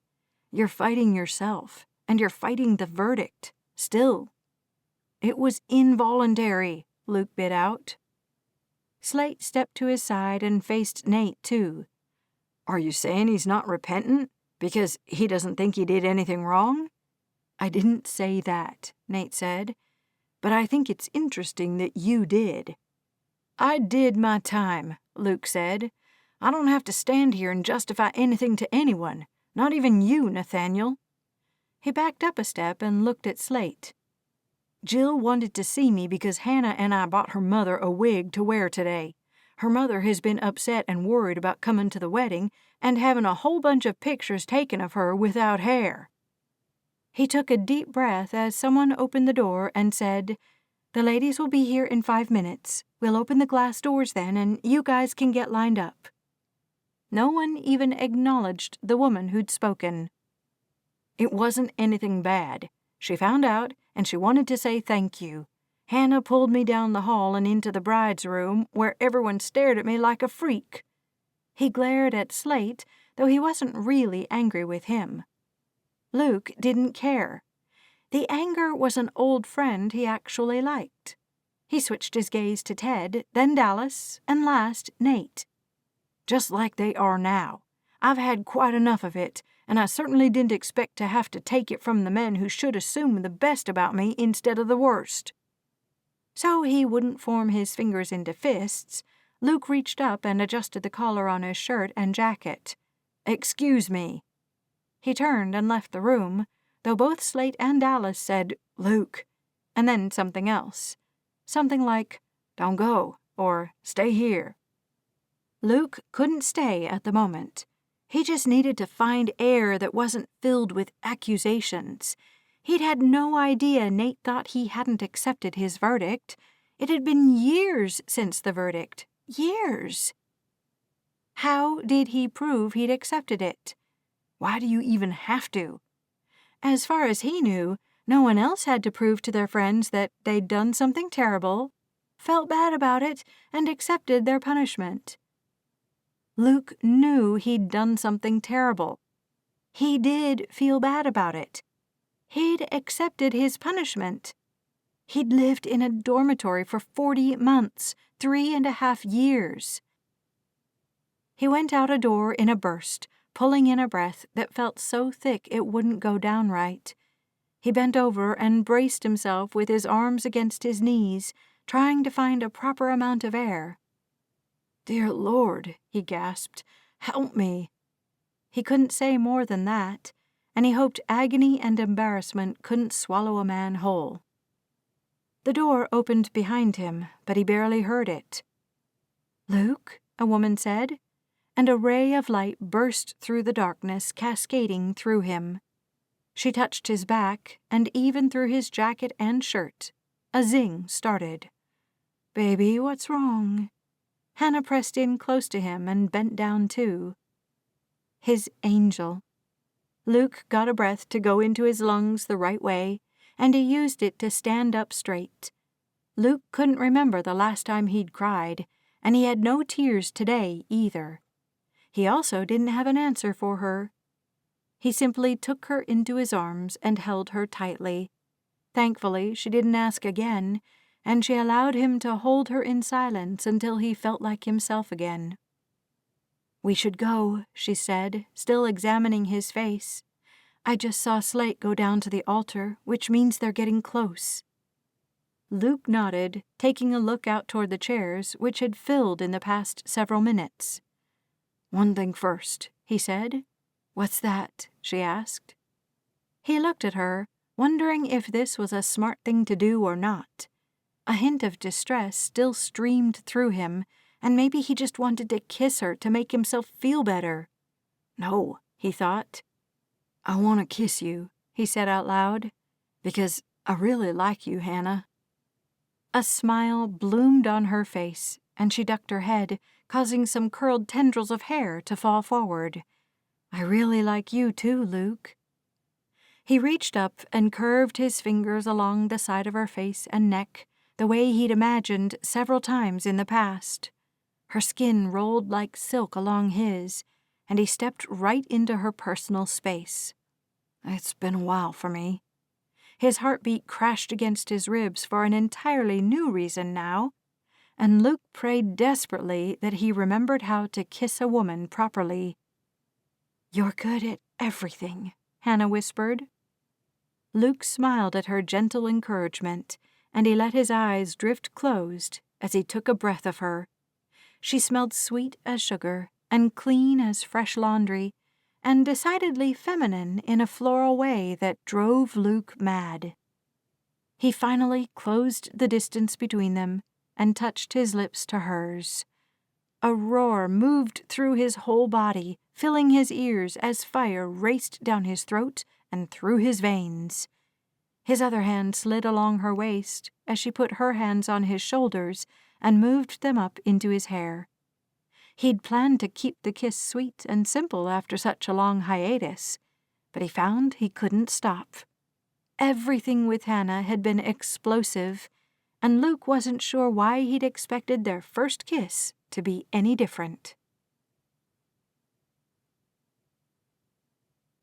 Chapter 14. Hannah had kissed a lot of cowboys in the past 20 years, and not one of them came close to Luke Holt. He existed on an entirely different planet, a whole new universe probably. She breathed in through her nose and enjoyed every stroke of his mouth against hers, sparks and popping sensations erupting in every skin cell he touched. Her internal temperature felt near to boiling, and it wasn't until she heard someone say, "We have to find them. Jill will be devastated if they're not in the wedding," that she thought she should pull away. Luke actually broke the kiss, his breathing heavy and shallow at the same time. Hannah knew the feeling because he'd stolen her breath with such an amazing kiss, and she couldn't breathe in deeply enough to replace the oxygen she needed. "Come on, Angel," he said quietly. "I don't need any more attention on me today, and I think they're looking for us." Hannah opened her eyes and looked at the glorious handsomeness of Luke's face. They smiled shyly at one another, and Hannah went as far as giggling. Luke took her hand in his and stepped back inside. She hadn't known why she'd come toward this door, only that she'd arrived here to find someone bent over as if in distress. One step outside and one breath in had identified the man as Luke. She'd know his cool, clean scent anywhere. Luke rounded a corner and lifted his free hand to signal to Ted. Pure relief poured across the other man's face, and he waved at them to hurry up. They ducked into the stable house and took their place in the line. Hannah noticed that Luke didn't look at anyone, even when Dallas turned to look at him, and Ted bent forward to say something to Nate. Nate also turned and looked behind him, but Luke stood still and straight, his eyes boring into something only he could see. Something had definitely happened as the tension between the four men rode on the air like a scent. In front of her, Jess shifted her feet and whispered to Dallas, who shook his head. So she didn't know what had gone on in the past 20 minutes either. "Here we go," the wedding venue coordinator called from the front of the room. "All the way to the altar, wedding party. Circle around to the sides where there's then a row for you to sit. All the way to the end, even across the aisle, if you will." The music started as she said the last few words, and the line moved forward. Hannah tried to shrug off the awkwardness surrounding her, and she linked her arm through Luke's. He kept her close to his side, and they marched together to the beat of the music. She noted the relief on Slate's face as Luke approached, and Slate even reached out to touch Luke's arm as they went by. They had a bit of a struggle getting to their seats, as Nate and Ginger had to go all the way down 2 rows. "She said across the aisle," Ted said, in a not-so-whisper, and they finally all got where they needed to go. Hannah stayed standing, the heat of Luke's body behind her as they faced the stable house again. A mechanical whirring sound filled the air, and Hannah watched in awe as the aisle got raised 3 feet into the air, grass and all. A murmur and a low "wow" ran through the crowd. Hannah stared because Jill had not mentioned an elevated aisle, not even one time. She appeared at the end of the raised aisle and beamed at her father. They linked arms and came slowly down the aisle. Jill kept her gaze fixed on Slate, and Hannah looked back and forth between the two of them. They both wore identical looks of love and joy, and Hannah's emotions tightened in her chest. Tears popped into her eyes, and she decided not to hold back at this wedding the way she had the others. Jill was her best friend, and she deserved every good thing in the whole world. That was the reason she'd told Luke about Sabrina Kyle's desire to have a wig for the wedding as well as all the family pictures. She'd been beyond surprised when he'd said, "Let's get her one then. How much are they?" Hannah had immediately contacted Sabrina and asked a lot of questions. She'd learned where Sabrina would buy from, and she had gone with Jill's mother to get the process started. Luke had told her he had some money in his bank account from his boxing winnings, and they'd been able to pay for a rush on the wig to get it done and in Sabrina's possession before the wedding. Sabrina cried a few seats over in the row in front of Hannah, and she thought of her own mother. Hannah texted and called dutifully, but she hadn't been up to Honeyfield since Christmas. She and Luke were going to Beeville to see his family for his birthday, and Honeyfield lay directly east of that. It might add 15 minutes to their drive, and she determined she should mention it to him and see if they could extend their trip by just 1 day to stop and see her family. It was the right thing to do, and she might as well get it over with. She could text both Bethany and Ruth and ask them for help with their mother. Maybe she'd be on her best behavior then. The pastor said beautiful things about love and forgiveness. Slate and Jill read their vows, and Hannah cheered and clapped after they'd said, "I do," and as they kissed over the altar. Beside her, Luke whistled between his teeth, and Ted's bellow had to reach all the way into outer space. He frightened his baby daughter, who started to cry in the arms of Fran, who'd come down from San Antonio to sit with Emma and Ted's kids so they could walk in the wedding. He laughed as he took Franny from her namesake and comforted her, and Hannah stole a look at Nate and Ginger on the end of the row. Ginger held Ward in her arms, her smile warm and genuine as she witnessed Jill and Slate lift their joined hands, their smiles as wide as the ocean. "My grandmother lived in that house," Luke said as they drove by one of the biggest homes Hannah had ever seen. Beeville was an old Texas town that didn't look like time had come in and run it over. The buildings sported their age well, like an old woman with plenty of money to keep her hair done and her clothes at the height of fashion. "Your grandmother?" she asked. Luke nodded. "My uncle rents it to the mayor now. It's the mayoral house." Hannah had no response to that. Luke had mentioned that he had some money in his bank account due to his prize fight winnings. He'd said his mother was a bee and that they owned a few resorts in this part of Texas. She hadn't realized they owned half of the town and that their bank accounts were probably padded to the hilt, too. As he continued driving down the main street in the town's center, he pointed out the building that said "Library" across the top of it in clearly old stones, blocky capital letters that reminded Hannah of simpler times. "We own that building," he said. "The town rents it for the library." "How much of this town do you own?" She must have carried something in her voice, because he looked at her out of the side of his eye. "I told you my mother is a bee." "You mentioned that. I thought maybe they'd owned a big ranch or something, and then the resorts you mentioned. I didn't realize you owned the mayoral house." Luke smiled and looked out his side window. "The bees own a lot of Beeville," he said. "My mother has a sister and a brother. They both live here. My Aunt Clementine has a real green thumb, and she runs all the yard care and landscaping for the properties we own here.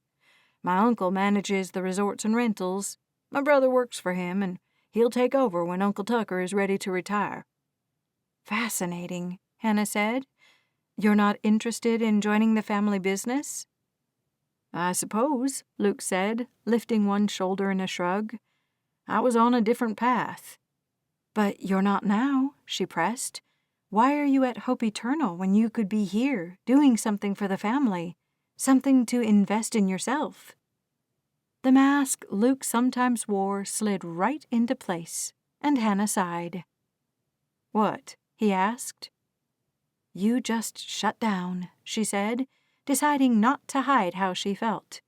"I can see it on your face. You put this mask on, and it's like, that's it. I'm not going to get a real answer." She folded her arms and looked at the shops still passing by. Restaurant, pet store, boutique. The town was charming, and she'd forgotten it. Her family went down to Sweetwater Falls to the discount stores to shop for food and clothing, and once she'd learned to drive and got a bit more freedom, she still didn't have money to spend in Beeville. "I could come back here," he finally said, turning right and heading down a lovely little street that could have come straight from a Hallmark movie. Flags in the shape of flowers hung from every pole on both sides of the street, varying in color from pink to yellow to purple. The benches had flower boxes hanging off the backs of them, and petunias spilled over everywhere.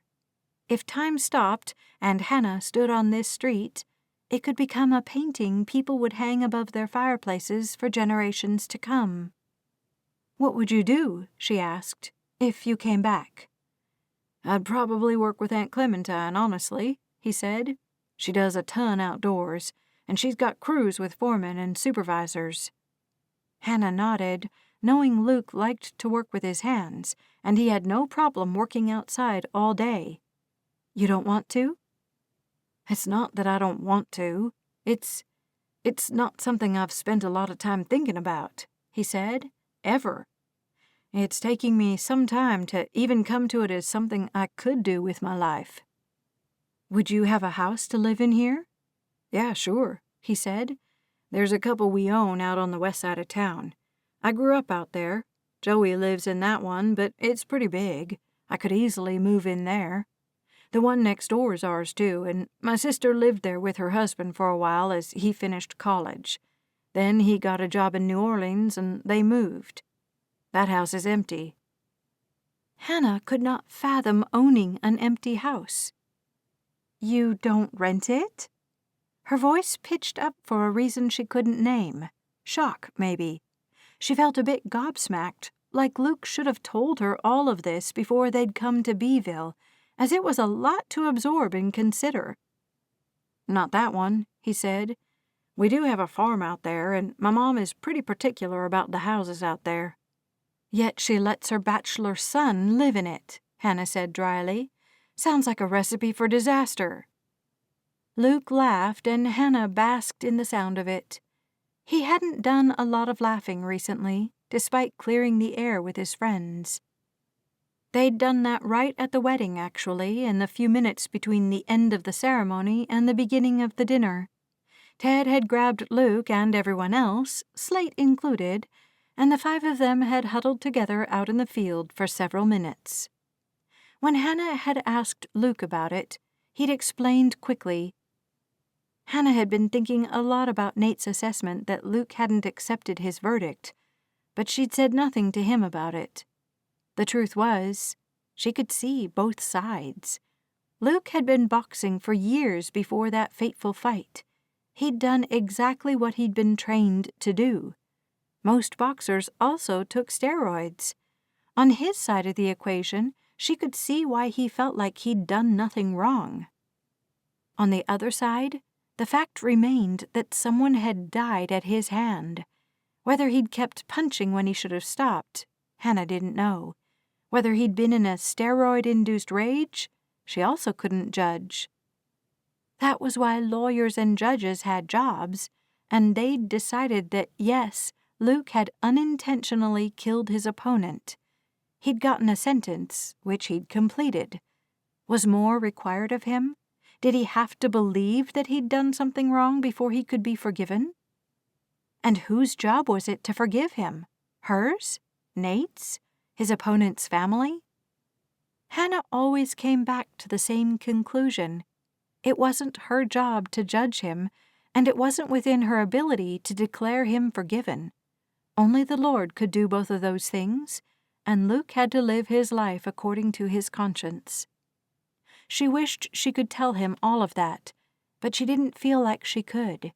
He had not come to church even once, and when everyone returned from the sermon, his truck was usually gone. He'd return around lunchtime, and he'd come over to the annex and eat with everyone. He hadn't gone to the beach again, and Hannah felt like he had some dangerous things building behind a dam that would break eventually. "Joey's pretty responsible," Luke said. "We worked in housekeeping in the resort growing up." Hannah swung her attention back to him. "Like you can make a bed with crisp hospital corners?" "Yes, ma'am," he drawled, and in that sexy cowboy hat and his golden boy smile, Hannah fell a little bit more in love with him. She laughed and shook her head, sobering as he made another turn, this time into a driveway. "All right," he said. "Here we are." Hannah peered out the windshield at the house, impressed by the pristine nature of it.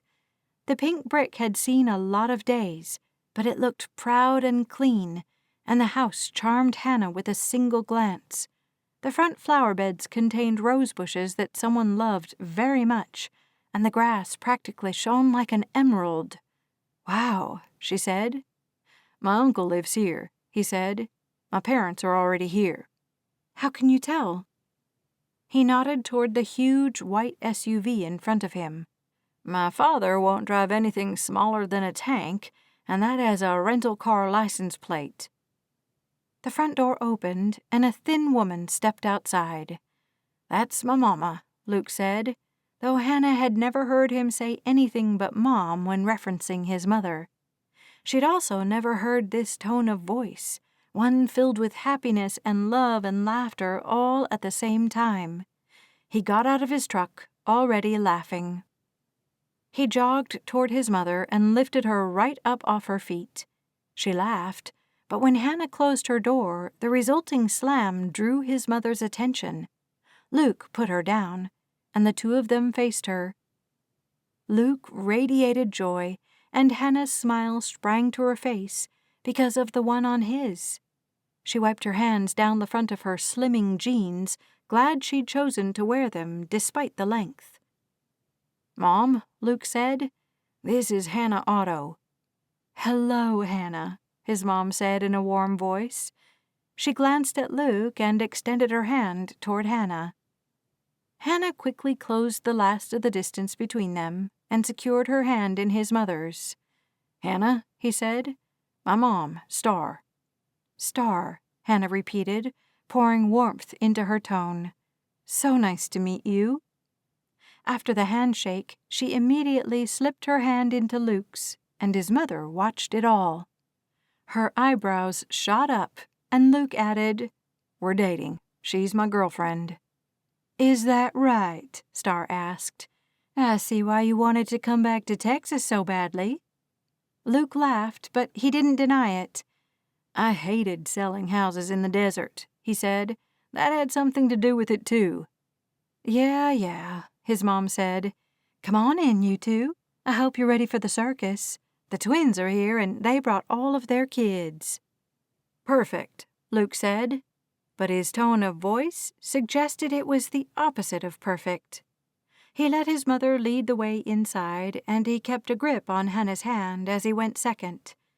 The house was deceptively quiet, and Hannah's nerves started to settle as she drank in the magnificent wood on the floor, the banister right in front of her that went up to the second floor, and the lower half of the walls. That had been painted a bright white, with the upper half of the walls a light gray. Combined with the dark wood on the floor, the house was modern and clean while also maintaining its 1800s charm. "This is beautiful," Hannah said.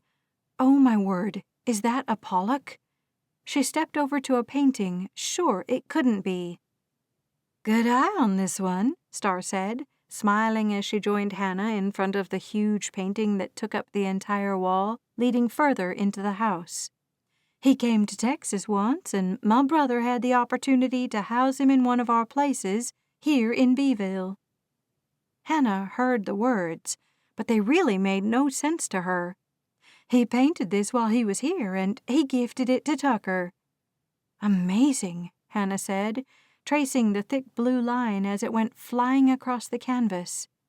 "I love the movement in his art." "Me too."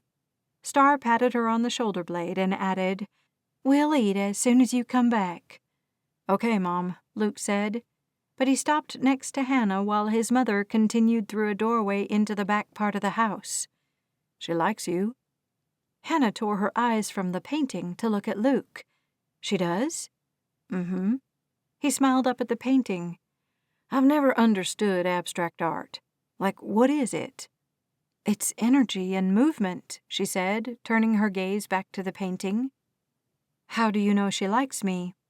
"I just do," he said. "Something in her eyes."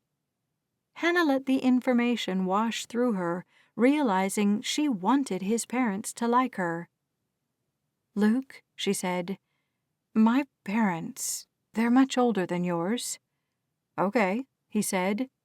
"My mother isn't the nicest person ever," she said. "Sometimes my sisters and I get tired of catering to her, and then there's some fighting. Then my dad starts to cry, and everyone leaves feeling worse than when they'd shown up. We don't get together for a while, then someone will feel the call of trying to renew the family bond. It's usually me, to be honest, and we try again." Luke released her hand and slipped his along her waist, settling it on her opposite hip. "I can handle your family." Hannah leaned into his body, so comfortable with him. She sighed, and he did too. "Hannah," he whispered, his lips right against her ear. Shivers cascaded over her shoulder and down her arms. He didn't say anything, but gently indicated he wanted her to turn toward him. She did, and he kissed her right there in his uncle's house, with the Jackson Pollock painting standing guard above them. He'd kissed her lots of times since Jill's wedding, but this one felt a little bit different. He didn't go on too long, and when he pulled away, he said, "I am thinking about coming up here to work." "Really?" she asked, tucking herself against his chest. "Just recently," he said, his voice mostly down in his throat.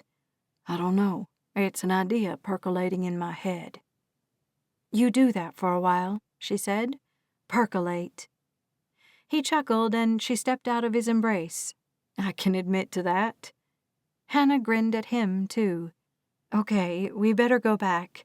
It sounds like they're waiting for us to serve dinner."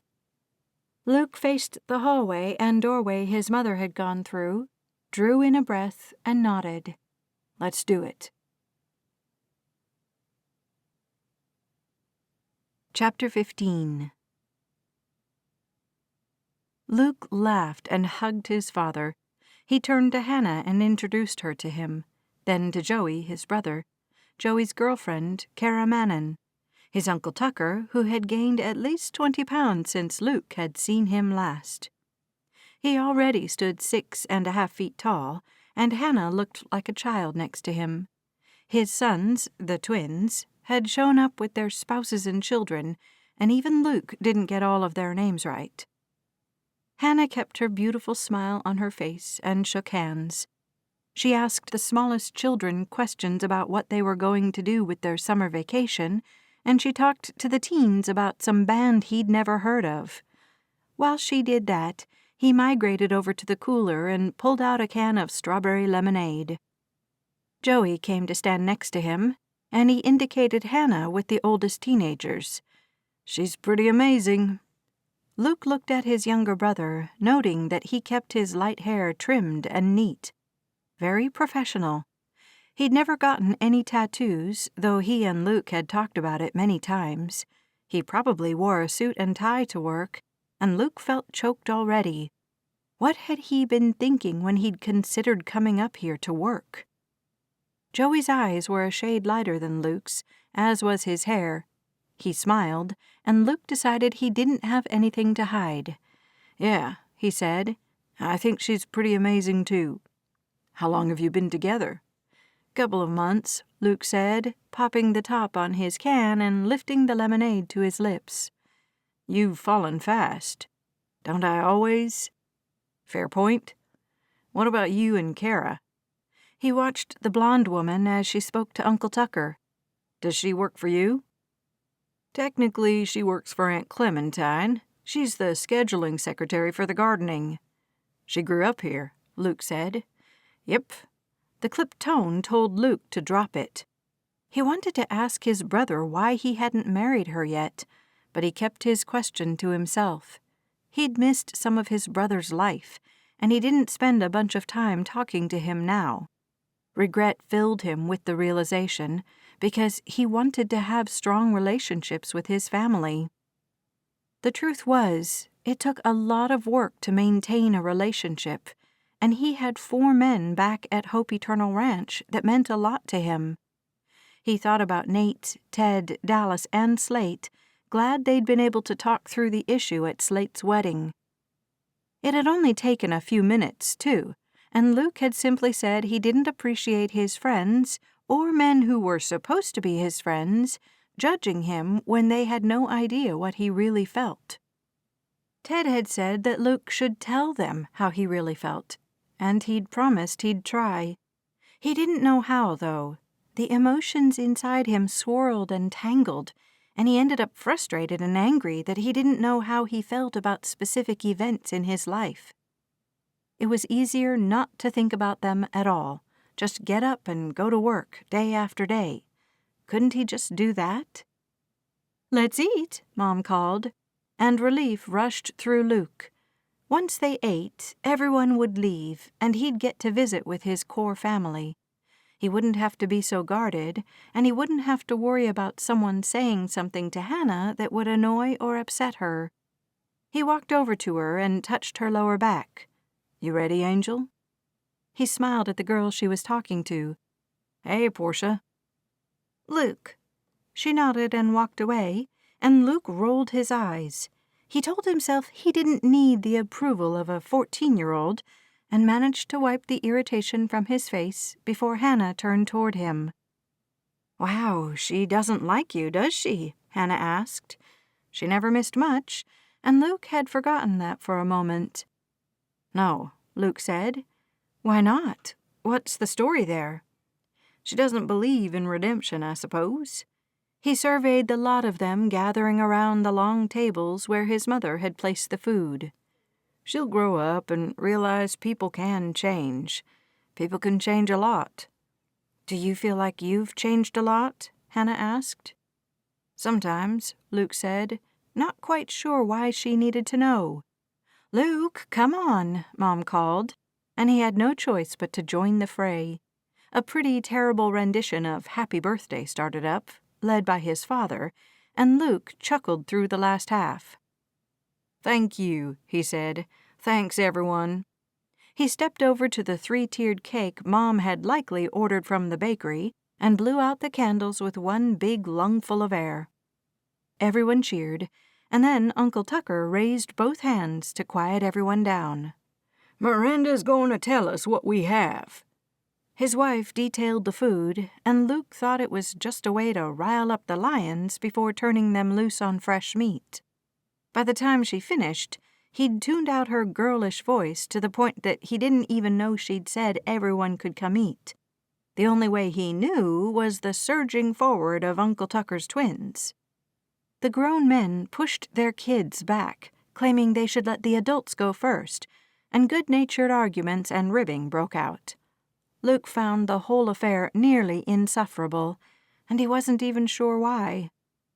Last year he'd gone to dinner with his parents for his birthday, and he much preferred that.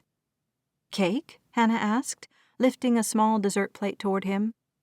He looked at her as she put a forkful in her mouth. A bit of chocolate clung to her bottom lip, and he wanted to take care of that for her. She got the crumb as she smiled. "I just figured we'd want to stay out of that fray, and I'm starving." He took the plate of cake and held it for her while she took another bite onto her fork. He sure did like this woman, and Luke understood that feeling as it deepened and grew, getting dangerously close to love. He cleared his throat and reached for his own fork. "Guess I better get a bite before you eat the whole thing." "You better," she teased. They polished off the cake in no time, and Luke took her fork and threw everything in the trash can that had been placed out of the way near the corner of the house. He looked up and saw a car parked at the curb. His heart seized, and Luke blinked, trying to make out the driver.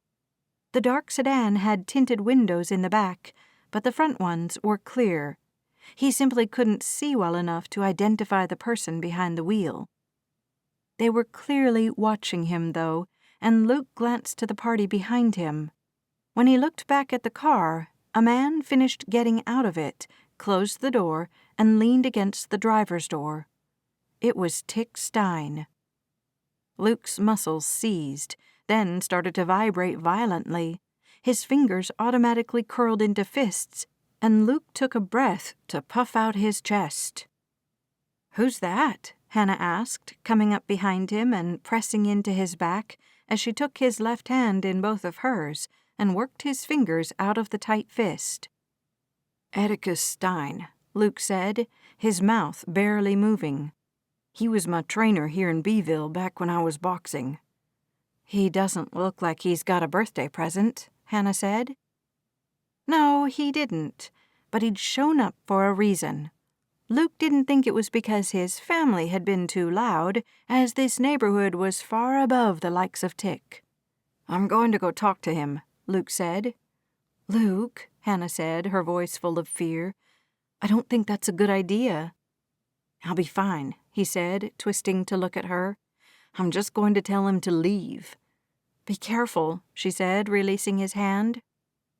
Luke started toward Tick, coaching himself to release the tension in his shoulders, then his biceps, his forearms, his fingers. The fists had fled by the time he was close enough to talk to Tick without calling too loudly. "What are you doing here?" "Heard you were in town," Tick said. "Wanted to see for myself." Luke had been in Beeville a couple of times since he'd been released. Tick had never sought him out before. "We're having a family birthday party," he said. "You really don't need to be here, and I'd appreciate it if you'd leave." Tick laughed, his face tipped up toward the sky.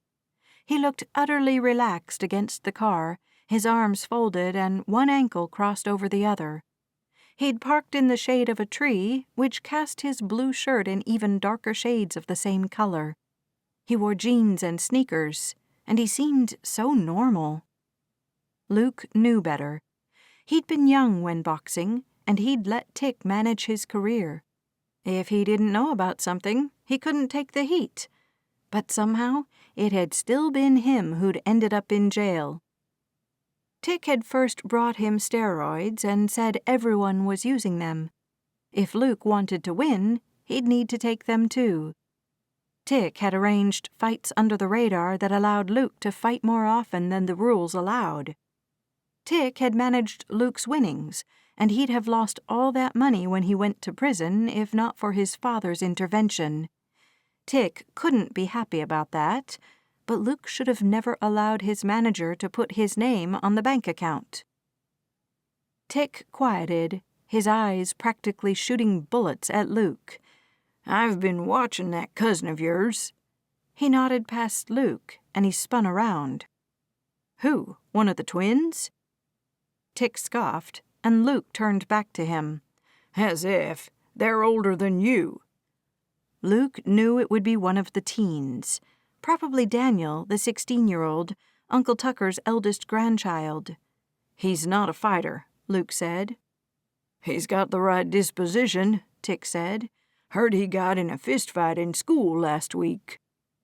Luke hadn't heard that, but that wasn't a surprise. "You need to leave." Tick didn't so much as blink. Another car rolled up to the curb, this one a dark, shiny SUV. Luke had a very bad feeling about the situation, and he fell back a step. "I don't want any trouble." "That's the first thing that's changed about you." "That's right," Luke shot back, his anger rising. He worked to tame it, to keep it way down deep in his stomach. "I have changed." "What's going on here?" Luke couldn't look at two people at once, but he needed to, because he didn't trust the man in front of him, and an icy hand gripped his throat when he turned his eyes to the man who'd just arrived. Stephen Whitechapel, otherwise known as the White Devil, at least in the ring. He wore a mean, pinched look in his eyes, and his biceps were as big around as Luke's thighs. "I don't want any trouble here," he said, lifting both hands up in surrender. His mother was in the yard behind him, his aunt, Hannah. He backed up one step at a time, praying that the Lord would protect him and his loved ones. He thought of Slate and how he and Dallas had gone to Austin with him so he wouldn't have to go alone. He thought of Nate and the first time he'd met him. They'd been on the same team since. Luke needed his team right now, and he realized that in the ring, it was just him. It didn't matter who sat in the corner on the other side of the ropes. It was only him. He didn't want to live like that anymore. Stephen moved to a position a few feet in front of Tick, and Luke kept putting distance between them and him. "Luke?" his dad said, and Luke spun and strode toward his dad. He went right behind him while the two men on the street started to laugh. The sound of a police siren met his ears, and Tick and Stephen both looked to their left. They seemed to be moving as a unit, and they looked back at Luke as if he'd called the cops. He hadn't. He'd been standing right in front of them the whole time. "This is over," Dad called, and Stephen headed for his SUV while Tick got behind the wheel of his car. They made plenty of noise by revving their engines and squealing away from the curb in plenty of time to be long gone by the time the cops arrived. Chapter 16. Hannah's nerves would not settle, even though the cops had left hours ago and the party had continued undisturbed. Everyone just acted like nothing had happened, and she didn't understand that. She didn't want that kind of relationship with anyone. She already had to tiptoe around her mother, and after a disastrous visit, it was always Hannah who broke the silence and texted her sisters. Then they'd all reach out to their mother after they'd all vented their true feelings. She hated the tension in the silence, and she just wanted to talk through everything. She stood from the bed where she'd been reading for the past hour. She couldn't remember a single sentence she'd read, and she'd have to go back several chapters and start again. Otherwise, she'd never be able to solve the mystery in her book before the heiress. Luke's uncle had been kind enough to let her and Luke stay in his house that evening, and Luke's parents were here tonight too.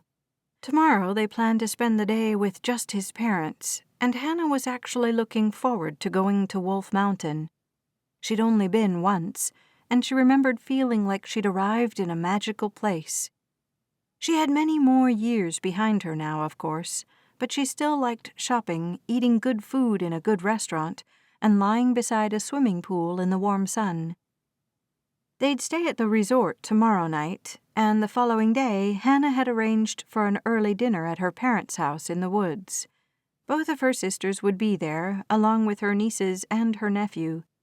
She and Luke would then make the 45-minute drive back to Sweetwater Falls. As she stepped out into the hall, Hannah didn't want to continue the trip if she had to deal with anxiety every time she even thought about being with Luke. This trip was supposed to bring them closer together, not pull them apart or reveal to her something that could kill their relationship completely. Watching him stride toward that man had terrified her, and she'd only hesitated for a few moments before hurrying over to his parents and telling them he'd gone to talk to someone named Atticus Stein. They'd obviously known who he was, and Luke's father had called the police within the next 2 minutes. After the party, Luke had claimed he needed to shower, and then he'd texted Hannah that he was tired and going to bed. His room was at the very end of the hall, with his parents between his and Hannah's. She didn't care. She was 35 years old, and she wasn't going to bed without talking about this. She stepped right up to Luke's door, her ear practically pressing against it. She rapped lightly and said, "Luke, it's Hannah, and I just want to talk to you for a minute." The house was old, and the floorboards up on the second level echoed with every step. She heard them behind Luke's door, and she backed up just as he opened the door. Their eyes met, and Luke definitely hadn't been asleep, or even close to it. He did wear a pair of gym shorts and a bright blue t-shirt that was a snug fit across his broad shoulders and chest. "I can't go to bed like this," she said. "Can we please talk?" He stepped back and opened the door even further, a clear invitation for her to come in. She did, her nervousness increasing and coming out in the trembling of her hands. She went all the way across the room to the window and looked out. The street lamps came from a century ago, and they had bright white lights shining into the night. She drew strength from the way the poles stood so straight and tall, and she pulled in a breath and turned around. Luke had stayed by the door, and he leaned against a desk, looking very much like the thug who'd shown up and almost crashed his birthday party. He seemed to realize it, and he straightened and unfolded his arms. "I'm not sorry I told your parents about Atticus Stein," she said, cinching her strength tight. She'd broken up with several men. She'd been on the receiving end of a hard breakup. She could have this conversation. "I was worried about you, and when that other man pulled up, I blinked, and I could see things spiraling out of control." She lifted her chin. "So I'm not sorry about that."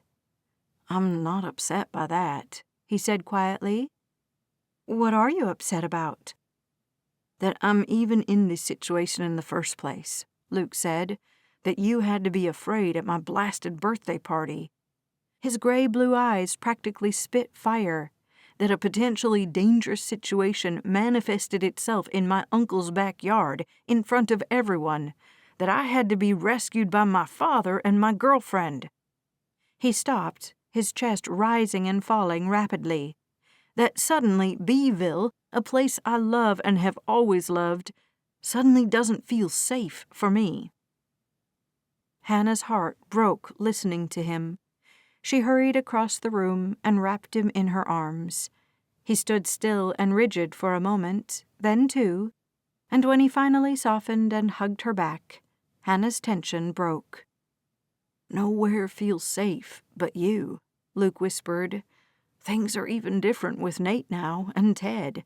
Slade and Dallas are about the same, but they're busy with new wives and new babies on the way. His voice cracked slightly, and she felt him swallow. She wanted to bind up his broken heart and tell him everything would be okay. She didn't, because sometimes things broke, and sometimes they didn't end up okay. I feel safe with you, he said again, and I'm scared about that because it's unreasonable to be with you all the time. It's unreasonable to think I can protect you when I know I can't. And it's terrifying to think you might be in any sort of danger because of me. Hannah stepped back, letting her hands drop to his. Why would I be in danger? I don't know. He looked down at their joined hands. I just keep thinking about Slade and how his drug guy followed him to the ranch. Hannah's heart skipped a beat, then two, then stalled completely. Do you think Tick, or whoever that other guy was, would go there? I don't see why they would, he said. It's not the same situation at all. Tick didn't earn money from selling me drugs. He knows I can't fight again. Luke looked into her eyes. I'm falling in love with you, Hannah, and what happened today is embarrassing for me. Her eyes widened, and she searched his face for any tell of a lie. While she sure did like what he'd just said, she also needed to get one more point across. It is extremely important to me that you don't shut down on me, she said, her throat so dry. Because, Mr. Holt, I'm falling pretty fast for you too, and it's not fair to wall off and keep me out of the hard things you're thinking about and worried about. That's not the kind of relationship I want. And I'm just not going to live like my parents for my whole life. There, she'd said it. Luke studied her now. Your parents? They don't talk about anything important, she said.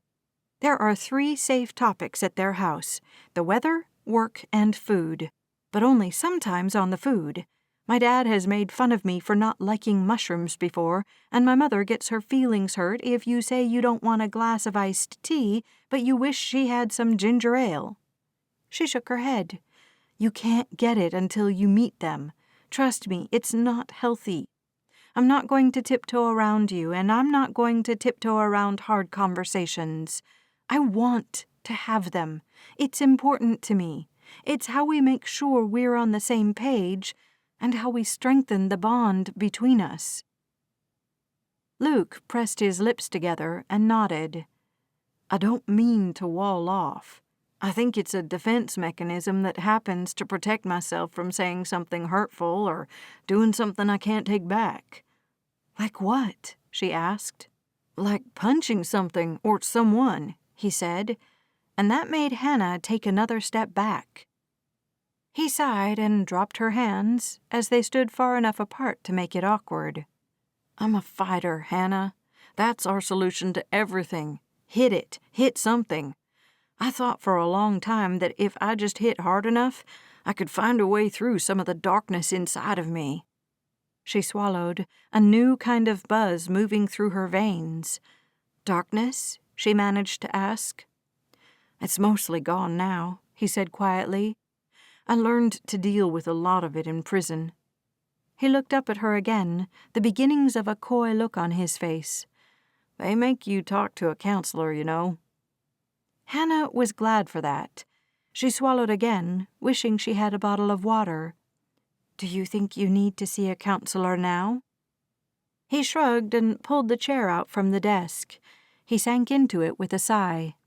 "Sometimes, maybe. I don't know. I think I deal with things fairly well." "If you need help, that's not a weakness," she said. "I'd rather you get the help than lie to me about it." He nodded, though his eyes had that blazing edge in them again. "I'm not lying to you. I haven't lied to you." "Okay." Hannah stayed very still for a moment, trying to find a new way to shatter this tension between them. She took a tentative step toward him, and then another. He opened his arms, and she settled onto his lap, though women who carried the extra weight she did probably shouldn't sit on their boyfriends' laps. "Thank you for being brave tonight," he whispered. He pressed his lips to her collarbone. "Thank you for acting, for having my back." He tilted his head and looked up at her. "I need someone watching out for me, and I especially like that it's you." He graced her with a small smile. "That's why you're my angel." Hannah returned his smile, leaned down, and kissed him. She'd initiated kisses before, but this one was once again different than the one they'd shared in front of the painting. This one held more depth. This one held more of who she was, and more of who Luke was, and more of who they could be together. Her doubts quieted, but she'd inspect them later just to make sure she'd gotten all of her questions answered and that she could operate from a place of full knowledge. She hated it when she didn't have all of the facts to consider, and she was willing to have the conversations necessary to get the facts. "I should go back to my room," she whispered against his lips. In a minute," he murmured, claiming her mouth again. "Okay," Hannah said a couple of days later. "It's that road right there." She indicated the slip of a dirt road up ahead on the right. "That dirt road?" Luke asked, clearly confused. "I told you they lived just outside of town." "Yeah, but I didn't think that meant—" He didn't finish as he made the turn. He'd showed her the house where he'd grown up, and it too had been coated in some sort of magical spell that made her fall in love with it upon first sight. That house sat just outside of town, but the road was still paved, with plenty of land surrounding the home, which was also well maintained. Her parents hadn't mown their lawn in a couple of years, she was sure, maybe longer. Every so often, the youth group from the church would come, each of them bringing tools and weed whackers, lawn mowers and wheelbarrows. They'd work for a few hours on a Saturday morning and clean up the yard as much as they could, haul everything away, and attribute their time and energy to the service project.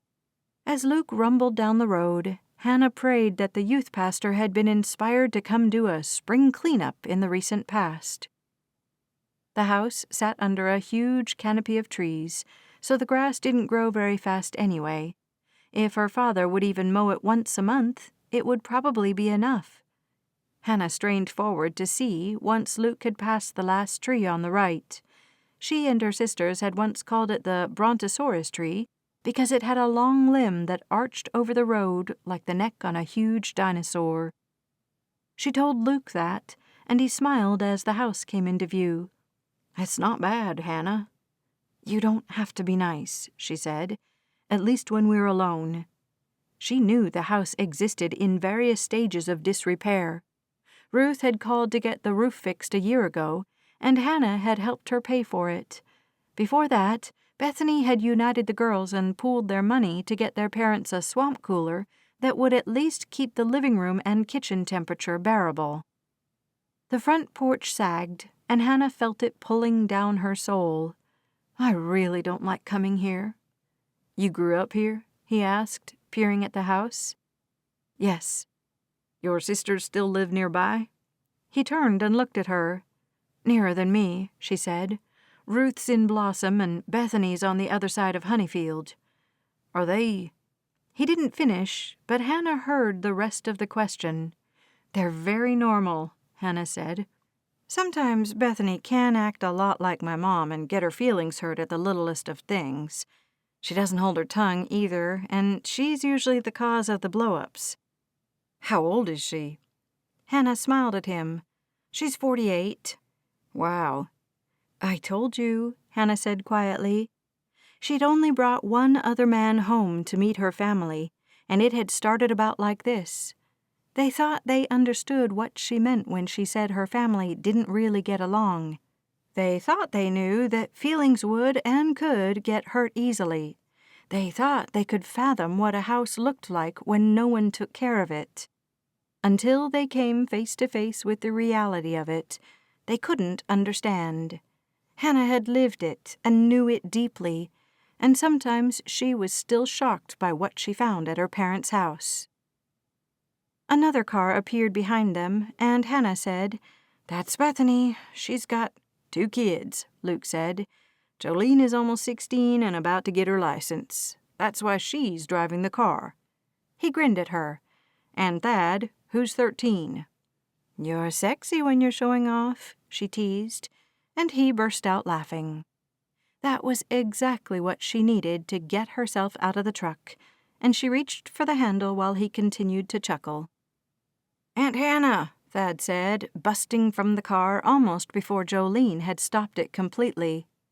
The boy ran to her and hugged her tight. Hannah returned the hug and asked him which Harry Potter book he was on. "I started over, so I'm on number 3 again." "My favorite one," she said with a smile. Her niece got out of the car, and Hannah called, "Jolene, look at you driving, girl. You did great." "Thanks, Aunt Hannah." Her eyes darted to Luke, who grinned at her. He reached up and touched the brim of his cowboy hat and said, "Howdy," and Jolene swooned against the car. Hannah giggled and went around the tailgate to his side. "Thad, Jolene, this is my boyfriend Luke." She beamed up into his face. "My niece and nephew." "Hello," Thad said. "Do you like the Marvel movies?" Luke blinked, then looked at Hannah with a blank look on his face. "Marvel movies? You know, like Ant-Man, Spider-Man, Thor?" Thad went on naming characters, overwhelming poor Luke by the end of the first sentence. "Where's your mom?" Hannah asked. "She's coming with Aunt Ruth," Jolene said. "Daddy's in Savannah." "Oh, that's right. Beth told me that. She'd just forgotten. How far out are they?" "No idea." Jolene stepped toward the nearly dilapidated front porch. "But we can't eat until they get here because they're picking up the food." "I hope it's fast," Thad said, running up the steps. "I'm starving." Hannah hoped her sisters would arrive quickly, too, but it had nothing to do with eating and everything to do with when she could leave. Chapter 17. Luke let Hannah grip his hand hard as they walked through the front door of the house in the middle of the woods. He knew it wasn't quite in the middle of the woods, but the whole place felt way out in the center of nowhere. Her parents exclaimed over the kids, and Luke wasn't sure why, but he was expecting the inside of the house to mirror the outside. He'd expected shoddy furniture, with well-worn dirty carpet and run-down appliances. He wasn't sure what kind of people her parents were, but he didn't expect to find a tall man with dark hair wearing a pair of slacks, a white shirt, and an undone tie looped around his neck. He wasn't expecting a woman in a pretty blue dress, her hair the exact same shade as Hannah's, and the dark brown eyes and high cheekbones. "Hey, Mama." Hannah smiled and stepped past sensible but clean furniture in the living room, which the door opened into. "Daddy." She released Luke's hand to hug her parents, and then the 3 of them faced him, a trio of smiling people that made him tired instantly. "Luke, this is my daddy, Lester Otto." She linked her arm through her father's. "And my mama, Shirley." She beamed at her mother. Luke stepped forward and shook both of their hands, wondering if she'd hired clones. The way she'd spoken of her parents, he'd envisioned someone much different. "So great to meet you." "You too," her mom said. "You two are dating?" She looked at Luke with sparking diamonds in her eyes, and Luke knew that look. His mother had often worn it when trying to get Joey to propose to his girlfriend. It was like they already had the perfect wedding planned, yet no one wore an engagement ring yet. "Yes, Mama," Hannah said, with plenty of warning in her voice. "Just for a few months now, so don't make a big deal out of it." "Too late," Lester said. "She made the Cowboy caviar." He chuckled and turned back to the kitchen. There was no island, but a long table had been set up to delineate the space from the living room and the kitchen. "The kids have found it." "Hey!" Shirley snapped as she spun around. "You monsters! Stop it! Step away! Your mother is bringing food for you." She turned back to Luke, while Lester said, "You're not really monsters. Grandma's teasing. She made that for Aunt Hannah and her new boyfriend." "Are you hungry?" Shirley asked, while Luke was still trying to figure out what was going on. He said, glancing at the man who'd brought the kids in the first place. He hadn't met him yet. "My sister's husband," Hannah said quickly, seeing his look. "James is married to Bethany, and those are his kids. Connor is married to Ruth, but he's out of town. She's not here, and neither are their kids." "Great to meet you." Luke shook James' hand, too, trying to remember all the names. He told himself just to remember her parents and work on everyone else over time. "Come have some caviar," Hannah said, meeting his eye. "It's really good, and my mom's recipe is the best in the country." Luke stepped over to her, and they faced the makeshift island together. Several bowls of dips sat there, and Hannah indicated the special one. It had a lot of corn, black beans, tomatoes, and avocados. It looked creamier than the other Cowboy caviar Luke had eaten in the past. He was Texan, after all, but certainly delicious. "Looks amazing," he said brightly. "And you have the big Frito scoops. I love those." He gave her mother a smile, and she swelled under the compliment and grin. Hannah handed him a paper plate, and Luke started piling chips onto it. He took plenty of the Cowboy caviar, as well as what Shirley quickly explained was cheese and chili dip, and then a scoop of the fresh guacamole. "Don't fill up," Shirley chirped. "Hannah's sisters are bringing a bag of tacos." "Tacos?" Hannah asked, with some measure of surprise and horror in her voice. "Mom, no. Tacos? Tell me they didn't go to Taco Cat." "What's wrong with Taco Cat?" Lester asked. "You can get 15 tacos for $10. "Dad, come on," Hannah said. "We've been over what's appropriate for certain meals." She put a scoop of Cowboy caviar on her plate, and then another one. "If I have to eat one of those greasy tacos, I'm having 2 spoonfuls of this." She said the last sentence in a voice barely loud enough for him to hear. "It's not a birthday," Lester said, "or Christmas, or any other major holiday." "I brought my boyfriend to meet everyone," Hannah said. "I suppose I didn't specifically specify that such an event warrants more than the bargain tacos that Elias sells out of the back of his van, but I can't believe it's not implied." She met Luke's eyes, and he tried to communicate to her that he didn't care what they ate for dinner. He was interested in knowing more about this Elias and his van. "The kids like the tacos," Shirley said. "You used to, too, if I remember right." "I'm 35, Hannah said, "not 12. She rolled her eyes and didn't take any other dips. She sat down at the table with built-in benches on 2 sides, and Luke sat beside her. "Sorry," she hissed. "If you're still hungry later, we can stop somewhere in Sweetwater Falls to eat." "Will I still be hungry later?" Luke asked. "I like tacos." "These are—" Before she could finish, a girl burst into the house and let loose a piercing, high-pitched operatic note.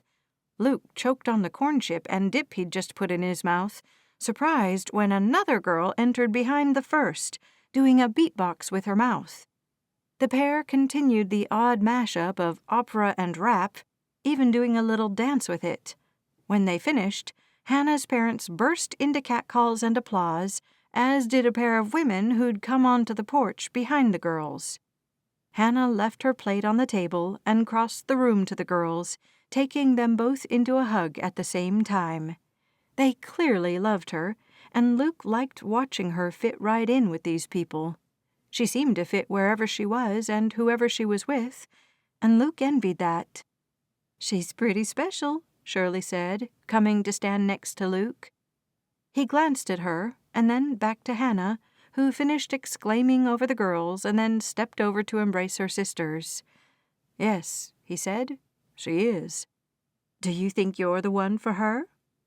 Luke looked at Shirley fully now, not sure how to answer her. If he had to truly examine himself and Hannah, the answer was obviously no. He wasn't good enough for her.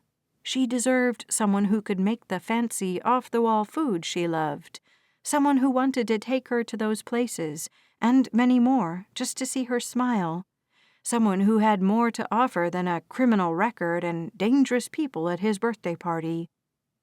Hannah turned back to face Luke, and she gestured for him to get over there and meet her sisters. "Excuse me," he said to her mother, the weight of the woman's eyes on his back as he maneuvered through the cramped living room. It wasn't a huge space, and they'd filled it with things. In Luke's new state of mind, he nearly tripped on a stack of magazines next to the recliner. When he reached Hannah, she took his hand in hers and inclined her head toward the two other dark-haired women. They all belonged to each other, as evidenced by the shape of their faces and the slope of their noses. Bethany was the oldest, and she definitely had a few more wrinkles around her eyes. They shone at him as Hannah introduced him, and she took him right into a hug. "Oh, okay," he said with a chuckle. "He's gorgeous," Ruth said, in a voice that hissed like a whisper, but that she clearly hadn't tried to keep quiet. "Shh," Hannah said with a giggle. Bethany stepped back, and Hannah added, "And Ruth. She's 11 years older than me, and those were her girls who did that performance when they arrived." She indicated the two tweens, Maisie and Diane. They're Irish twins and only 11 months apart. "One in February and one in December," Ruth said. "Same year." "Wow," Luke said, looking at the girls. They had some lighter features from their father, whose name he couldn't remember. "You're very good singers," he said. "Do you take lessons?" "Maisie does," one girl said. "I take gymnastics." "You did the beatbox, though," he said. "I learned it from videos online," she said, beaming. "That's amazing." "Don't encourage her," Ruth said. "I'm trying to get her off the videos." "Oh, tacos," Bethany bellowed, holding up 2 brown paper bags. "Come get them while they're still nice and hot." Luke blinked as everyone flowed further into the house. Thankfully, Hannah stayed at his side and put her hand back in his, further grounding him. "They're a special bunch," she said. Luke watched as Bethany unceremoniously tossed the 2 bags on the table, and one of the men dove for them as if he needed to get one in his mouth right now or he'd starve to death. The rest of them similarly attacked, like lions on fresh meat, and Luke suddenly knew why he'd be hungry later. "You're not missing anything," Hannah muttered. "It's called Taco Cat because Elias's van is dressed like a cat." Luke squinted at the scene in front of him, and then at her. "What?" "His van is dressed like a cat," Hannah said, staring at the crowd too as the noise increased. "Like legit. The vehicle has a furry suit on it, with a tail that pokes straight up in the back. It's got eyes on the front and whiskers and the whole 9 yards, or 9 lives, whatever. He sells tacos out of the side of it. 15 for $10. It looks like they got 30, and we'll be lucky if we get one." Luke tore his eyes from the fray. Yeah, I'm afraid to go over there. She giggled and tugged on his hand. Come on, let's try to get one at least. When can you say you've eaten a taco that came out of a van cat? Luke laughed, because he'd never said that, and he hoped he never would again. Luke bent and fired the nail gun into the joint. Ka-chink, ka-chink. He loved the high-pressured sound of things getting nailed together. He could work quickly with the nail gun in his hand, almost like it was an extension of his arm.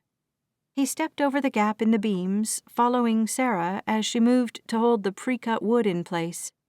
They'd spent all day yesterday on the ground, working the saws and getting the pieces cut. Today, they'd hopefully go through a large majority of them and get them nailed in place. After that, the huge, flat pieces of plywood needed to be attached to the studs, and finally, the stable would start to take shape. They'd been laying the foundation of the skeleton for a while now, and Luke actually really loved that part of construction the best. He didn't care about the outside structure once it was complete. He found beauty on the inner workings of something, which most people didn't get to see. How everything came together to house wires for electricity and ducting for heating and air conditioning, water lines and heat-proofing liners. It all had a spot to belong, and if pipes got installed in the wrong place, the building could have problems for years and years. He had to maintain enough concentration to put the nails where they belonged and make sure he didn't fall between the slats in the floor. Other than that, his mind wandered where it wanted to go, and it liked lingering on Hannah. He'd had a decent visit with her parents and family, though they were definitely unlike anyone else he'd ever met. They'd been kind, and no one had fought. The tacos had nearly been gone when he and Hannah had arrived at the table, but they'd each gotten 2. Considering that Luke could eat one in only 3 bites, he and Hannah had stopped in Sweetwater Falls for more to eat before they'd returned to the ranch. Another week had passed since then, and then another, and Luke liked Hannah more and more with every conversation they shared, every touch of her hand against his, and every kiss he snuck behind the existing stable.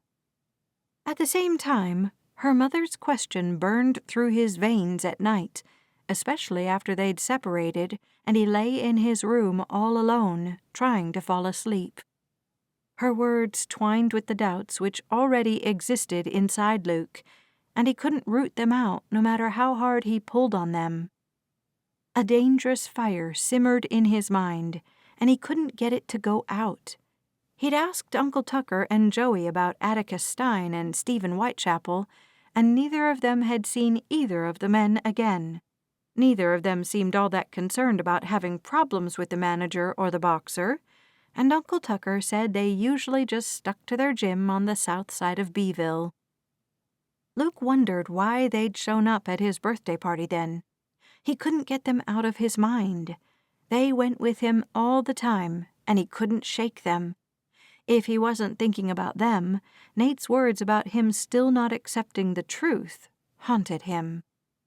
He honestly felt like he should be farther along in his recovery and healing than he was. The other guys had gotten out of prison and moved right on with their lives, even Slate, who'd worried so much about going back to the drugs. Even Dallas, who'd lost his entire support system when his wife had filed for divorce. Ka-chink, ka-chink. The nail gun fired again and again, and Luke's mind went round and round with it. He wiped the sweat from his forehead with his elbow, took a breath, and followed Sarah to the next row over. "Luke," she said, and he looked up from where he'd just put 2 nails. Something beeped, and he realized his phone alarm was going off. "Sorry," he said. "Are we close to done? I'm supposed to head down for the horseback riding lessons." "Me too," she said. "We just need to notate where we are so when Mark and Jack come up, they don't have to search for it." "Right." She held the board, and Luke nailed the last beam in place. "Rooftop Section 4. Luke usually knew stuff like that, but his brain held too much information at the moment. All he could do was nod at her and flash a tight smile. Back on the ground, Luke took a couple bottles of water from the cooler and drank one before reaching the entrance to the stable. Ginger harped on everyone to drink enough in the summer heat, and Luke knew better than to let himself get dehydrated. "Do you teach the horseback riding lessons?" he asked Sarah. "No," she said with a smile. "But this year, with all the new sign-ups, Ginger wanted everyone there." Luke nodded. He hadn't helped that much with the lessons last year, because he'd been building cabins. He didn't remember it being that big of a deal, but the moment he stepped out of the stable and heard the noise of children's voices, he knew this was going to be a bigger deal than last year. The moment he and Sarah rounded the corner, Ginger grabbed them. "You two are on the front rows. 1, Sarah, 2, Luke. You're helping with mounting today." With that, she turned to someone else, baby Ward strapped to her chest and along for the ride. Luke smiled at how seamlessly she'd integrated motherhood into the ranch, and once he was in place, he had a moment to watch as Nate approached his wife, kissed her and then the little baby, and then went to the front of the crowd.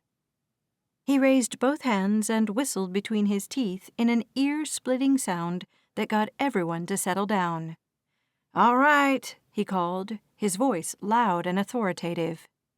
He started explaining the rules for the lessons, and the first rule was, "There will be no crying here at Hope Eternal Ranch." Luke chuckled, as did a couple of kids, but Nate wasn't kidding. By the end of the day, Luke felt like crying a little bit, if only because he'd never been so tired in his life. He'd been taking care of horses his whole life, though he'd taken a break during his boxing career. It didn't matter how long he'd been away from horses. They spoke to his soul in a way nothing else did. He spent the next week riding after the kids did, talking to a particularly gentle silver roan named Whitewashed. He was a good horse, tall and proud, and very obedient.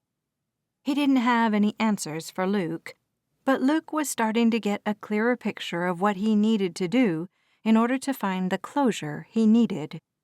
He had to accept and admit that what he'd done in the boxing ring over 5 years ago had been wrong. Unintentional or not, he'd done something terrible, and it was time to face what that was, deal with it, and find a way to move forward. Chapter 18. Hannah wasn't surprised when Luke's truck was gone on Sunday when she returned from church. He always went somewhere after they'd all gone to church. She hadn't asked him to attend with her, though she wanted to. She didn't think he'd come, number 1. Number 2, she didn't want to make things awkward between them. A month had passed since their trip up to Beeville and her hometown of Honeyfield. All things considered, Hannah thought the meetings had gone really well. Her parents had been personable. Bethany and Ruth had been on their best behavior. Despite the tacos, which had earned her an extra dinner at the Blue Cowbell, one of her favorite all-beef restaurants, the visit to her parents had gone as well as Hannah could have expected. She and Luke got along well. She saw him every day as they worked together on the ranch. They usually spent time together in the evening, even if it was him simply sitting on the couch in the West Wing. She didn't go to the annex, because it felt awkward with all the other men there, and she lived in the West Wing by herself now. "Emma's cooking," Ginger said as she followed Hannah inside. "Lunch in about an hour." "I'll be there," Hannah said. "Are you working in the office?" She paused to take off her heels, as Ginger didn't usually come to the house with her. "Yep." "I'll take Ward if you'd like," Hannah said, bending to pick up her shoes. She'd change really fast, because no one wanted to wear a body shaper if they didn't have to, and then she'd get a bag of chips and hold the precious baby. "That would be great," Ginger said, smiling. "Let me change real quick." Hannah went down the hall to her bedroom and peeled off all of the elastic and stretchy fabrics that kept her looking 10 pounds lighter than she was. She didn't know who she was trying to impress at church, but she couldn't quite bring herself to leave the shaper in her drawer. Once she had a pair of loose-leg pants on, as well as one of her favorite tank tops, she returned to Ginger's office. Ward babbled in his swing, and Hannah paused it to get him out. Ursula got to her feet, clearly interested in what Hannah was going to do with the baby. The German Shepherd had been fairly protective of Ward since Ginger and Nate had brought him home 3 months ago. "Come on," Hannah said to the dog. "You can come too." She took them both out into the living room, and while balancing the baby in her arms, she got a bag of chips out of the cupboard and headed over to the couch. Ursula jumped up onto the cushions next to her, and she settled her head on Hannah's leg. She positioned Ward in the crook of her arm and gazed down at him. "You're so perfect," she whispered to him, a smile filling her whole soul. The baby had beautiful pearly white skin and the biggest pair of dark green eyes Hannah had ever seen. He had dark hair with a sheen of auburn in it from his mother, and he was simply the cutest human alive. Hannah sighed and closed her eyes, leaning her head back and relaxing into the couch. "You're such a good baby, Ward." She patted his bottom, and his eyes started to drift closed. Before she knew it, the 3-month-old was asleep, and Hannah watched as Ursula's eyes drifted shut as well. Hannah yawned, but her mind ran too fast for her to truly fall asleep. She needed to, because she hadn't been sleeping well at night either. She was simply feeling unsure about, well, pretty much everything. Beth and Ruth had both texted her for a solid week after meeting Luke. They'd really liked him, and they wanted all the details they could get. Hannah had admitted to how much she liked Luke, and she'd told her sisters that they got along really well. All of that was true. Hannah had started to fall in love with him, and she looked down at Ward. "If he breaks up with me, baby, I'm going to eat so much butter pecan ice cream." She half laughed and half sobbed, though she had no reason to believe Luke would break up with her. He'd gone pretty quiet in the past few weeks, though, and while she'd asked him a few times if he had anything bothering him, he'd just smiled each time and said he was thinking about a few things. When she'd asked what things, he'd asked her for more time before he could tell her. She had to respect that, and she'd tried not to press him. "Should I ask him again, Ward? What do you think? Do you think he's thinking about us?" Hannah looked up and out the windows that showed a blue sky and a hint of the fence out front. "Do you think he's trying to figure out what to do with his life? I know he's not super happy here on the ranch." She wasn't sure why, though. He was so good with animals, and everyone loved him, from the parents to the kids to the other cowboys.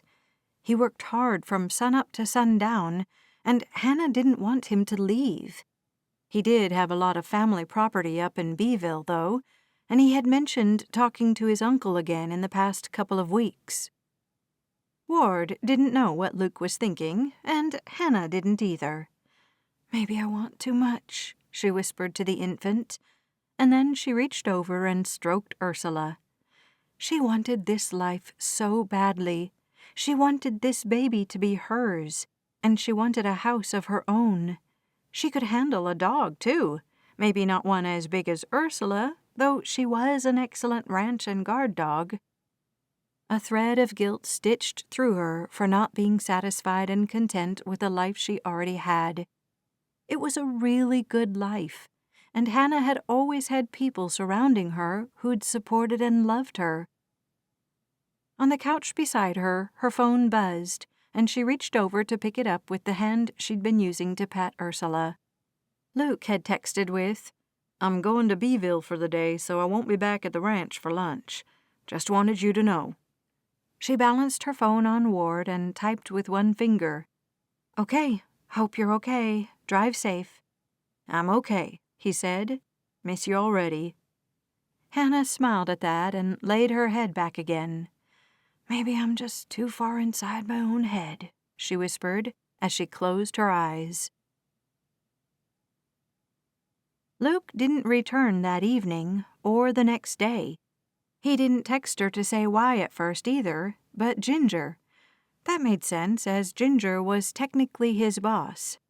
By Tuesday, when she arrived at the construction site, Hannah had only slept for a few hours at a time, and she'd put in an order at the grocery store for 4 quarts of butter pecan. She'd texted Luke a half-dozen times, and he hadn't responded to her yet. Ginger had told her that he'd asked for a few days off so he could take care of some things in Beeville. When Hannah had asked to know what things, Ginger had met her eyes with an even gaze. "I don't know, Hannah," she'd said. "I didn't ask him those types of personal questions. I expect he'll tell you if he wants you to know." Hannah had nearly fled from Ginger's front porch, where her friend and boss had been sipping coffee with her husband while their baby lay on a blanket on the ground. Ginger had texted to apologize for what she'd said, and Hannah had apologized too. She hadn't really asked what Luke was doing in Beeville. She'd demanded that Ginger tell her. Her words still cut through Hannah, though. Luke hadn't told her, which meant he didn't want her to know what he was doing in Beeville. A horrible thought hit her, and she pulled her phone from her pocket. She hadn't called Luke yet, preferring to give him the space he seemed to want. The line rang and rang, Hannah's heartbeat picking up steam with every second that passed. "Hello, Hannah," he said, his voice even and pleasant. "You're alive," she said breathlessly. "Are you alive? Have you been taken captive?" Luke let a few seconds of silence go by, and then he started laughing. Instant foolishness filled her, and Hannah stared off at the horizon as she fought back her tears. "I am alive," he said through chuckles. "Since I answered the phone, I thought you'd know that." Hannah reached up and wiped her eyes. His voice held a definite teasing quality, but Hannah wasn't in the mood. "I've texted you a bunch of times," she said carefully, "and I had this sudden, terrible thought that maybe you hadn't answered me because you couldn't. I was worried." "I'm sorry to make you worry," he said calmly. "I'm okay.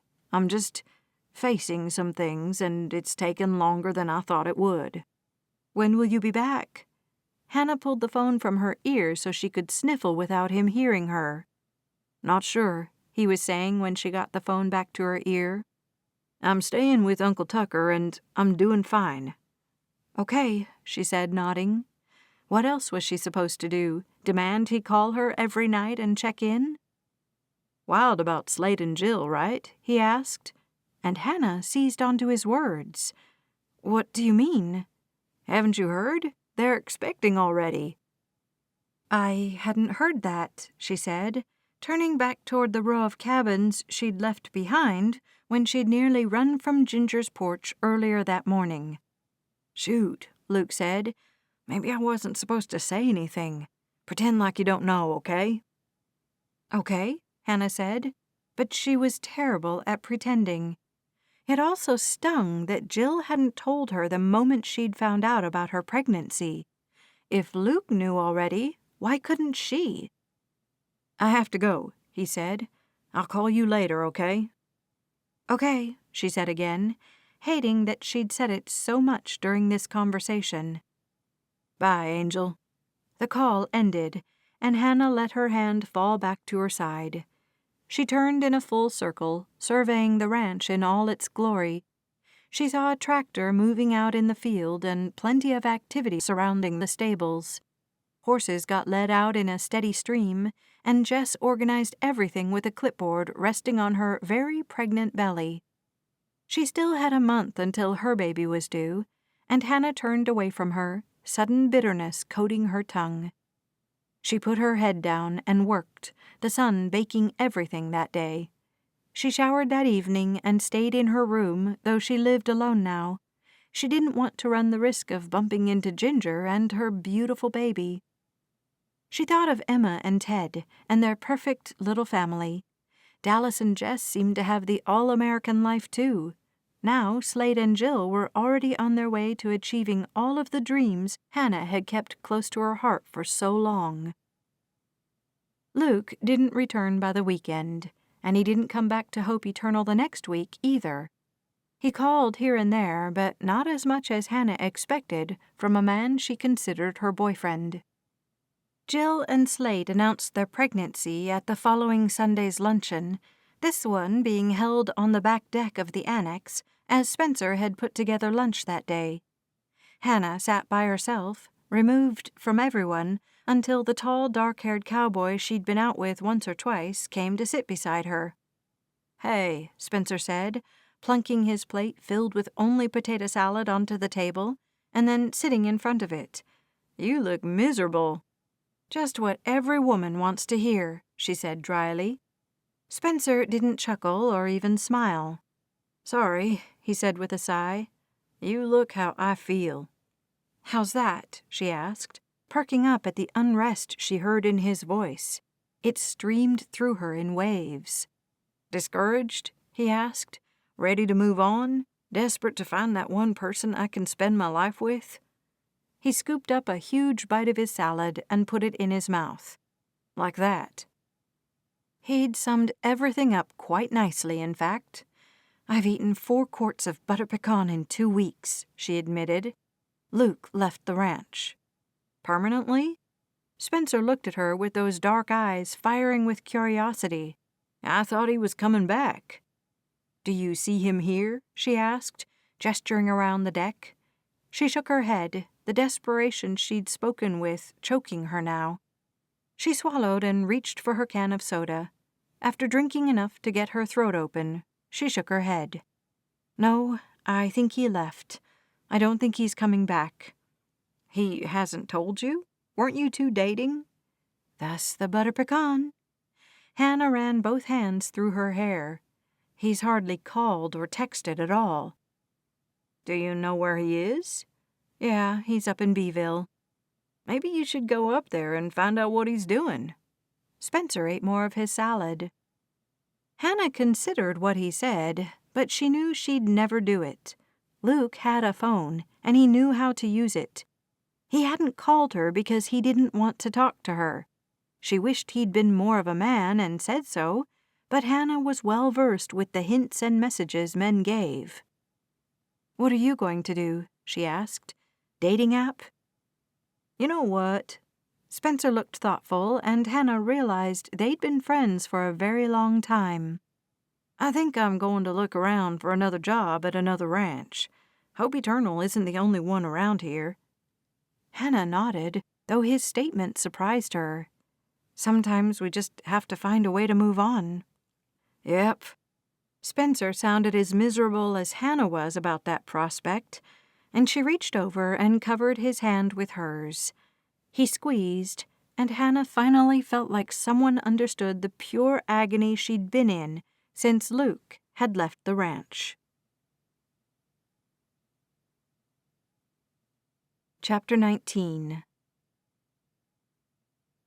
Luke arrived at Wolf Mountain Resort before his uncle, as he had been for the past couple of weeks. The woman standing behind the reception desk smiled at him, her red-painted lips curving up way too much. He barely raised his hand in her direction and kept moving fast. He wasn't interested in Laura, and she'd made it abundantly clear she'd go out with him if he even gave her more than 3 seconds of attention. He should have called Hannah last night, or the night before that, or at all. Misery laced through him, along with a healthy dose of regret, guilt, and self-loathing. He'd meant to come to Beeville for a day, 2 tops. He just needed to find closure to his past life as a boxer, and he hadn't anticipated all that would entail. "You should call Ginger, too," he muttered to himself as he went down a hallway guests overlooked and into his uncle's office. Uncle Tucker didn't make it out to the resort very often, and his manager had quit 3 weeks ago.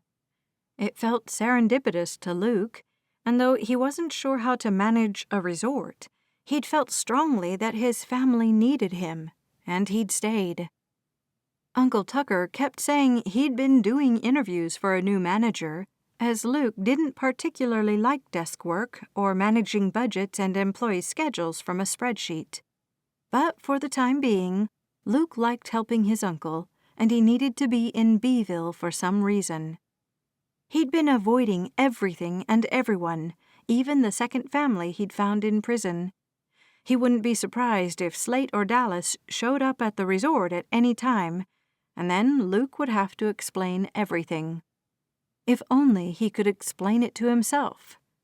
That would be a start, he told himself as he sat down behind the desktop computer. He jiggled the mouse and waited for the dark screen to brighten, wondering what he needed to do first. A new week had just begun, so the schedule was set. Paychecks had gone out on Friday, and thank all the stars above, the resort had a full-time bookkeeper who took care of that kind of stuff. Luke managed guest services, housekeeping, activities, and all the behind-the-scenes items. Luke thrived on the activity end of things, and he stood from the computer without doing anything on it. The resort had morning yoga classes that coincided with a children's horseback riding adventure, and if he hurried, he'd have time to help saddle the horses. The animals soothed him, and honestly, they reminded him of Hope Eternal Ranch. And every time he thought of the ranch, Hannah wasn't far behind. He shoved the feelings way down deep as he crossed the back lawn behind the resort. He knew he was making a mistake, but he didn't know how to fix it. His phone rang, and he honestly couldn't bring himself to check it. At the same time, he couldn't just let it go. On the third ring, he looked at it and saw Hannah's name. His heart leapt, and his feelings for her wouldn't be ignored. "Hey," he said, trying to make his voice as light and as casual as he could. "What's going on?" "What's going on?" she repeated, and Luke slowed his steps. "I keep meaning to call," he started. "I'm calling to tell you not to bother," Hannah said. "I mean, not that you have concerned yourself with me, or how I might feel after you left town for what was supposed to be a day and haven't come back. Hannah, you left the crew high and dry, Luke. You left Ginger without someone to handle the horses and the lessons. She's been hiring in a day laborer, and he's terrible, terrible, Luke." "I'm sorry," he said. Hannah laughed, and it sounded cruel. "You are not sorry, Luke. I'm not even sure you know how to feel sorry for the things you do." "That's why I'm here," he said, practically yelling the words. "I'm trying to find a way to make peace with what happened 5 years ago. I'm trying to find closure to what landed me in prison so I can move forward with my life. With you." He exhaled heavily and ran his hand up his face. "Don't you feel like we're stuck?" Hannah didn't answer right away, but he could still hear her breathing on the other end of the line. "It does feel that way, a little," she finally said. "We are stuck," he said, "and it's because of me. I'm not ready to move forward because I'm still stuck in the past. Nate was right. I haven't truly accepted the verdict, and I'm trying to find a way to do that. I know that's the way forward, and I'm struggling to do it." Desperation clogged his throat, and he swallowed to try to get his emotions back in check. Hannah said nothing, and that was like her saying a whole lot. "I'm sorry," he said, his thoughts jumbling into a giant ball of yarn. "Besides, I'm no good for you, Hannah. You deserve a man who knows how to dress well for a fun dinner at places like the Blue Cowbell or Madam Croak. You deserve a man who can figure out where those kind of places are and plans a big surprise at your favorite one for your birthday or just because. I'm not that man. I'm never going to be that man." "Who told you you're not good enough for me?" "No one," he said, though her mother had insinuated as much. "I just already know I'm not. I get to decide those things for myself." Luke shook his head, his teeth pressing together in a painful way. He didn't have room in his life for this kind of hurt, and it seemed to go on and on. "I have to go," he said, grinding the words through his throat. "I need to help get the horses saddled." "Horses?" she asked. "Where are you?" "I'm really sorry, Hannah," he said. "If we can just maybe pause for a while, I think I'll be able to get to a place where I can be the man you deserve." "Luke," she said, but he honestly couldn't hear her say anything else. "Please," he begged. "I just need a break." Silence poured through the line for several long seconds. Hannah finally said, "Okay," and Luke sighed. "Thank you," he said. "Good luck, Luke," she said. "I honestly mean that. I hope you can find what you're looking for." With that, the call ended. Luke put his phone back in his pocket and faced the corral. He suddenly didn't care about helping with the horses. The resort employed 3 full-time groomsmen to run the riding programs and take care of the horses. He only helped because it helped him. Everything he did came down to how it made him feel. Perhaps it was time to think about how someone else felt. Luke turned on his heel and headed away from the horses, away from the stables, away from this resort out here in the western wilds of Beeville. He didn't need to be here today, and he had plenty of other places he could go to try to understand the gravity of what he'd done. 40 minutes later, Luke pulled into the cemetery. He'd been driving for a while, trying to figure out where to go and what to do. His opponent had been Robert Hauser, and he'd thought about going to the Hauser's house and apologizing for his actions. In the end, he hadn't been brave enough to do that. He wasn't even sure where they lived, though they had to be in the surrounding area, as the fighting district didn't extend that far. He didn't know where Robert was buried, but he stepped over to the caretaker's office. He knocked on the door and twisted the knob at the same time, and when he entered, a woman came through a door in the back. "Good morning," she said, clearly surprised to find him there. "Good morning," he replied. "I'm looking for someone I know is buried here. Is there a map or anything like that?" "Sure," she said, settling in front of her computer. "Name?" Robert Hauser." "Robert Hauser," she said as she typed his name into her machine. "He's in plot F27. She turned in her chair and picked up a paper map. "It starts with A in the center." She circled the middle of the paper. "Goes out in concentric circles from there. F is over here on the side of the hill. 27 will be down on the terrace." She smiled at him and handed him the paper. He looked at the scribbles she'd put on it and turned to leave. He remembered to say "thanks" over his shoulder as he left, but his mind could barely think past that. Time slowed down as he searched for the grave, but he eventually found it. He'd only taken 2 wrong turns, and no one else was in the cemetery that morning. He looked down at the headstone with Robert's name on it, and everything from the fight rushed at him. He could smell the sweat that always came with a boxing match. The jeers and yells from the crowd echoed in his ear.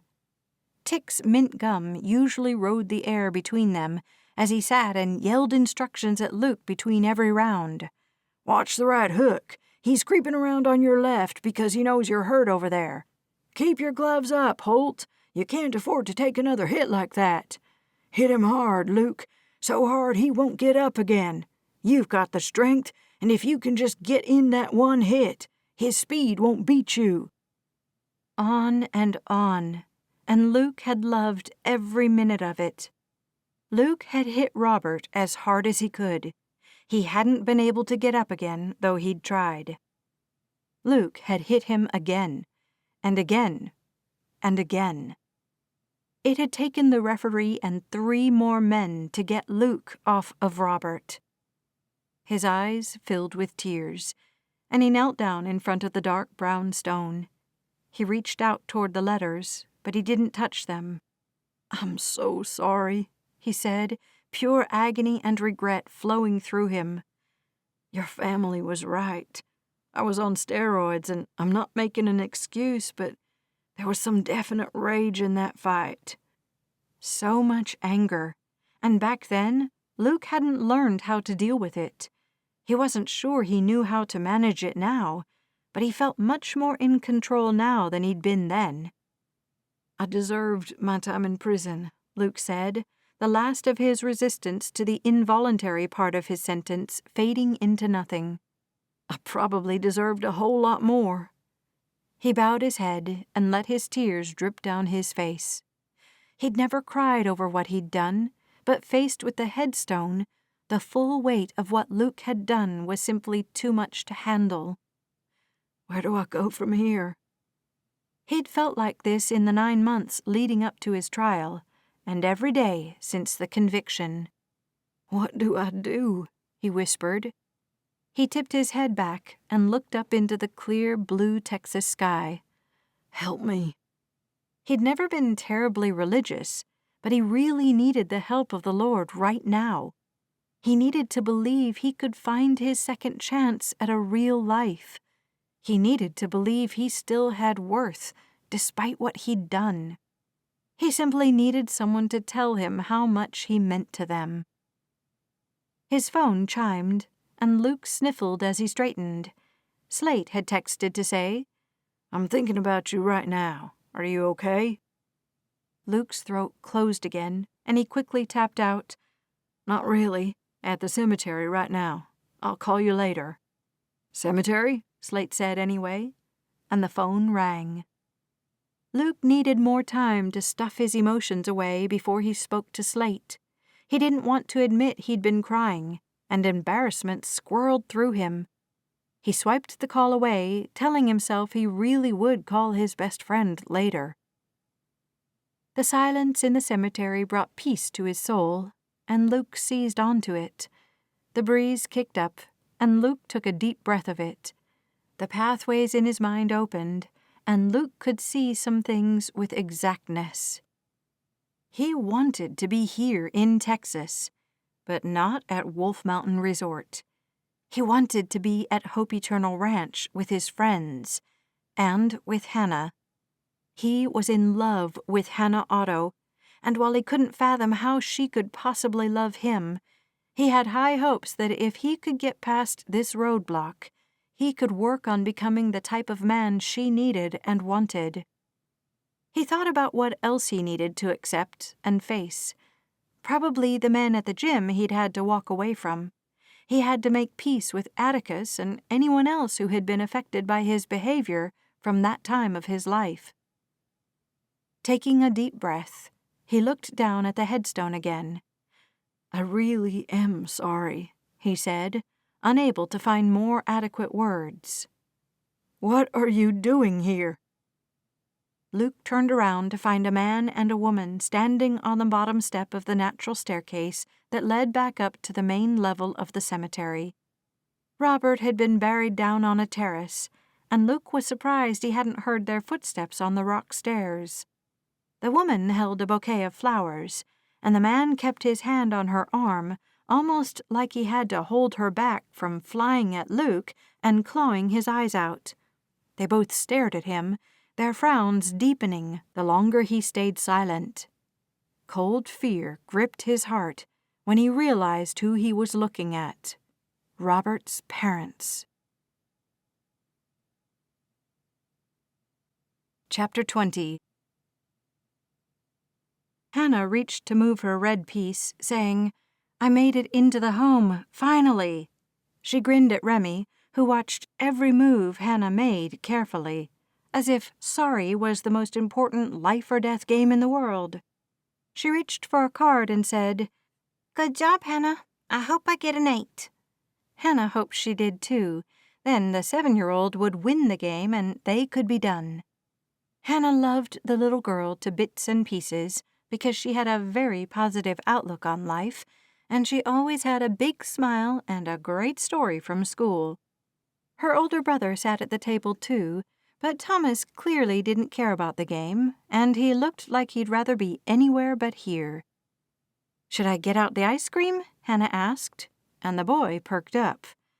"Can we have hot fudge?" he asked. "I don't see why not." Hannah smiled at him. "It feels like a hot fudge night, right?" She got up as Remy moved her piece. She hadn't gotten an 8, and got the half-gallon containers out that she'd brought over to Jess's and Dallas's earlier. She'd been thrilled to be asked to babysit while they went to the hospital. Their baby was coming early, but neither Jess nor Dallas had seemed too freaked out by it. They'd called, and they'd been gone by the time Hannah had made the drive from the ranch. She was just glad she didn't have to sit around the West Wing by herself. Worse, Jill would come over with a pan of brownies, and Hannah would war with herself for hours as they watched a movie, laughed, and ate far too much sugar. The extra weight Jill had put on was due to her pregnancy, and no one would say a word to her about it. But Hannah's extra 5 pounds were starting to make her body shapers really uncomfortable, and she'd worked so hard to lose the weight in the first place. She didn't want to give Luke that kind of power over her, but as she got out 3 bowls, he had it anyway. She'd fallen in love with him, and she couldn't change that now. "Does anyone want bananas?" Hannah asked. "I do," Remy chirped. "It's your turn, Hannah." "Turn my card over for me," she said over her shoulder. "You got a 4. "That one moves me backward, right?" Hannah turned back to the game board, a bunch of bananas in her hand. She surveyed her red pieces and pointed to the one clear over by Thomas. "Will you move that one back?" Remy knelt up and reached across the board to move it. She counted 4 backward and then said, "Oh, you get to slide. Good idea." Hannah's piece ended up in the same place it had been in before, and she turned back to the bowls. "Thomas, bananas?" "No thanks," he said. Hannah sliced bananas for Remy and herself, scooped in the vanilla ice cream, and set the jar of hot fudge in the microwave to heat slightly. Thomas said he wanted the chocolate ice cream with hot fudge, so she scooped that for him and turned back to the table. "Nuts, Thomas?" "What kind?" He looked up, hopeful. "Almonds or peanuts?" Hannah held up the little bags of chopped nuts. "Peanuts," he said. "Please." Hannah smiled and nodded, fixed up his bowl with hot fudge and peanuts, and placed it in front of him. She opened a couple of drawers before finding the silverware and got out spoons. She took her bowl back to the table, along with Remy's, and sat down to finish the game. Remy won a few minutes later, and Hannah looked at Thomas. "Okay, bud, your turn. What do you want to do?" "Anything I want?" Hannah smiled and took another bite of her ice cream. "Within reason, but yes. School hasn't started yet, and the sun doesn't set for a couple of hours. Miniature golf? Go-karts? Movie and popcorn?" She probably shouldn't have suggested the last one, as the kids hadn't eaten a single real food since Hannah had arrived a few hours ago. "What about dinner?" she suggested next. "I know a great place with these amazing chicken fingers." She looked at Thomas and then Remy. "And burgers. You like burgers?" "I do," Thomas said. "Let's go," Hannah said. They might not be broccoli-filled, but a hamburger would be better than a dinner of ice cream, hot fudge, and popcorn. "Can we go fishing?" Remy asked. Horror struck Hannah right in the back of the throat. "Fishing?" "There's a new pond on the south side of town," Thomas said. "Dad keeps saying he's going to take us, but he hasn't yet." "Is it stocked?" Hannah asked. She couldn't remember the last time she'd gone fishing. "Yep." Remy looked at her with wide eyes. "Please, Hannah?" Hannah took a moment to think. "Will your daddy be mad he can't take you?" Remy's face scrunched up for a second. "I don't think so." "He'll be really busy with the new baby anyway," Thomas said. "At least that's what he keeps saying." Hannah detected a hint of teen attitude in his words, but she didn't say anything. "All right." She stood and picked up their bowls. "Get your shoes on. We're going fishing." A few hours later, Hannah wore her pride right on her sleeve. She'd fed the 2 kids a real meal and then taken them for an hour of fishing at the new pond. There had been several children there with their parents, and it was clearly the hot spot to be. Hannah hadn't heard of it, but she had no reason to be going to a stocked fishing pond by herself. "I'll get the freezer bags," Thomas said, who'd really perked up with a cheeseburger and then a fishing pole in his hand. He'd listened intently to the man who'd told them how to store their fish, and Hannah had decided the moment he'd started speaking to let Thomas handle it all. She could supervise and not have to touch any scaly skin, and since she didn't live here, she wouldn't have to deal with any fishy aftermath. Once Thomas had the fish wrapped in heavy-duty aluminum foil and then tucked into a freezer bag, he put them in the freezer. "Time for baths and bed," Hannah said, and Remy skipped happily down the hall to do what Hannah asked, and Thomas washed up in the kitchen sink. "Can I go read in my room while Remy's in the bathroom?" "Yes," Hannah said easily. She hugged the dark-haired boy before he could escape from her, and he seemed surprised by the embrace. "You're a good boy, Thomas. You did so great with the fishing, too, and with helping Remy." She stepped back and pushed his hair back off his forehead. "Thank you for helping me with her today." Thomas smiled in a quiet way and nodded. "Do you think they've had the baby yet?" "I don't think so," Hannah said. "If they had, I think your dad would have called you." She nodded to his pockets. "Have you checked your phone?" "No." He dug it out and pressed the power button. "I still forget I have it sometimes." "Is that right?" Hannah giggled. "Most kids your age can't wait to get a phone." "I don't see why," he said. "It's just a pain. This girl put me in a group chat, and now I get like 1,000 texts every day." He rolled his eyes, and Hannah really wanted to see his phone to find out what kind of messages he was getting. "It's all annoying." "What kind of messages?" she asked. "Stupid stuff like what the geography teacher will be like, or that someone wants to go to the skate park on Friday. They never go. It's just all this talk." "Can you remove yourself from the group?" "I have no idea." He focused on his phone and said, "Nothing from Dad." He walked away from Hannah, and she let him go. She sent a quick text to Ginger inquiring about Jess and settled onto the couch. "Nothing yet," Ginger said. "Are you staying in town tonight?" "Yes," Hannah said. "I'll make sure I get the monthly reports done. I have my laptop, and I'll bring the kids out tomorrow morning to get the files I need." "Thank you, Hannah." She looked up from her phone, her thoughts moving through who else might need a text. It took all of her willpower not to text Luke every morning to let him know to have a good day, and every night to find out how his day had been.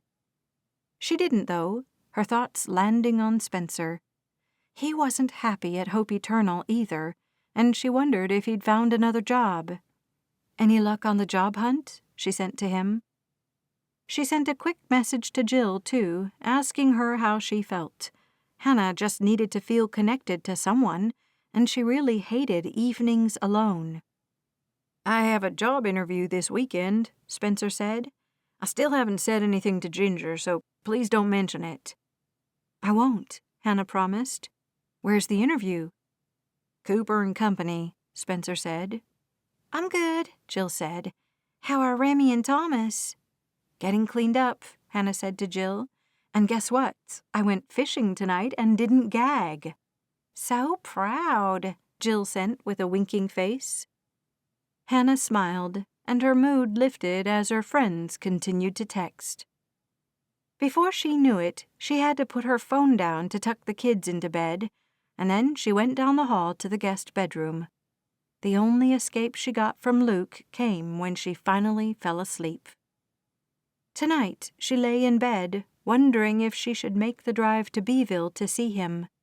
Maybe if they just stood face to face, he would remember how he felt about her. Maybe she could apologize, and he'd feel worthy of her attention. He was worthy of her attention. Maybe she could just text him and ask how things were going in Beeville, and if he was any closer to a solution to his situation. She forced herself to roll away from her phone, but when it went off again, she had to reach for it. Dallas had texted, and she sat up, her heartbeat throbbing through her veins again. Jonas Casey Dreyer has arrived finally. It was quite the struggle to make him come out, and Jess ended up having a C-section. She's resting now while they monitor her blood loss. They're bathing the baby, and then I'll send pictures. Hannah read the message once more, her stomach clenching at the thought of Jess having a C-section.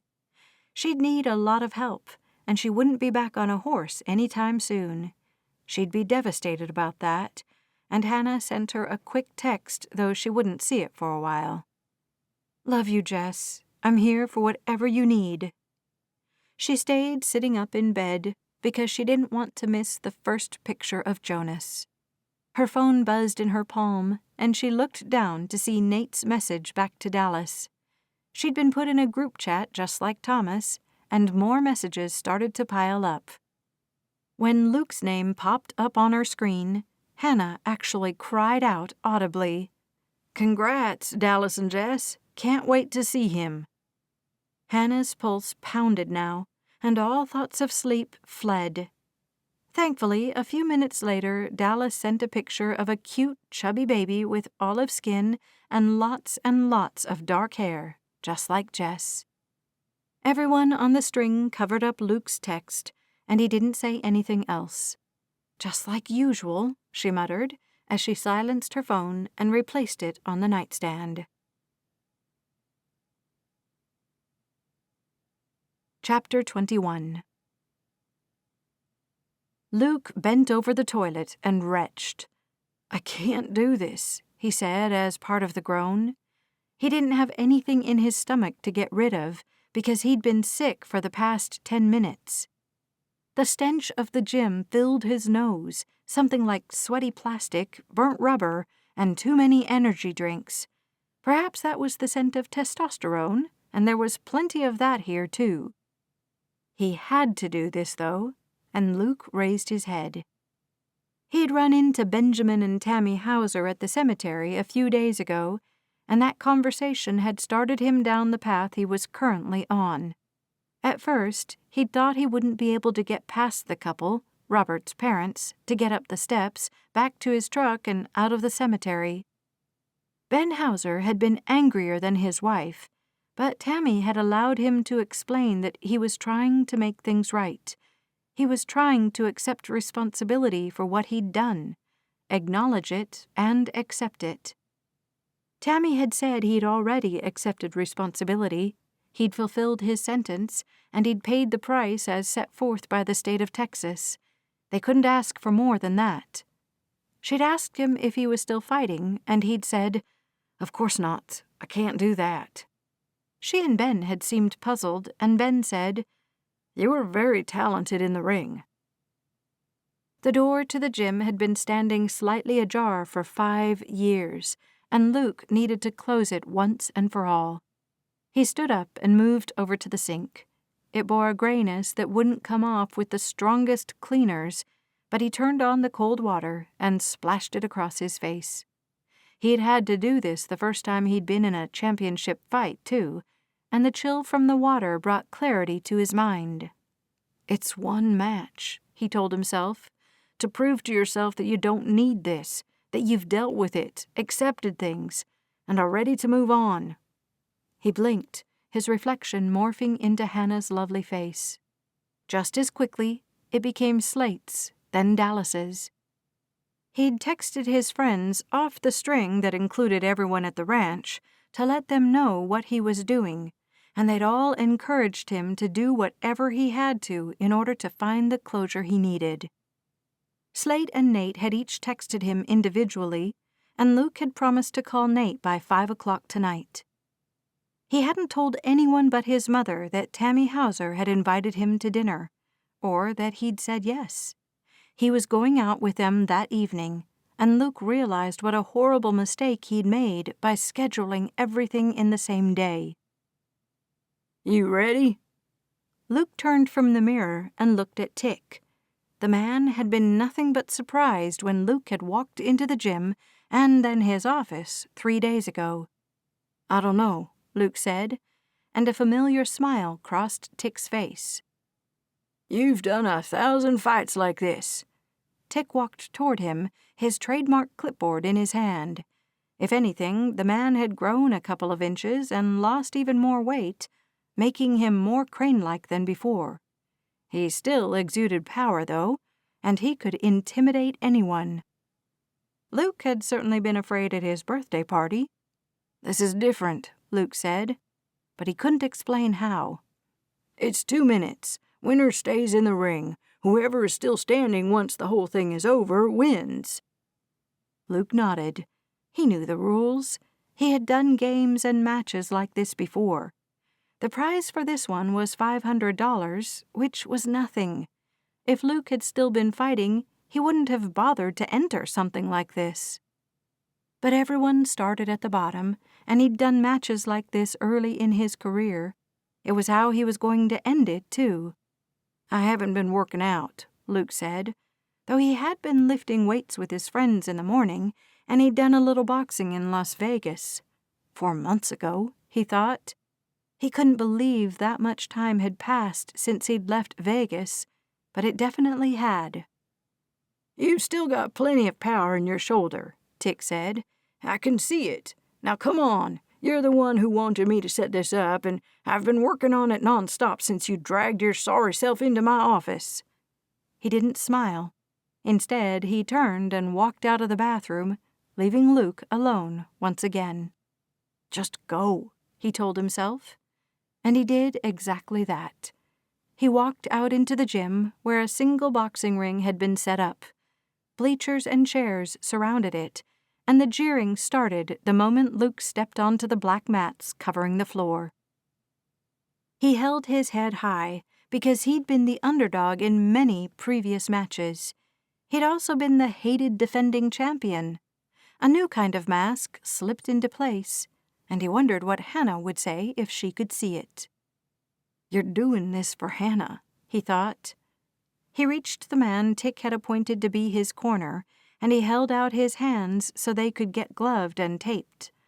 He bounced on the balls of his feet as his opponent ducked beneath the ropes to get into the ring. Luke didn't know anyone's name anymore, but the guy had sandy blonde hair and a chest that easily spanned a meter. He looked like he worked out morning, noon, and night, and Luke had a very real feeling he'd be done in less than 60 seconds. Old boxing thoughts began to run through his head. "Keep your gloves up. Move your feet. Don't stand still. Watch for the open attack. Strike fast when you see it. Be on the defensive, not the offensive." That last one had been the hardest for him over the years. He always wanted to be the one in control, but prison had taught him to be more submissive, to accept what he couldn't control and make the best of what he could. "Ready," his corner said, and Luke opened his mouth for the guard. It went in, and he hated it as much now as he had 5 years ago. He also valued chewing food with his teeth, so he wore the mouth guard in the ring without fail. Someone plunked sparring headgear on his head, tightening the straps in the back. Luke felt a whole new energy come over him, and he tapped his gloves together. Their weight was familiar and welcome, and his adrenaline ran through his body now, setting his cells vibrating. At the same time, he couldn't believe he was going to fight today. He'd never felt this level of control, though, and he knew that was because he wasn't on steroids. They definitely amplified him in every way, physically, mentally, emotionally. He rather liked himself without them, and he climbed into the ring and started the shuffle step he'd done as a fighter. The crowd jeered louder, but Luke tuned them all out. His focus existed on the edge of a knife, and when he looked across the ring, all he saw was the blonde-haired man. The bell rang, and Luke shuffled forward to tap gloves. Then his flew in front of his face, and he hunched down into them, dancing backward as his opponent tried to get in an early swing. It met dead air, and Luke saw the gap where he could have hit the other guy on the right cheekbone. A jab, straight out and back, and he'd been reeling backward. Luke didn't make the punch. He skirted around the ring, the noise almost deafening as men yelled at him to do something. His opponent clearly wanted him to come closer and stop shying away, but Luke knew how the early rounds of this went. He only had to last 2 minutes, and he only had to get one punch in. It didn't matter if it happened in the first 10 seconds or the last 10. He blocked and he danced, watching as his opponent grew tired. Tired in only 2 minutes. Luke remembered feeling like that, but today he didn't. The other guy came at him again, and this time Luke held his ground. The other guy swung, leaving his whole right side open, and Luke dodged left, striking out with that quick left jab he'd been known for. The other man's head snapped back, and he stumbled away from Luke. Horrified, Luke watched as a trickle of blood came from the man's nose. His gloves lowered, his feet stopped moving. Before, the sight of blood would have thrilled him. It spurred him to hit harder next time, to go right for that same spot. "Gloves up," shouted in his mind, and he barely got them back in place in time before the other guy was on top of him. He took many little, tiny steps to get away from him, and his momentum took him right into the ropes. Luke lashed out with a right uppercut, catching his opponent right in the kidney. 2 hits, and Luke felt like throwing up again. His head pounded in time with the screaming on the outside of the ring, and Luke didn't need anything else to win this round. So he stayed away from his angry opponent, kept his gloves up, and waited for the bell. When it sounded, he stopped and lowered his gloves. His opponent rushed him, swinging for all he had. Luke went down in a wave of pain, trying desperately to cover his face again. Someone pulled the other guy off, and Luke looked up into the bright white fluorescent lights above him in the ceiling. Everything was so clear now. He'd kept hitting after the bell. What he'd done was wrong, and not just because he'd broken the rules of the sport. He honestly had no recollection of how many times or how hard he'd hit his opponent. The steroids did induce a rage inside him he hadn't even realized until that very moment. "You were wrong," he thought. "You did something wrong." "I was wrong," he said out loud, as Tick's face appeared above him. "I did something wrong." "Come on," Tick said, reaching out and hauling Luke to his feet. He raised his right hand in victory, but Luke felt like crying. The tears wouldn't be sad, and they didn't come from the pain in his lower jaw. They wouldn't be happy either, but relieved. He was simply relieved. "I'm done," he yelled to Tick, who looked like he'd murder him if Luke walked out now. "Give the victory to that guy. I'm done." He lifted his glove to his mouth and ripped off a piece of tape. He didn't care what Tick thought or did. He hadn't come here for him. He'd come to find something for himself, and he'd found it. "And then I walked out," Luke said, his voice rushing over itself. "It was incredible, Nate, and I've never felt like that before." "I'm glad," Nate said, his voice low and slow, but oh, so powerful. When he praised Luke, Luke felt like he'd finally done something right. "You faced it, and you figured it out." "I was wrong," Luke said, calming now that the whole story was out. "I did do something wrong, and the punishment I got for it was warranted." Nate didn't say anything for a few seconds. "I didn't mean to get on your case, Luke." "No," Luke said. "I needed it. You were right." He looked out the windshield of his truck. He hadn't even left the parking lot at the gym yet. Is Hannah... Never mind." "You'll be ready for anything now," Nate said, a distinct wail starting on his end of the line. "I better go. I'm on duty with Ward, and he is not happy with me." Luke laughed as the call ended. He was still getting used to Nate using the name Ward and not referencing his brother. His older brother had come to visit so often at River Bay that even Luke had started to worship him. A few hours later, Luke found himself bent over the toilet again, this time because Benjamin and Tammy Hauser would be here at any moment to take him to dinner. As Luke stood up, the doorbell rang.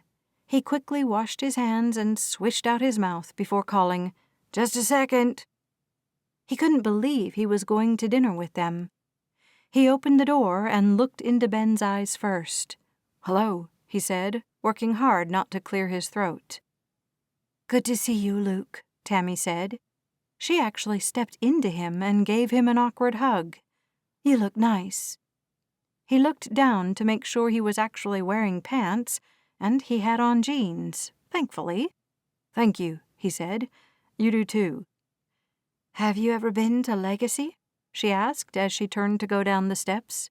Her husband followed her, and Luke brought up the rear. Not for a long time," he said. "I haven't been in Beeville much in the past 5 years."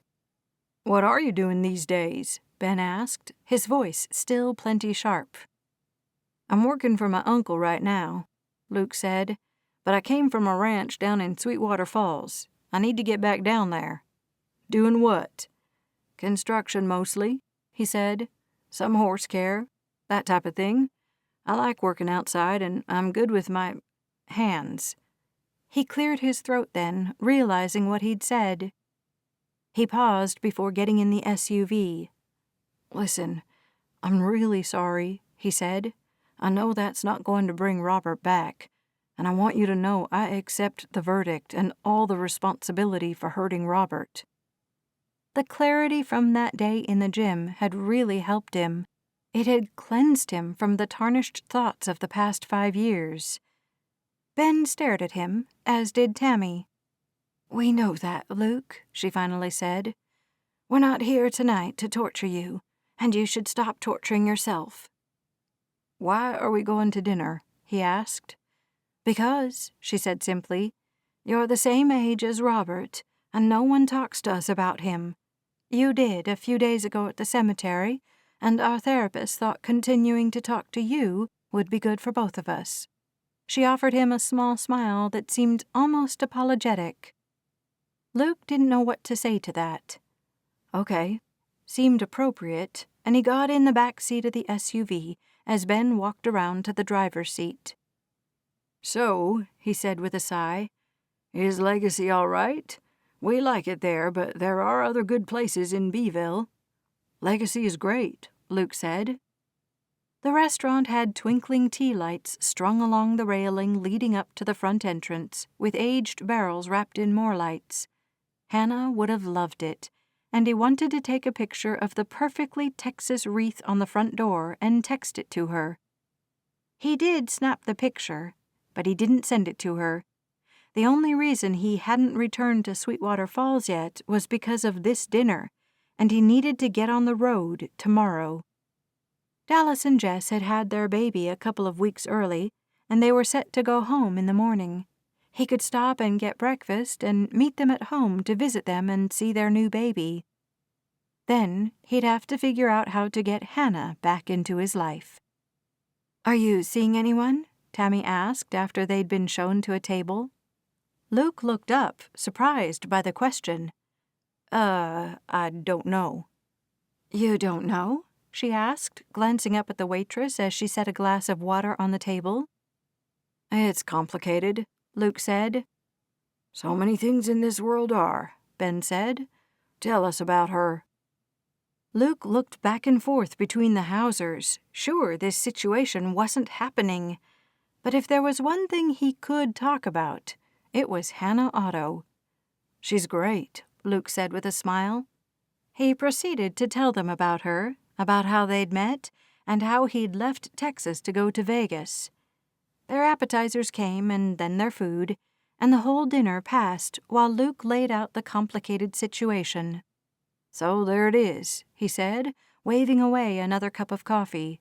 "Sorry, I've dominated this whole night with talk of her."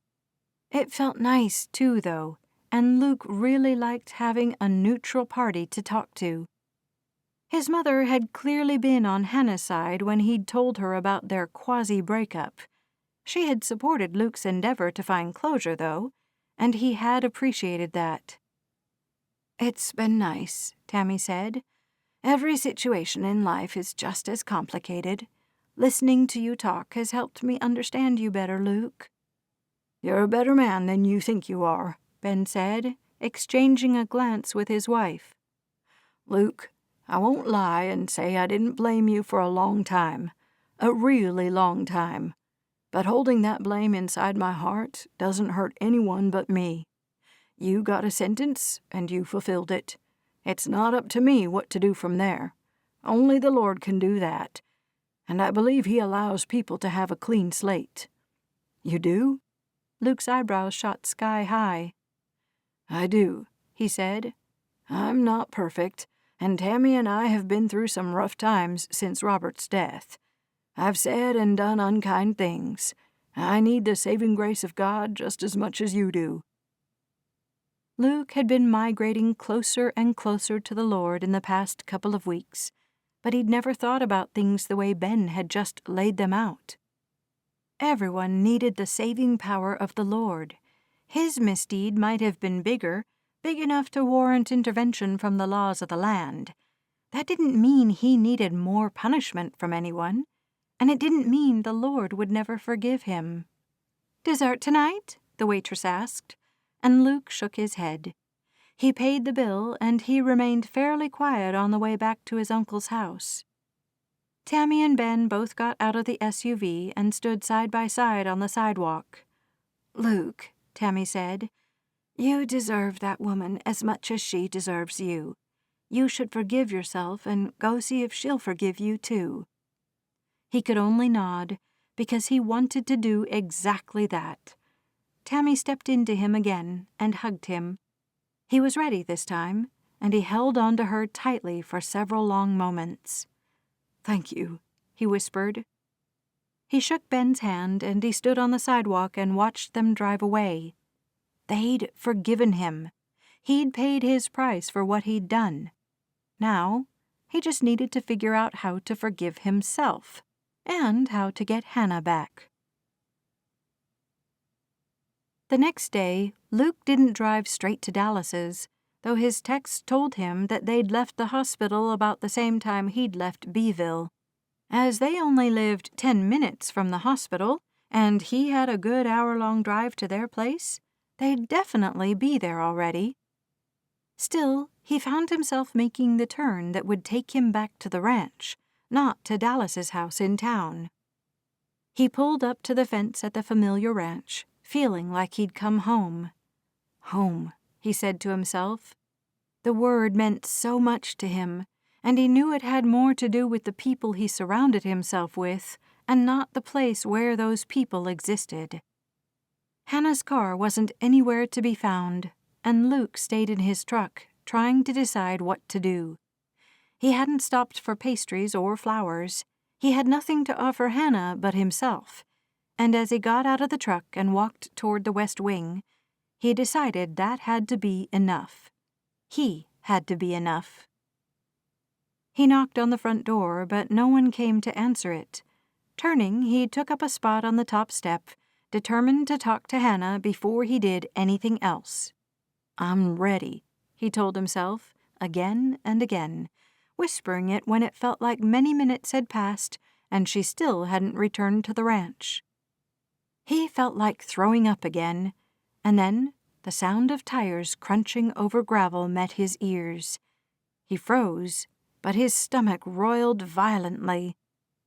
Hannah's dark sedan came into view, and she pulled past the parking area out front and down the driveway. She parked in the open garage, and he heard the slamming of her door once she'd gotten out. She must not have seen him sitting there, because she didn't come out of the garage, and he heard her voice on the air. "Too much spice. I'm not into the spicy stuff, Emma." Her voice ebbed away, and then it disappeared as she went inside the house. Luke's heart pounded as he stood. He could ring the doorbell again. He could. He stood in front of the door, his hands at his sides.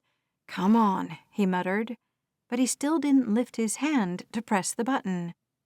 A moment later, the door opened, and Hannah stood there, her phone at her ear. "You're right," she said. "He's here. I have to go." She lowered the phone from her ear, but Luke couldn't say anything. She was everything he wanted, and he couldn't look away from her wide, surprised eyes, her pink-painted lips, and all of that hope and desperation pouring from her. "I love you," he blurted. "So much has happened, and the only person I need to tell is you. The only person I think about when I think about coming home is you." He drew in a breath. "I'm sorry I left like I did. I wasn't anticipating the way everything overcame me, and I'm sure I handled it all wrong." He swallowed, unsure of what else it would take to win over Hannah Otto. She wasn't terribly dramatic, but she knew what she liked and what she didn't.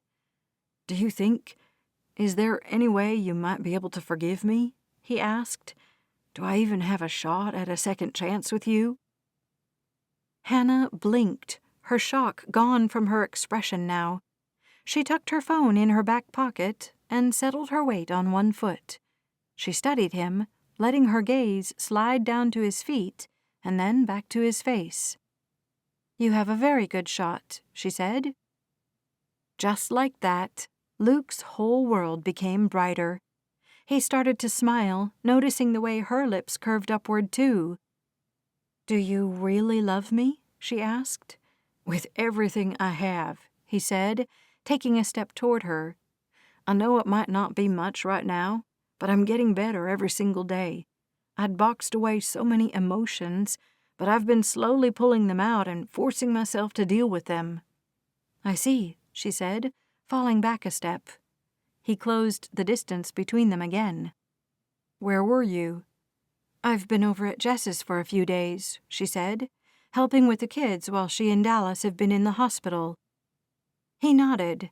"I need to go see them, but I wanted to talk to you first." He stepped into her personal space, hesitating as his hand lingered only inches from her waist. "Go on," she whispered. "You've been torturing me for weeks. You're here now. Kiss me." "I didn't mean to torture you." "Luke, you've been in my head since the day I met you." Hannah touched his chest, breaking the barrier between them. His hand landed on her waist, and he drew her into his arms.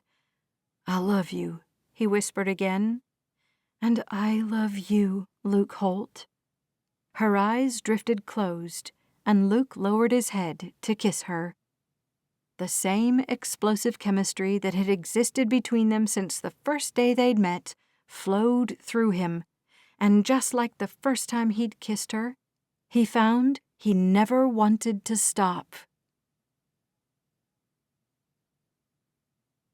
Chapter 22. Hannah slopped through the mud, glad she'd worn the rubber boots that covered her jeans all the way to her knees. Rain had hit the coastal bend hard the past few days, as it sometimes did in the winter, and she kept her head bent as she hurried into the stable. Jill would not be happy about the weather, as she'd been setting up for the first week of the Howdy Holiday Festival she'd started last year.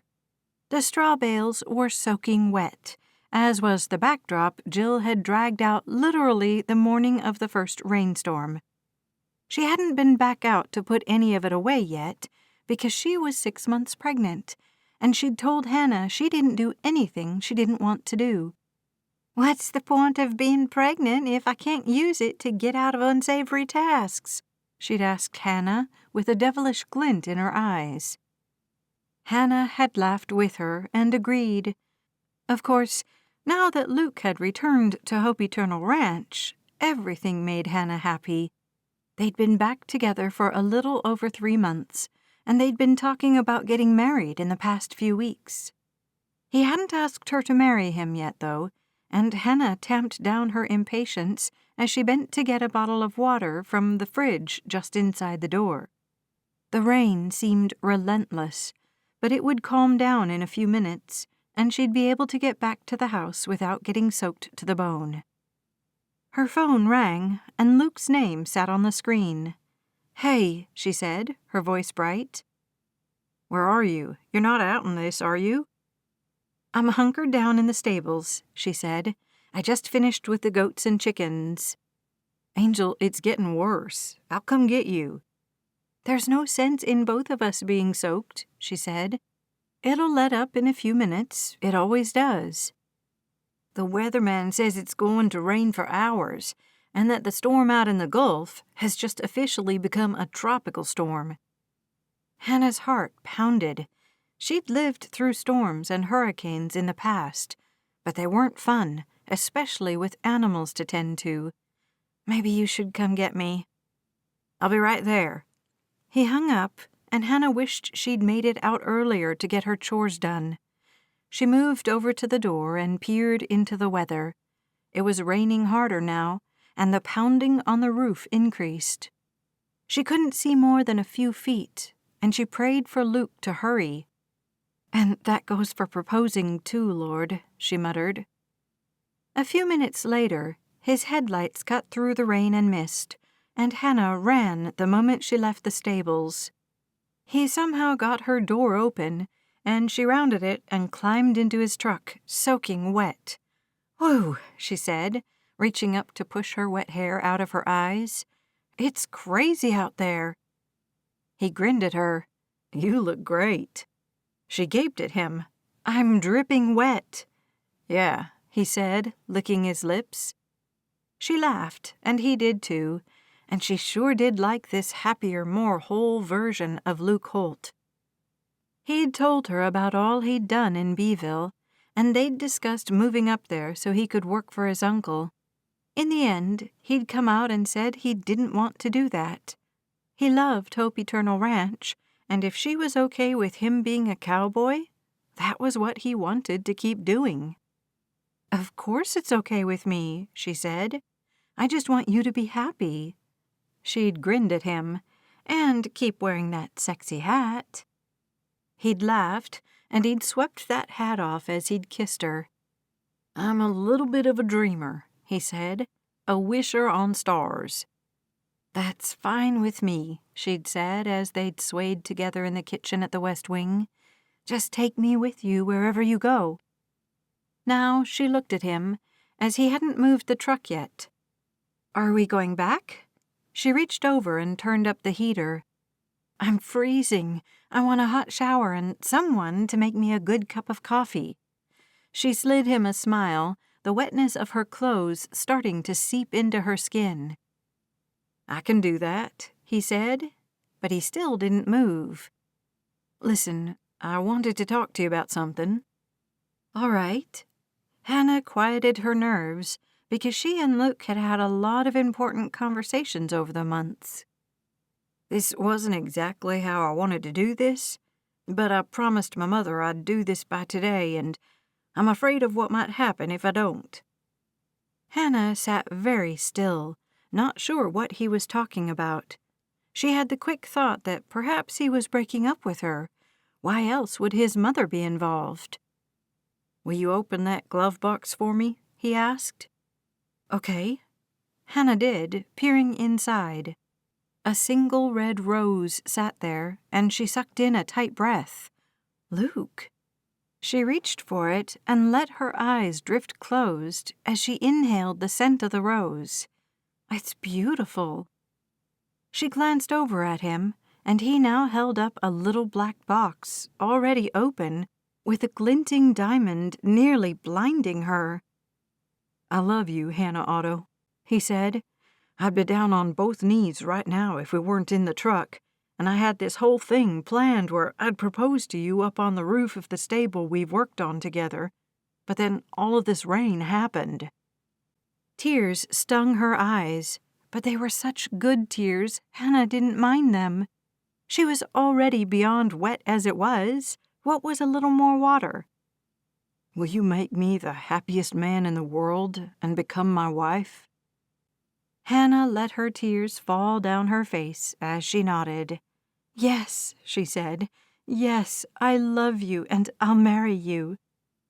He grinned from ear to ear as he took the ring out of the box and slid it on her finger. They both admired it, and then Luke lifted his eyes to hers. He kissed her, and Hannah had never been kissed by her fiancé before. She sure did like it. 1 year later. "Over here?" she called to Jill.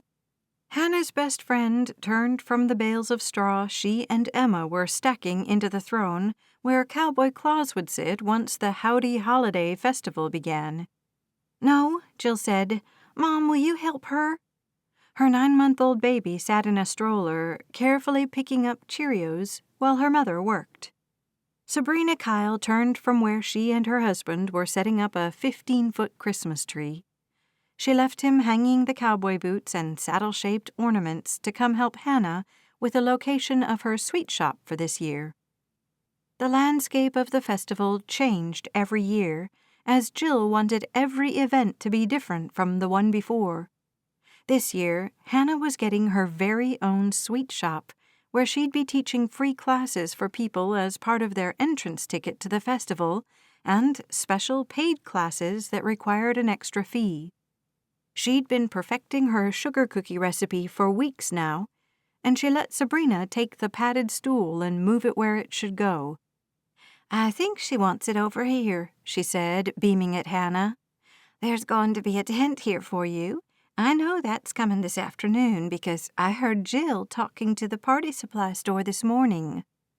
"Okay," Hannah said. "Thanks." "How are you feeling, dear?" Sabrina reached out and brushed Hannah's hair off her face. "How long until the baby comes?" "Oh, he's due on Christmas Eve," Hannah said with a tired smile.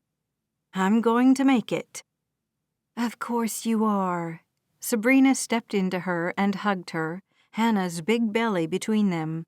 "You and Luke are going to be great parents." Hannah basked in the love and comfort of Sabrina's arms.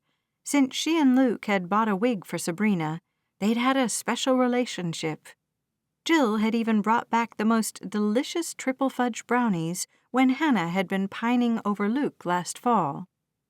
Nothing beat the butter pecan ice cream for a broken heart, but Sabrina's brownies had come close. "I'm scared," Hannah admitted, her voice pitching up. "Of what?"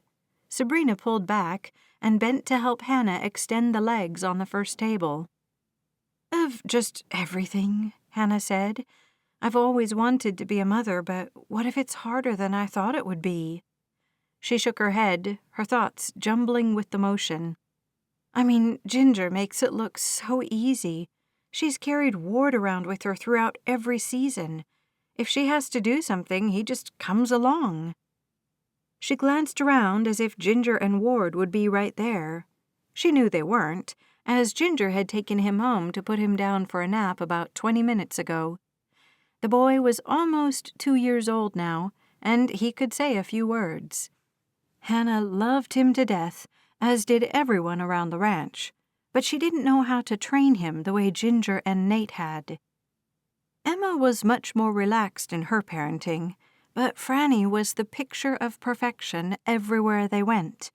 Emma always had her hair done right, and Franny could sit and play with anything.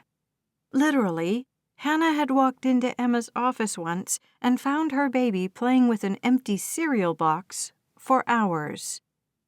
"What if my baby is a monster and won't take naps?" Hannah asked. "What if he doesn't want to be strapped to me while I go around and feed goats and chickens?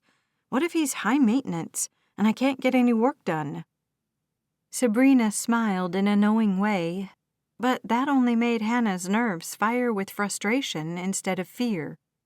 Neither were very comforting, and she just wanted someone to reassure her that her baby would be an angel and she'd be fine. Jess and Alice brought their boy to the ranch every day, too, and more often than not, the 4 little children would end up in the West Wing together, napping while one of their mothers worked in an office nearby. Hannah had been looking forward to adding her and Luke's baby to the mix for 8 months now, but her pregnancy hormones felt out of control from time to time, and since she hadn't slept much last night, her worries had surged to the front of her mind. "Hannah, your baby is going to be perfect," she said. Have you and Luke thought of a name?" "We're going to name him Robert," Hannah said, bending to lift the table up onto its legs. "Ben and Tammy text Luke every day to find out if we've had him yet. I think they're more excited than my own parents." Honestly, Hannah didn't think that was terribly hard to do, though her mother had cried when Hannah had called to tell her about her engagement. Perhaps she'd cried about the fact that Hannah wanted the wedding to be planned and completed in less than 3 months. She'd wanted to get married before her next birthday, and that meant they had a deadline of February 20th. She and Luke had been married on the 18th, right there at Hope Eternal Ranch, with a few friends and their families. Luke definitely had more family than her, and it had grown to include the Hausers. "Robert is such a good name," Sabrina said. Hannah nodded, perfectly happy with the choice. She knew it meant something to Luke, and more importantly, Ben and Tammy, and she wanted to provide healing and relief to anyone she could. "Mom," Jill called, and Sabrina turned toward her voice. "I need you over here to see if this is straight." "I'm never coming here to help her set up for this thing again," Sabrina said with an edge in her eye. "She is so demanding. Is she always like this here?" Hannah burst out laughing and shrugged. "She knows what she wants when it comes to the Howdy Holiday Festival, I suppose." "I'm even baking mint brownies to sell every weekend," Sabrina grumbled as she walked away. Hannah would be sure to sneak a few of those from the tray before they went out, because Sabrina made the best mint brownies in the whole world. She continued to set up her part of the festival, which included a small cabinet where she'd keep non-perishable items like Ziploc bags and mixing bowls.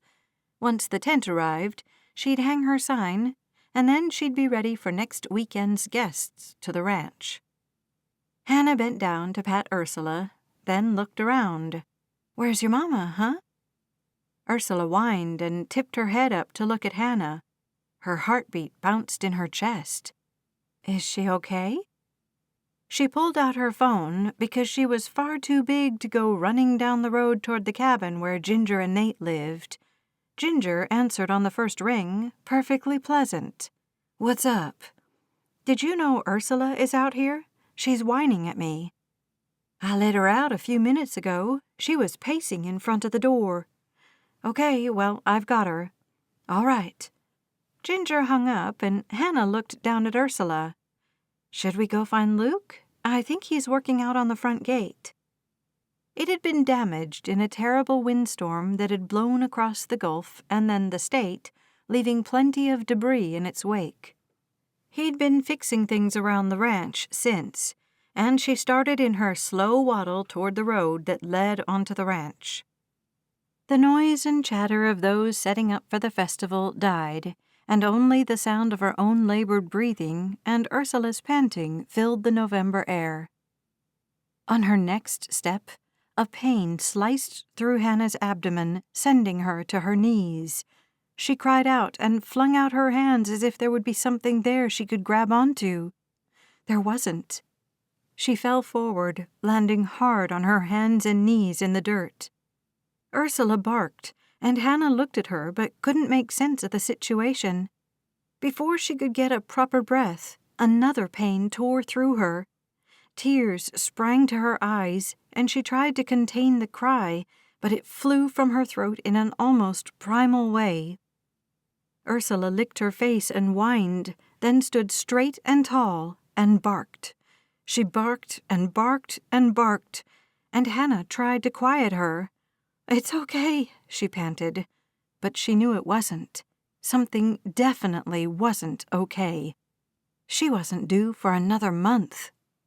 Babies come early, she thought, and that was the last thing in her mind before another horrible wrenching pain that ripped her open from her belly button to her spine sent her into unconsciousness. Chapter 23. Luke looked up at the sound of barking. Down on the other side of the gate, Slate had stopped fiddling with the pins as well. Axel took off, barking in return, and Slate laughed at his dog. Stupid thing. Ursula's probably found that rabbit hole, and she'll growl Axel out of getting any. Luke smiled and focused back on the board he'd been trying to get loose. The wind had taken the gate and twisted it in several different directions. In his opinion, it would have been easier to remove this one and rebuild a whole new one. He'd suggested as much to Ginger, but apparently this gate had sentimental value, and she wanted to salvage as much of it as she could. Axel's barking continued, fading for a moment, and then coming closer again. He circled Slate, barking at him in a way Luke had never seen before.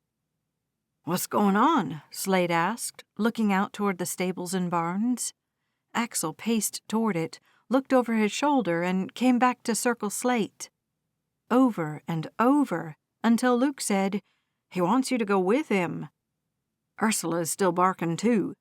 Slate wore a specific worry on his face then, and Luke remembered the last time the two dogs had been worked up like this. A trespasser had come to Hope Eternal Ranch.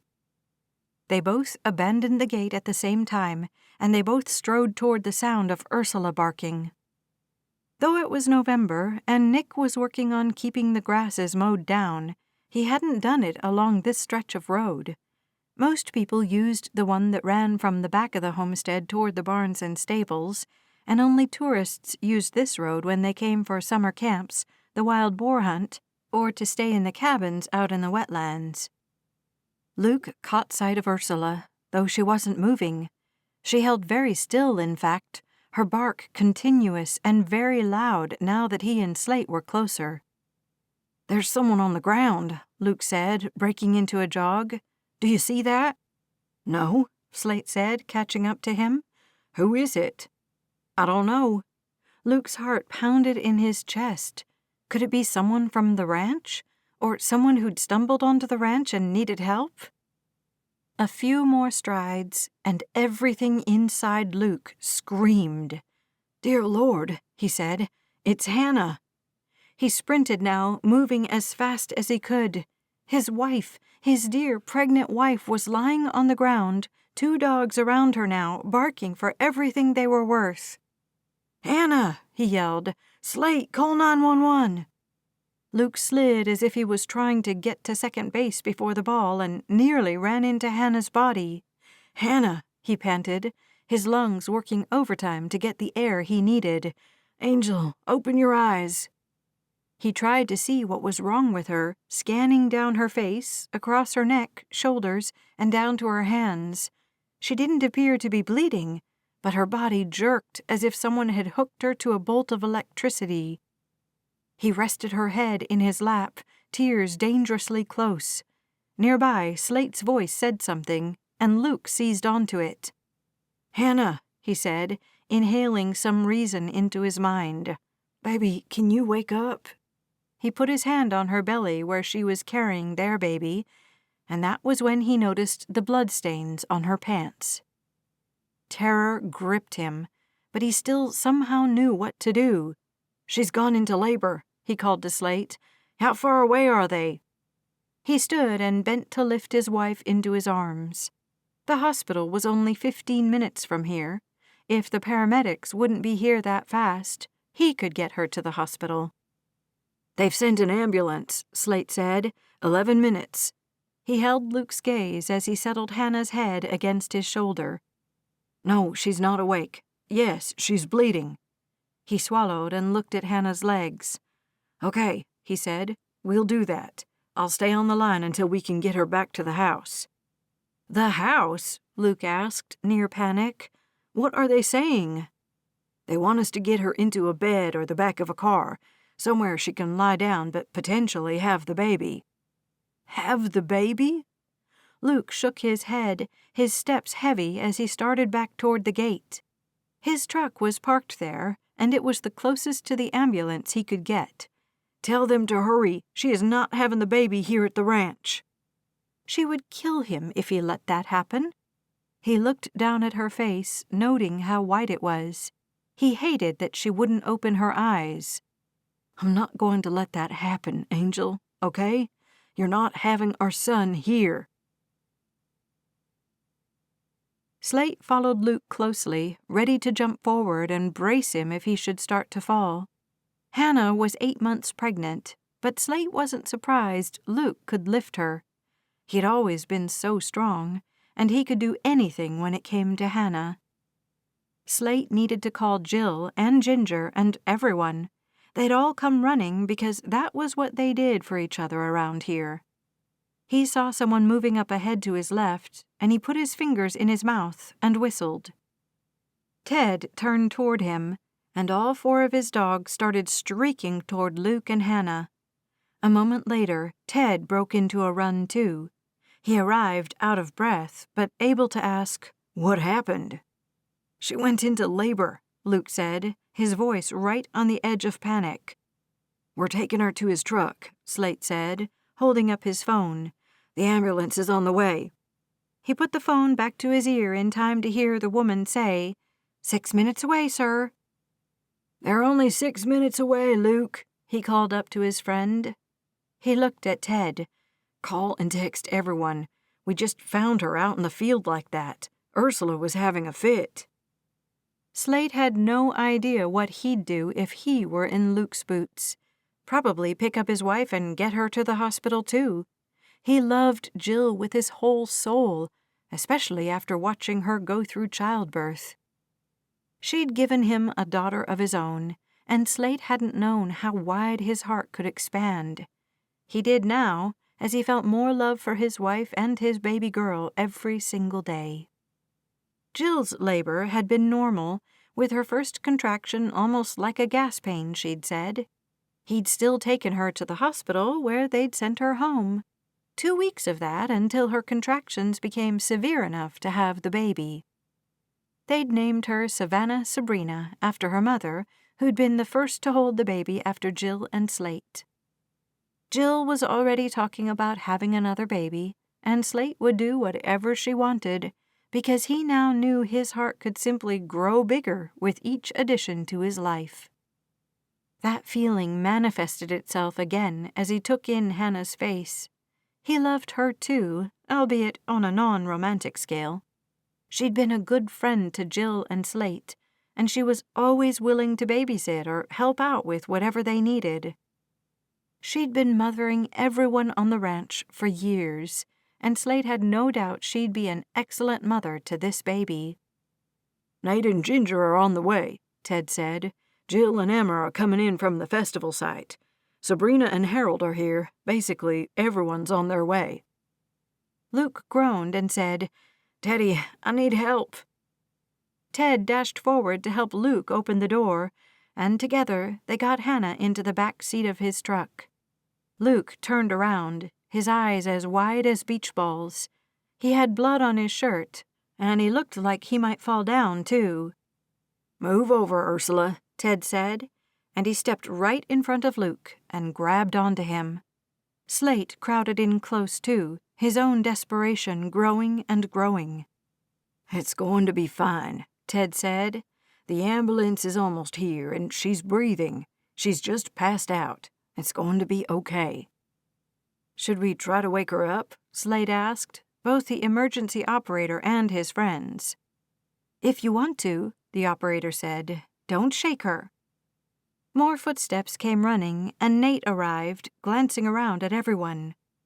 "They said we can try to wake her," Slate said, "but don't shake her."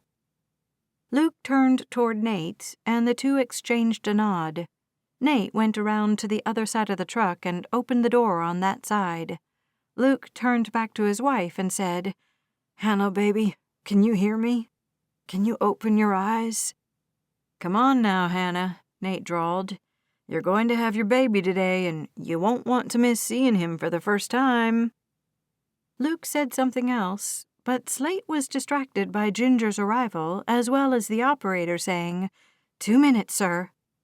"2 minutes," he parroted. Ginger straightened and got in the front seat of the truck. "Hannah," she said, "it's Ginger. Remember how you helped me stay calm when I went into labor? Guess who was right there to help you today? Ursula." Can you wake up and tell her what a good job she did?" Ursula barked, and Slate flinched away from the volume of it. "How is she?" Dallas asked, stepping next to Slate. "Jess is freaking out," he added quietly.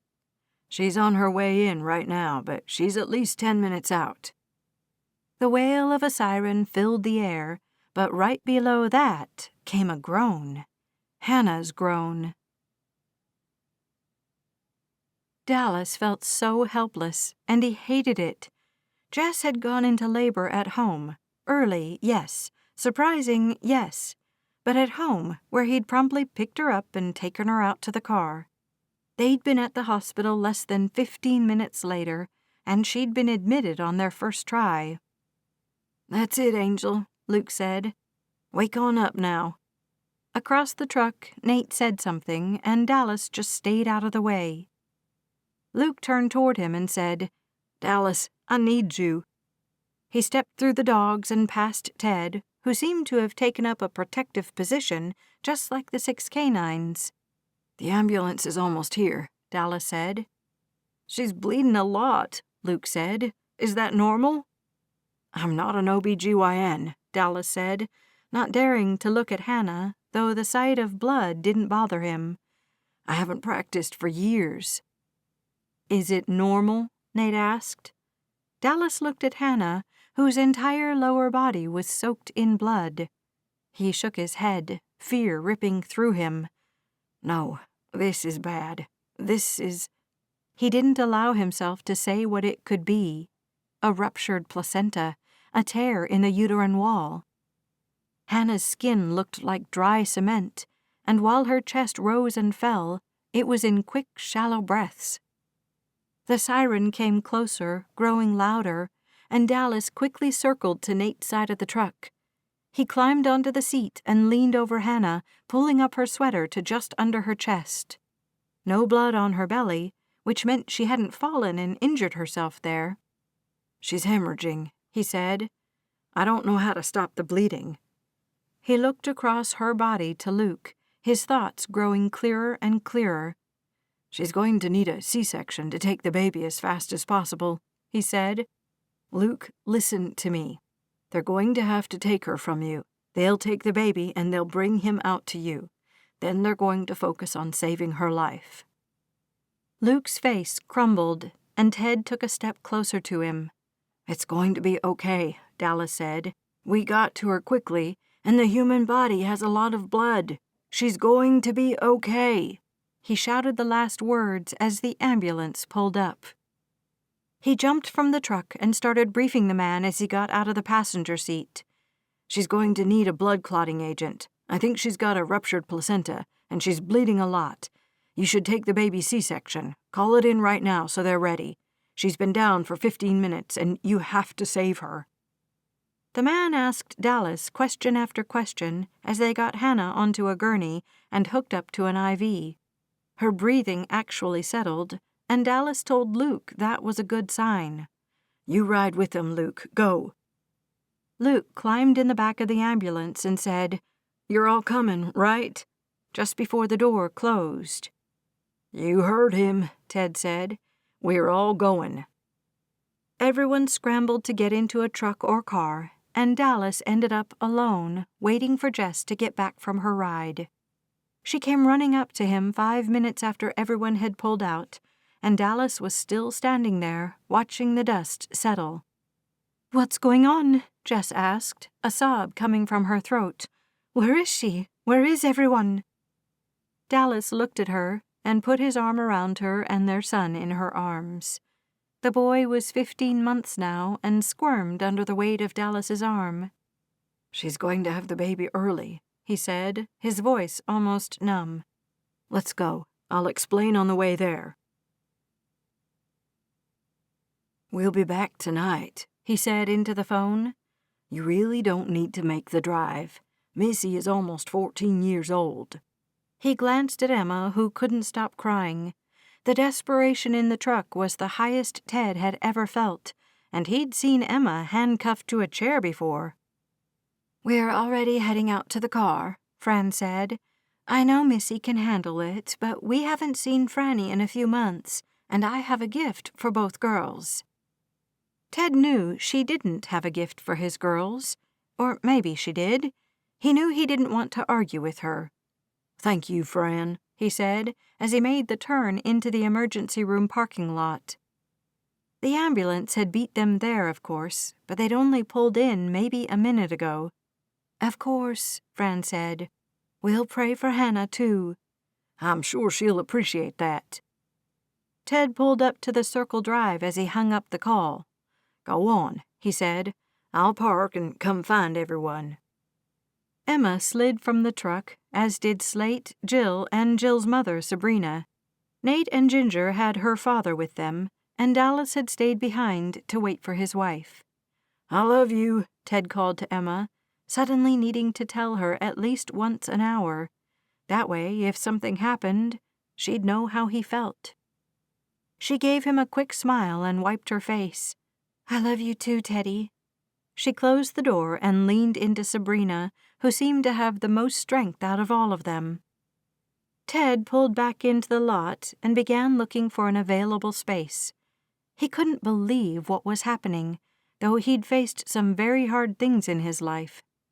He'd sat through a trial at the defendant's table. He'd listened to a guilty verdict. He'd gone to a low-security federal prison where he'd stayed for years. He'd lost his career and his friends from his previous life. In the past couple of years, Ted had learned that all he'd lost had been inconsequential compared to what he'd gained. His friendships with Nate, Dallas, Slate, and Luke meant more to him than any of his lawyer friends had. His marriage and relationship with Emma was worth more to him than anything, and his little girl had captured his whole heart the moment he'd met her. Emma had told him 3 days ago that she was pregnant again and due in mid-July. The same thrill he'd experienced then ran through him now, and he couldn't wait to have another little human in his life. He even loved that silly teacup piglet he'd bought for Emma a few years ago. He loved everything about his life now, and he couldn't imagine it without Hannah in it. She'd always been kind to him, and she made coming to dinner at the West Wing fun and inviting. She genuinely cared about people, Ted included, and he simply couldn't imagine not seeing her every day and asking her how she was doing. "Luke," he murmured, spotting a parking space and swinging his truck wide to be able to fit into it. "Lord, please bless Luke. He's already been through so much, and he loves Hannah with his whole heart. He can't lose her." Ted parked and jumped from the truck, barely remembering to grab the keys. He jogged away from the vehicle, locking it with the fob over his shoulder as he went. "Bless that baby, too," he said right out loud. Inside, he found everyone grouped together in a huddle in the corner, and he looked around for Nate. The man stood at the desk, talking to a woman, and Ted gestured to Emma that he was going to go find out what was happening, too. He approached Nate as the woman said, "Anything. She's here, and they're working on her." "But where's her husband?" Nate asked. "Is he allowed back there? If so, one of us needs to be with him." "Sir," the nurse said firmly, "we don't allow visitors in the ER." "We're not visitors," Ted said. "We're family." She looked from Ted to Nate, and they didn't look anything alike. She cocked an eyebrow and folded her arms. "Gina," Nate said in a different kind of voice, "you know who I am. You know how much my men mean to me, especially this one. This is his wife, and she was bleeding heavily." "Dallas said something about a ruptured placenta," Ted added. "They can fix that, right?" Nate glanced at Ted, and they both knew the answer to that. Dallas had been pale and in complete shock, and he was a doctor. He'd dealt with people in pain all the time, lots of blood. He knew how to act in an emergency, and he'd completely frozen. It had been Slate who'd acted, and Luke, as Ted hadn't come upon them until they were almost back to the truck, Hannah hanging limply in her husband's arms. Ted closed his eyes, and all he could see was Luke's stricken face and Slate's panicked eyes. He hadn't known what to do either, that was for sure. "Let me see what I can find out," Gina said. "But Nate, I really don't think any of you are going to be able to come back. If she has a placenta abruption, she'll go immediately into surgery." "What about the baby?" Ted asked. "The surgery is to save the baby," Gina said, "and the mother. We have very good doctors here, Ted. In fact, Dr. Midgarf is here today, and he studied for a year in obstetrics. He's going to take good care of her." "Midgarf?" Nate asked, frowning. "I don't trust that name." "Would you like me to go check on her?" Gina asked, "or stand here and argue with you about a name?" "Go," Ted said, stepping in front of Nate, whose fingers had started to curl into a fist. "Come on, Nate, back up a little." Nate did, exhaling slowly out of his nose. Gina turned and went through the door that led back into the ER, and Ted could tell Nate wanted to follow her, rules or not. "She's going to find out for us," Ted said. "We have to be the strong ones. Look at your wife." Ted glanced over Nate's shoulder to where Ginger stood with Emma and Jill. "She was scared to death of dying during childbirth. She has got to be freaked out." Nate's eyes softened, and he nodded. "You're right. They're going to send Luke out, and he's going to need us." Ted turned Nate around. "Let's go sit down and not act like monsters." Thankfully, the waiting room was mostly empty, and Ted got Nate back over to the group, where he took Ginger into his arms and held her tightly for several long seconds. Ted did the same with Emma, letting her cry against his chest. "Come on now, sweetheart," he said quietly. "When Luke comes out, you're not going to want him to see you breaking down." "You're right." She took a deep breath and held it. Her exhale was slow and shaky, but she inhaled again, fusing some strength into her expression. She wiped her face, and Ted looked at her. "You're wonderful," he said. "I love you so much, and I admire so much about you." "She's back," Slate said, and Ted turned around to find Gina walking toward them. Her strawberry blonde hair flapped as she strode toward them, and she looked as fierce and as determined as ever. She paused a few feet from them, taking in the group of them. "She's undergoing a cesarean section right now. Luke is with her, and he's going to stay back there with her and the baby." "She's alive?" Nate asked. "She is alive," Gina said. "They have the bleeding under control, and they're working to get everything back to normal." "The baby?" Emma asked, her voice turning tinny again. "We don't know yet." Gina gave her a kind smile and nodded. "I've asked Luke to come update you when he can." "Thank you," Ted said as Gina turned to walk away. "Let's sit down, everyone. It sounds like we might be here for a while." Thankfully, everyone listened, and they'd no sooner sat down when Dallas and Jess arrived with little Jonas. Emma and Ginger engulfed Jess in a hug, and Dallas migrated over to Ted and Nate to get an update. After Nate had explained everything, Ted looked around at the group of them. They were his family, and he didn't care if he didn't look like any of them. These men and women meant a great deal to him, and he'd do anything and everything for them. "Hey," Ted said quietly. Do you guys think we could pray together?" "Good idea," Slate said quietly, and he reached up to remove his cowboy hat. All the other men did too, and then they looked at Ted again. He cleared his throat and closed his eyes, waiting for the right words to come into his mind.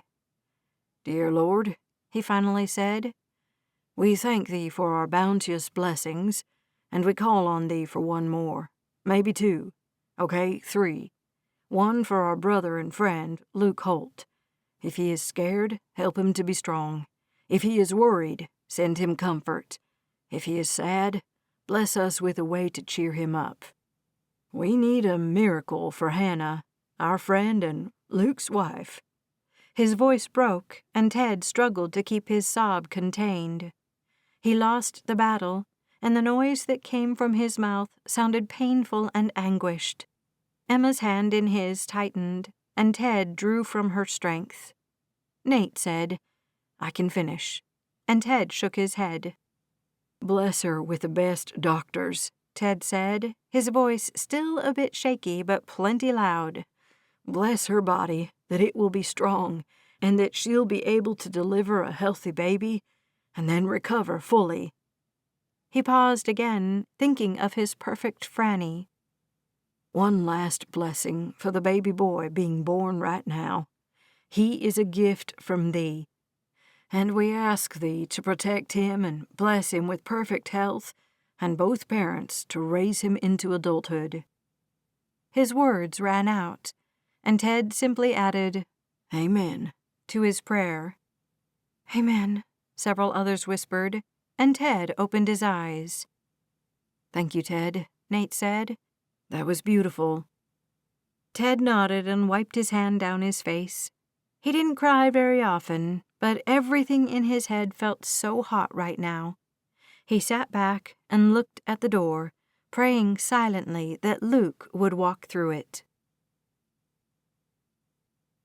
Nate was going to go crazy in that waiting room. After 20 minutes, he got up and said, "I'm going outside for a minute." "Nate," Ginger said. "I'm fine, sweetheart," he said. "I just can't breathe." He tried to encourage her with a single look before he walked away. Outside, the late November air went down crisply, and he leaned his back against the side of the building, trying to get more air on the next breath. Then more, and more, and more.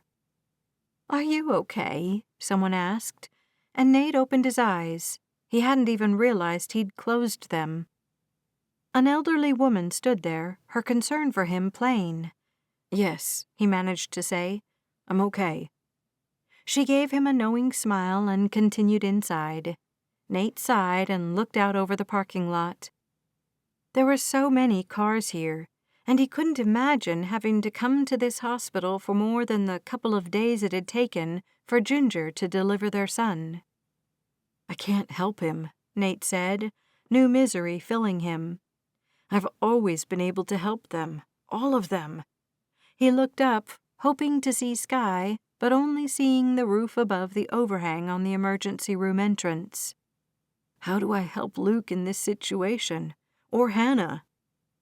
All he could do was pray, and he did that again, and then again, as if prayer should be done as often as breathing.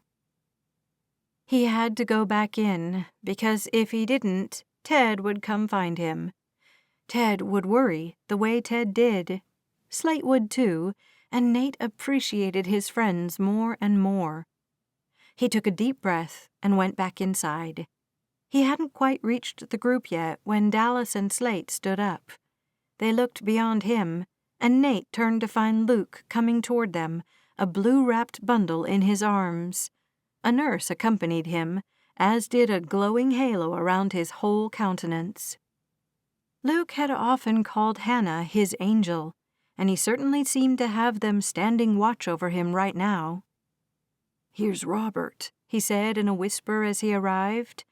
"They're giving me 5 minutes for you guys to see him, and then they have to take him again." "How is he?" Emma asked, stepping right over to the baby and running her fingers along his hairless scalp. "They want to do a lot of tests," Luke said, his eyes flitting away from Nate and landing on Slate.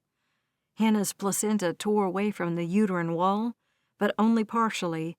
But that's how the nutrients and oxygen get to the baby, and Robbie was compromised for over half an hour." He looked up, his eyes brighter than Nate had ever seen them. He looked simultaneously terrified and hopeful.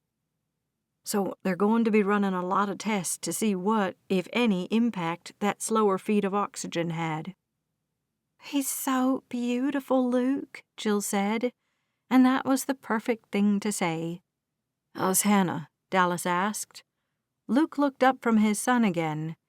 "They were finishing up the removal of the placenta when I left to go with Robert.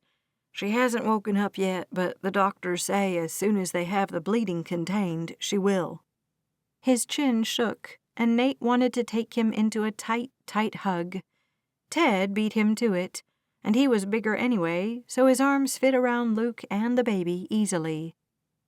"Sir," the nurse said, as the baby started to fuss, and Ted stepped back. Luke passed the baby to Ginger, and Nate grabbed onto him next. "You're strong," he said. "You can do this." Nate took Luke's face in both of his hands and looked straight at him. "She has you for a reason, Luke.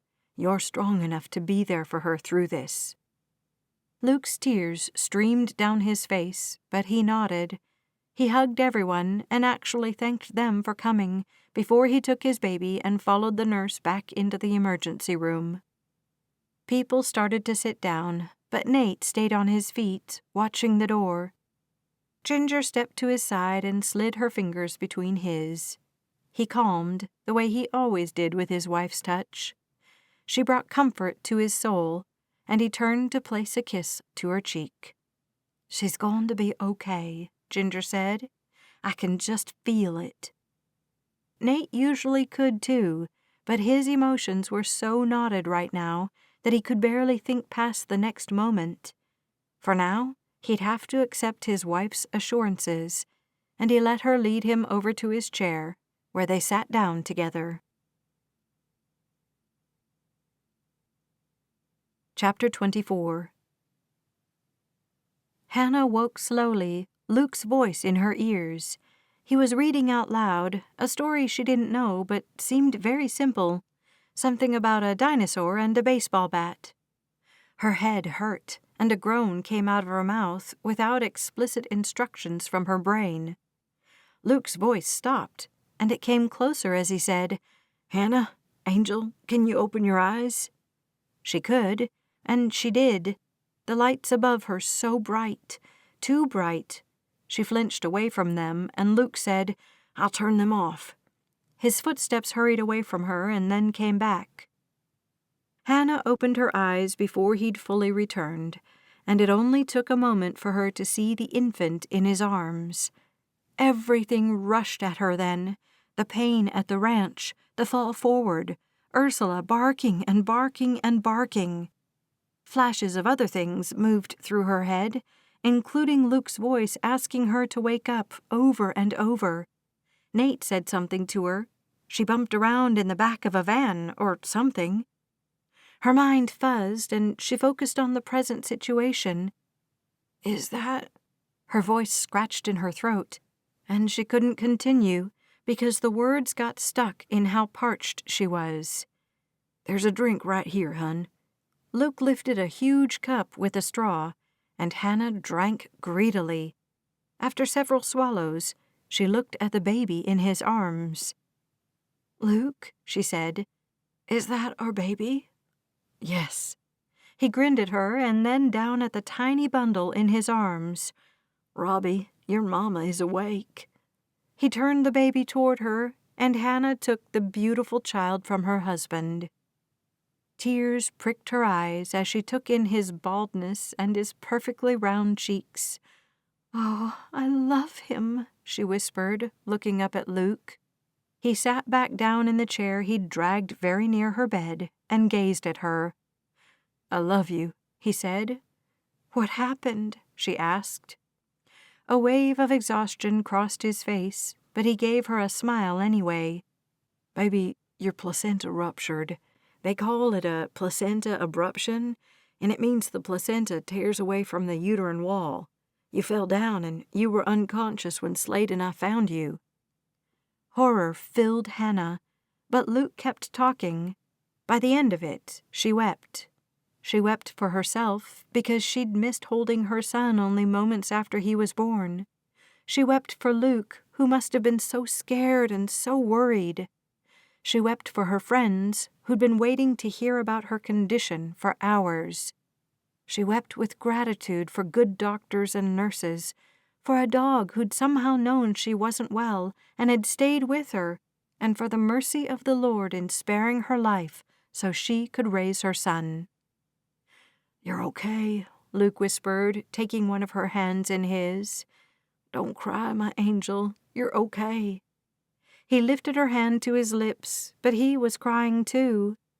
I love you so much. I had no idea what I'd do without you, but you know what? That thought never stayed. It would stab at me and then go, and I knew I wouldn't have to figure out what to do without you. He kissed her hand again, his smile gorgeous, even if it was a bit wobbly. I love you, she whispered to him. He nodded, his smile perfect. He drew in a long breath and wiped his face. Now dry your tears, baby. I want to get a picture of you to send to everyone so they know you're awake and that you're holding your son. Hannah really didn't want her picture taken right now. She felt like she'd been run over by a truck, and she was sure she looked like it too. But one look at her baby Robert, and a soft smile filled her whole face.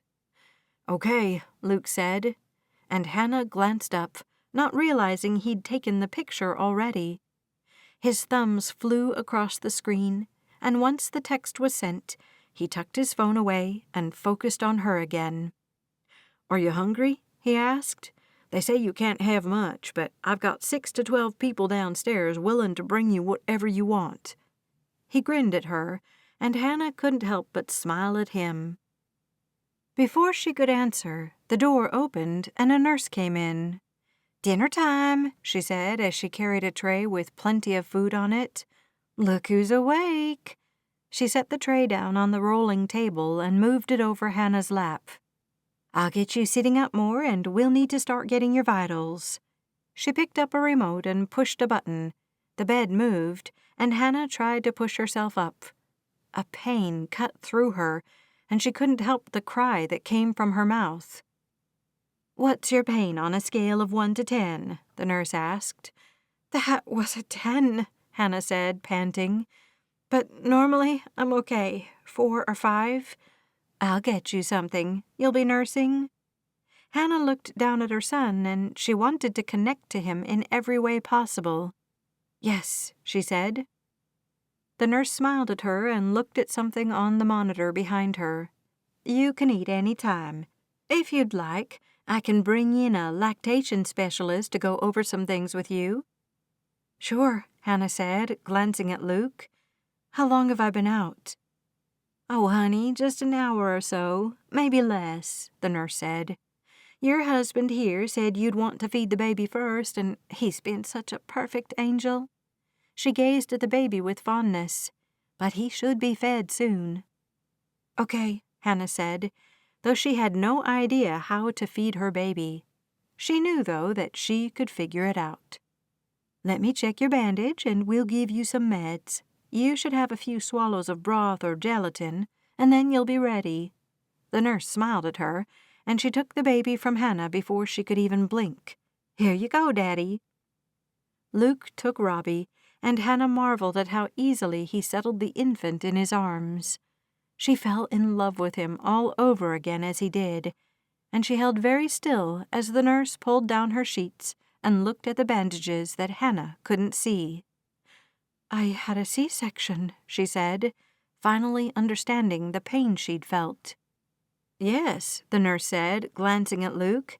"You didn't tell her?" "I sort of thought it was obvious." Luke glanced at Hannah. "Sorry, love." Hannah tried to see her wound, but she couldn't. "How will I do the cooking classes now?" she asked. Luke chuckled, but the nurse said, "Oh, honey, you're not doing cooking classes for at least 3 weeks." 8 days later, Hannah stirred the gravy with a whisk until it was perfectly smooth. She felt miles better with every passing day, despite her guilt at not being able to help Jill with the Howdy Holiday Festival this year. She'd found someone else on the ranch to do the cooking classes, and Hannah had sat on the couch and gone over her plans with Sarah, the cowgirl who'd worked on the stable with her last year. She glanced to the end of the island where she and Luke had put Robbie's swing. The baby slept, his head practically sideways, and a rush of love moved through her. Only Emma and Jill had arrived in the West Wing, and the three of them had been cooking for hours. Well, Jill and Emma had been. Hannah had taken care of the toddlers and babies, only getting up to help with the gravy because she wanted to feel useful. Plus, she was an excellent gravy maker. The back door opened and a wave of chatter filled the house. Hannah smiled at it because she loved having people in the West Wing. She and Luke had been living here since their wedding because Ginger wanted someone to take care of the West Wing, and Luke would have to build another cabin for them as all the others were full. "We've got the turkey," Nate said, and he and Ted lifted 2 roasted turkeys onto the counter. "Good," Emma said. "Everyone take a name tag and go put it on a place at the table, please. No arguing about where you sit." Luke came to Hannah's side, his hand slipping along her waist. "How are you, Angel? You're not working too hard, are you?" "The doctor said I can lift anything lighter than the baby," she said, lifting up the whisk.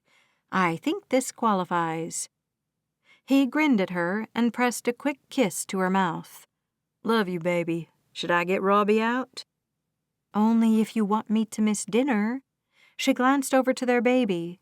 "Let him sleep. When he wakes up, he'll be hungry, and I can feed him then." "Okay." He turned, and Emma immediately put him to work filling glasses with ice cubes. Emma moved from person to person, giving them each a task. 5 minutes later, Emma looked at Slate, who whistled. Everyone protested, Hannah too, her gaze flying to Robbie. The baby hadn't even flinched, and her heart swelled with love for the tiny boy. "Time to eat," Emma said, gazing around at everyone. "Ginger?"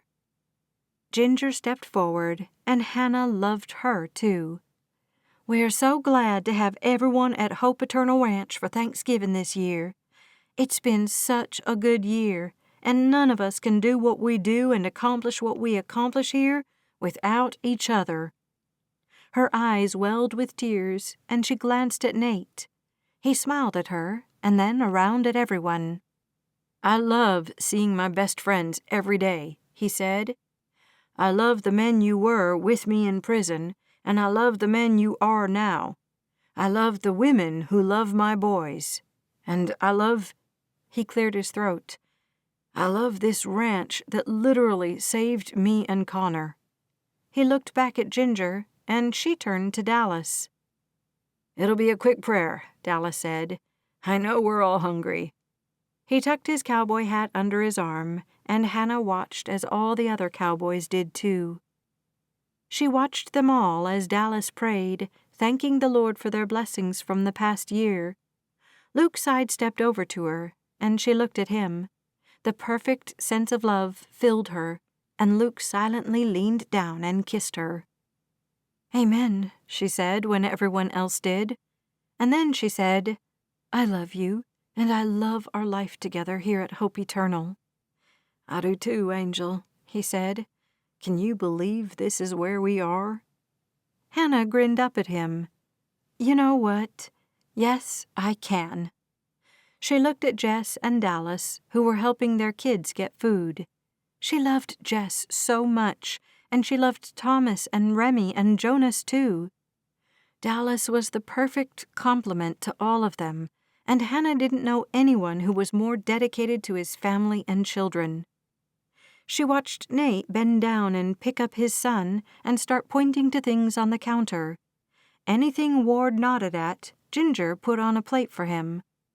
Ginger had been the steady rock in Hannah's life for so many years, and it was a true blessing to see her bloom in new ways as she embraced her role as wife and mother.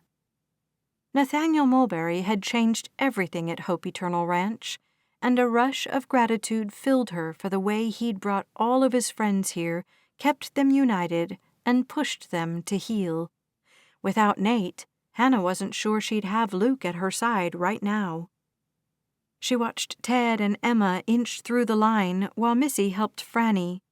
Fran and Matt followed as they attended almost every family function. How Ted had accepted Emma and all of her secrets, her past, and her friend warmed Hannah's heart, and she was so glad Emma had let down her guard and allowed herself to fall in love with the big, burly teddy bear of a man. Hannah finally turned her attention to Jill, who currently knelt in front of her toddler and put a bib around Savannah's neck. She lifted the girl into her arms and passed her to Slate, who held a children's plate full of food already.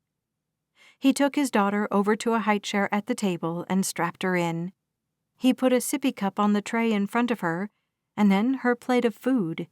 He bent down and pressed a kiss to her head, and it was really hard to believe that the man had been in prison at all.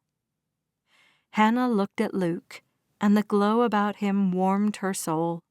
She snuggled deeper into his side, glad when he lifted his arm around her shoulders. Yes, she loved him, and she loved this life she had at Hope Eternal Ranch. The end. Keep listening for a sneak peek at Risky Cowboy, Hope Eternal Ranch Romance, Book 6. You are listening to a sneak peek of Risky Cowboy, Hope Eternal Ranch Romance, Book 6, written by Elana Johnson, narrated by Becky Dowdy. Chapter 1. Spencer Rust buttoned up the red, white, and blue plaid shirt, not necessarily trying to be patriotic, though he knew it would probably help. He checked his belt to make sure it sat in the right place, and he reached for his boots. These old things could stand to be replaced, but Spencer hated shopping with about as much intensity as the sun shone in Texas in June. The moment he stepped outside, he wondered why he lived here, and yet he'd never live anywhere else. Memories started to stream through his head, and Spencer pressed against them. It would do no good to hash up the past, even if he was willingly stepping into that past this afternoon. She's not going to be there, he told himself. Sweetwater Falls wasn't a huge town, though it did bring in people from several little towns around it. All the shopping was in Sweetwater Falls, with ranches, farms, and other communities spreading out from it like spokes on a wheel, at least until the beach took over on the south and southeast. Spencer loved Sweetwater Falls. He loved his job at Hope Eternal Ranch. He really did, honestly and truly did. Something, however, seethed inside him, an animal that paced back and forth, demanding to be set free. He'd been at Hope Eternal for 13 years, and that was the longest Spencer had stayed anywhere. Even as a kid and then a teen, his life had been filled with constant turmoil. This new job in Cotton Creek could be the one. That boss in Shorttail just didn't understand.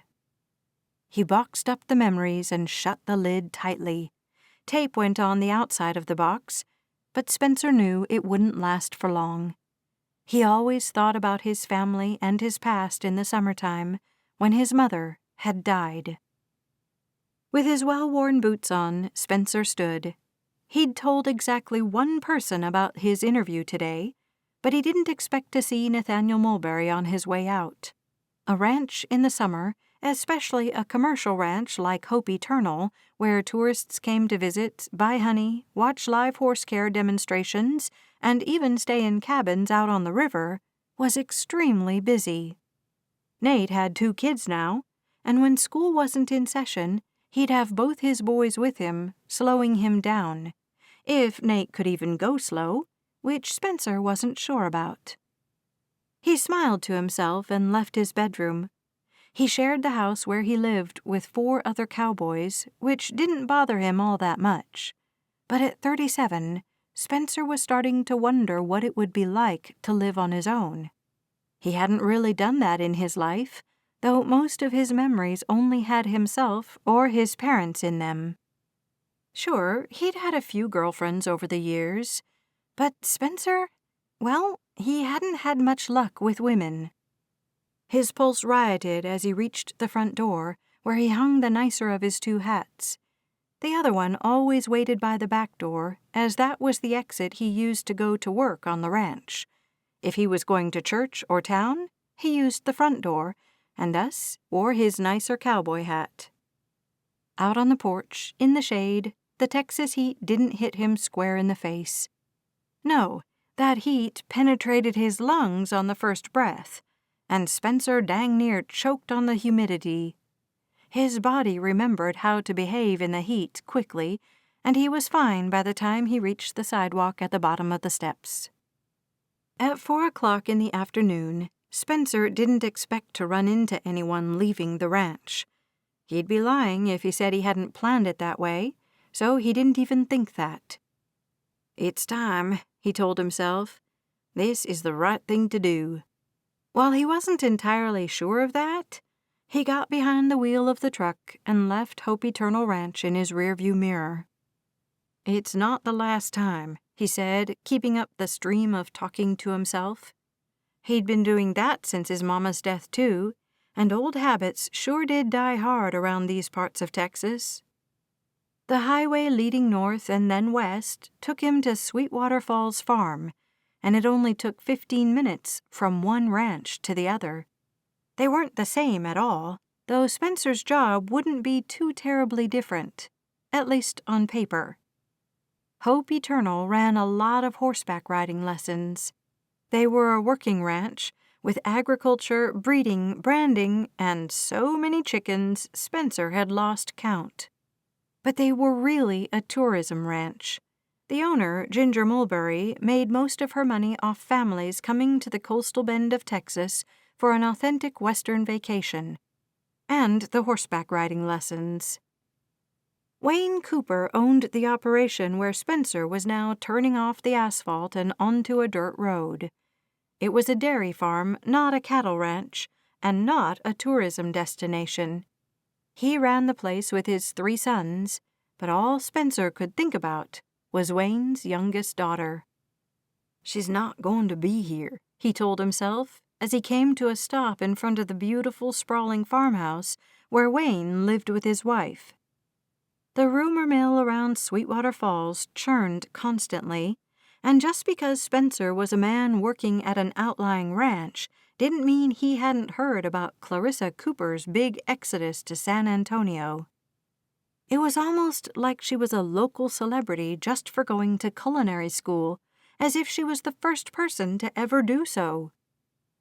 Spencer tried to box her up too, but Clarissa had a way of busting right through the confinements, tape, and resistance he put up against her.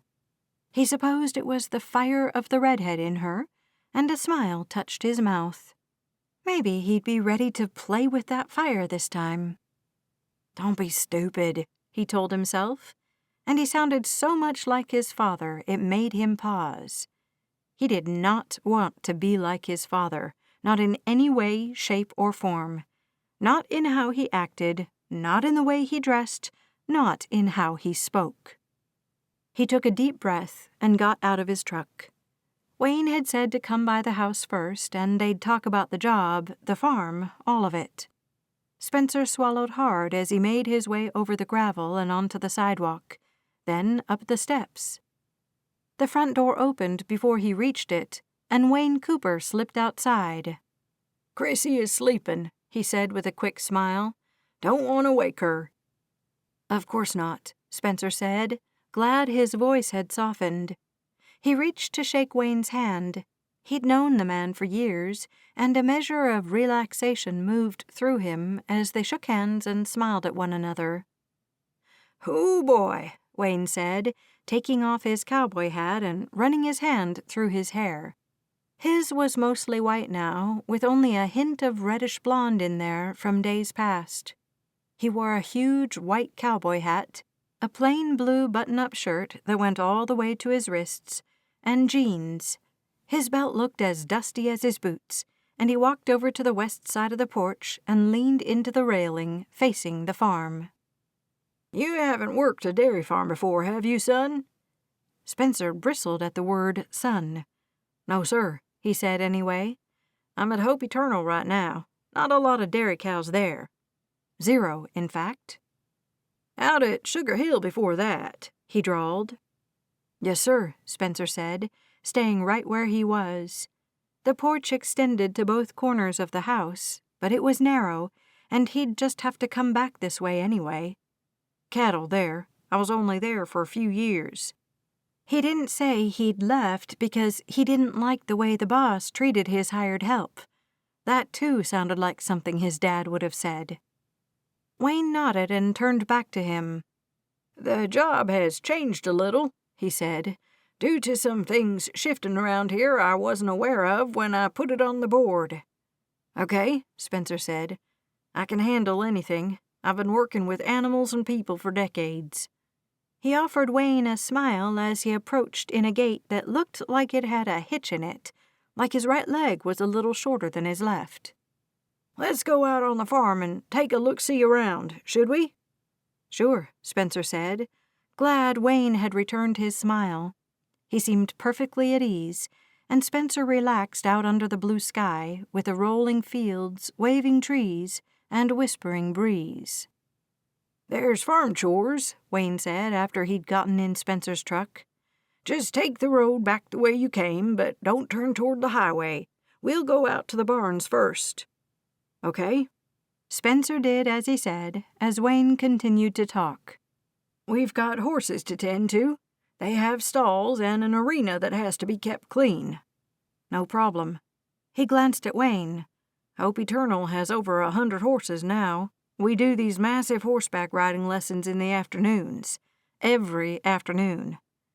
Wayne nodded and pointed to a deep brick-red stable. "Right there, son." Spencer pressed his teeth together and parked at the stable. He got out quick as a whip and hurried around to the passenger side to help Wayne down. The older man did fine, but Spencer really didn't want to be with him should he take a tumble.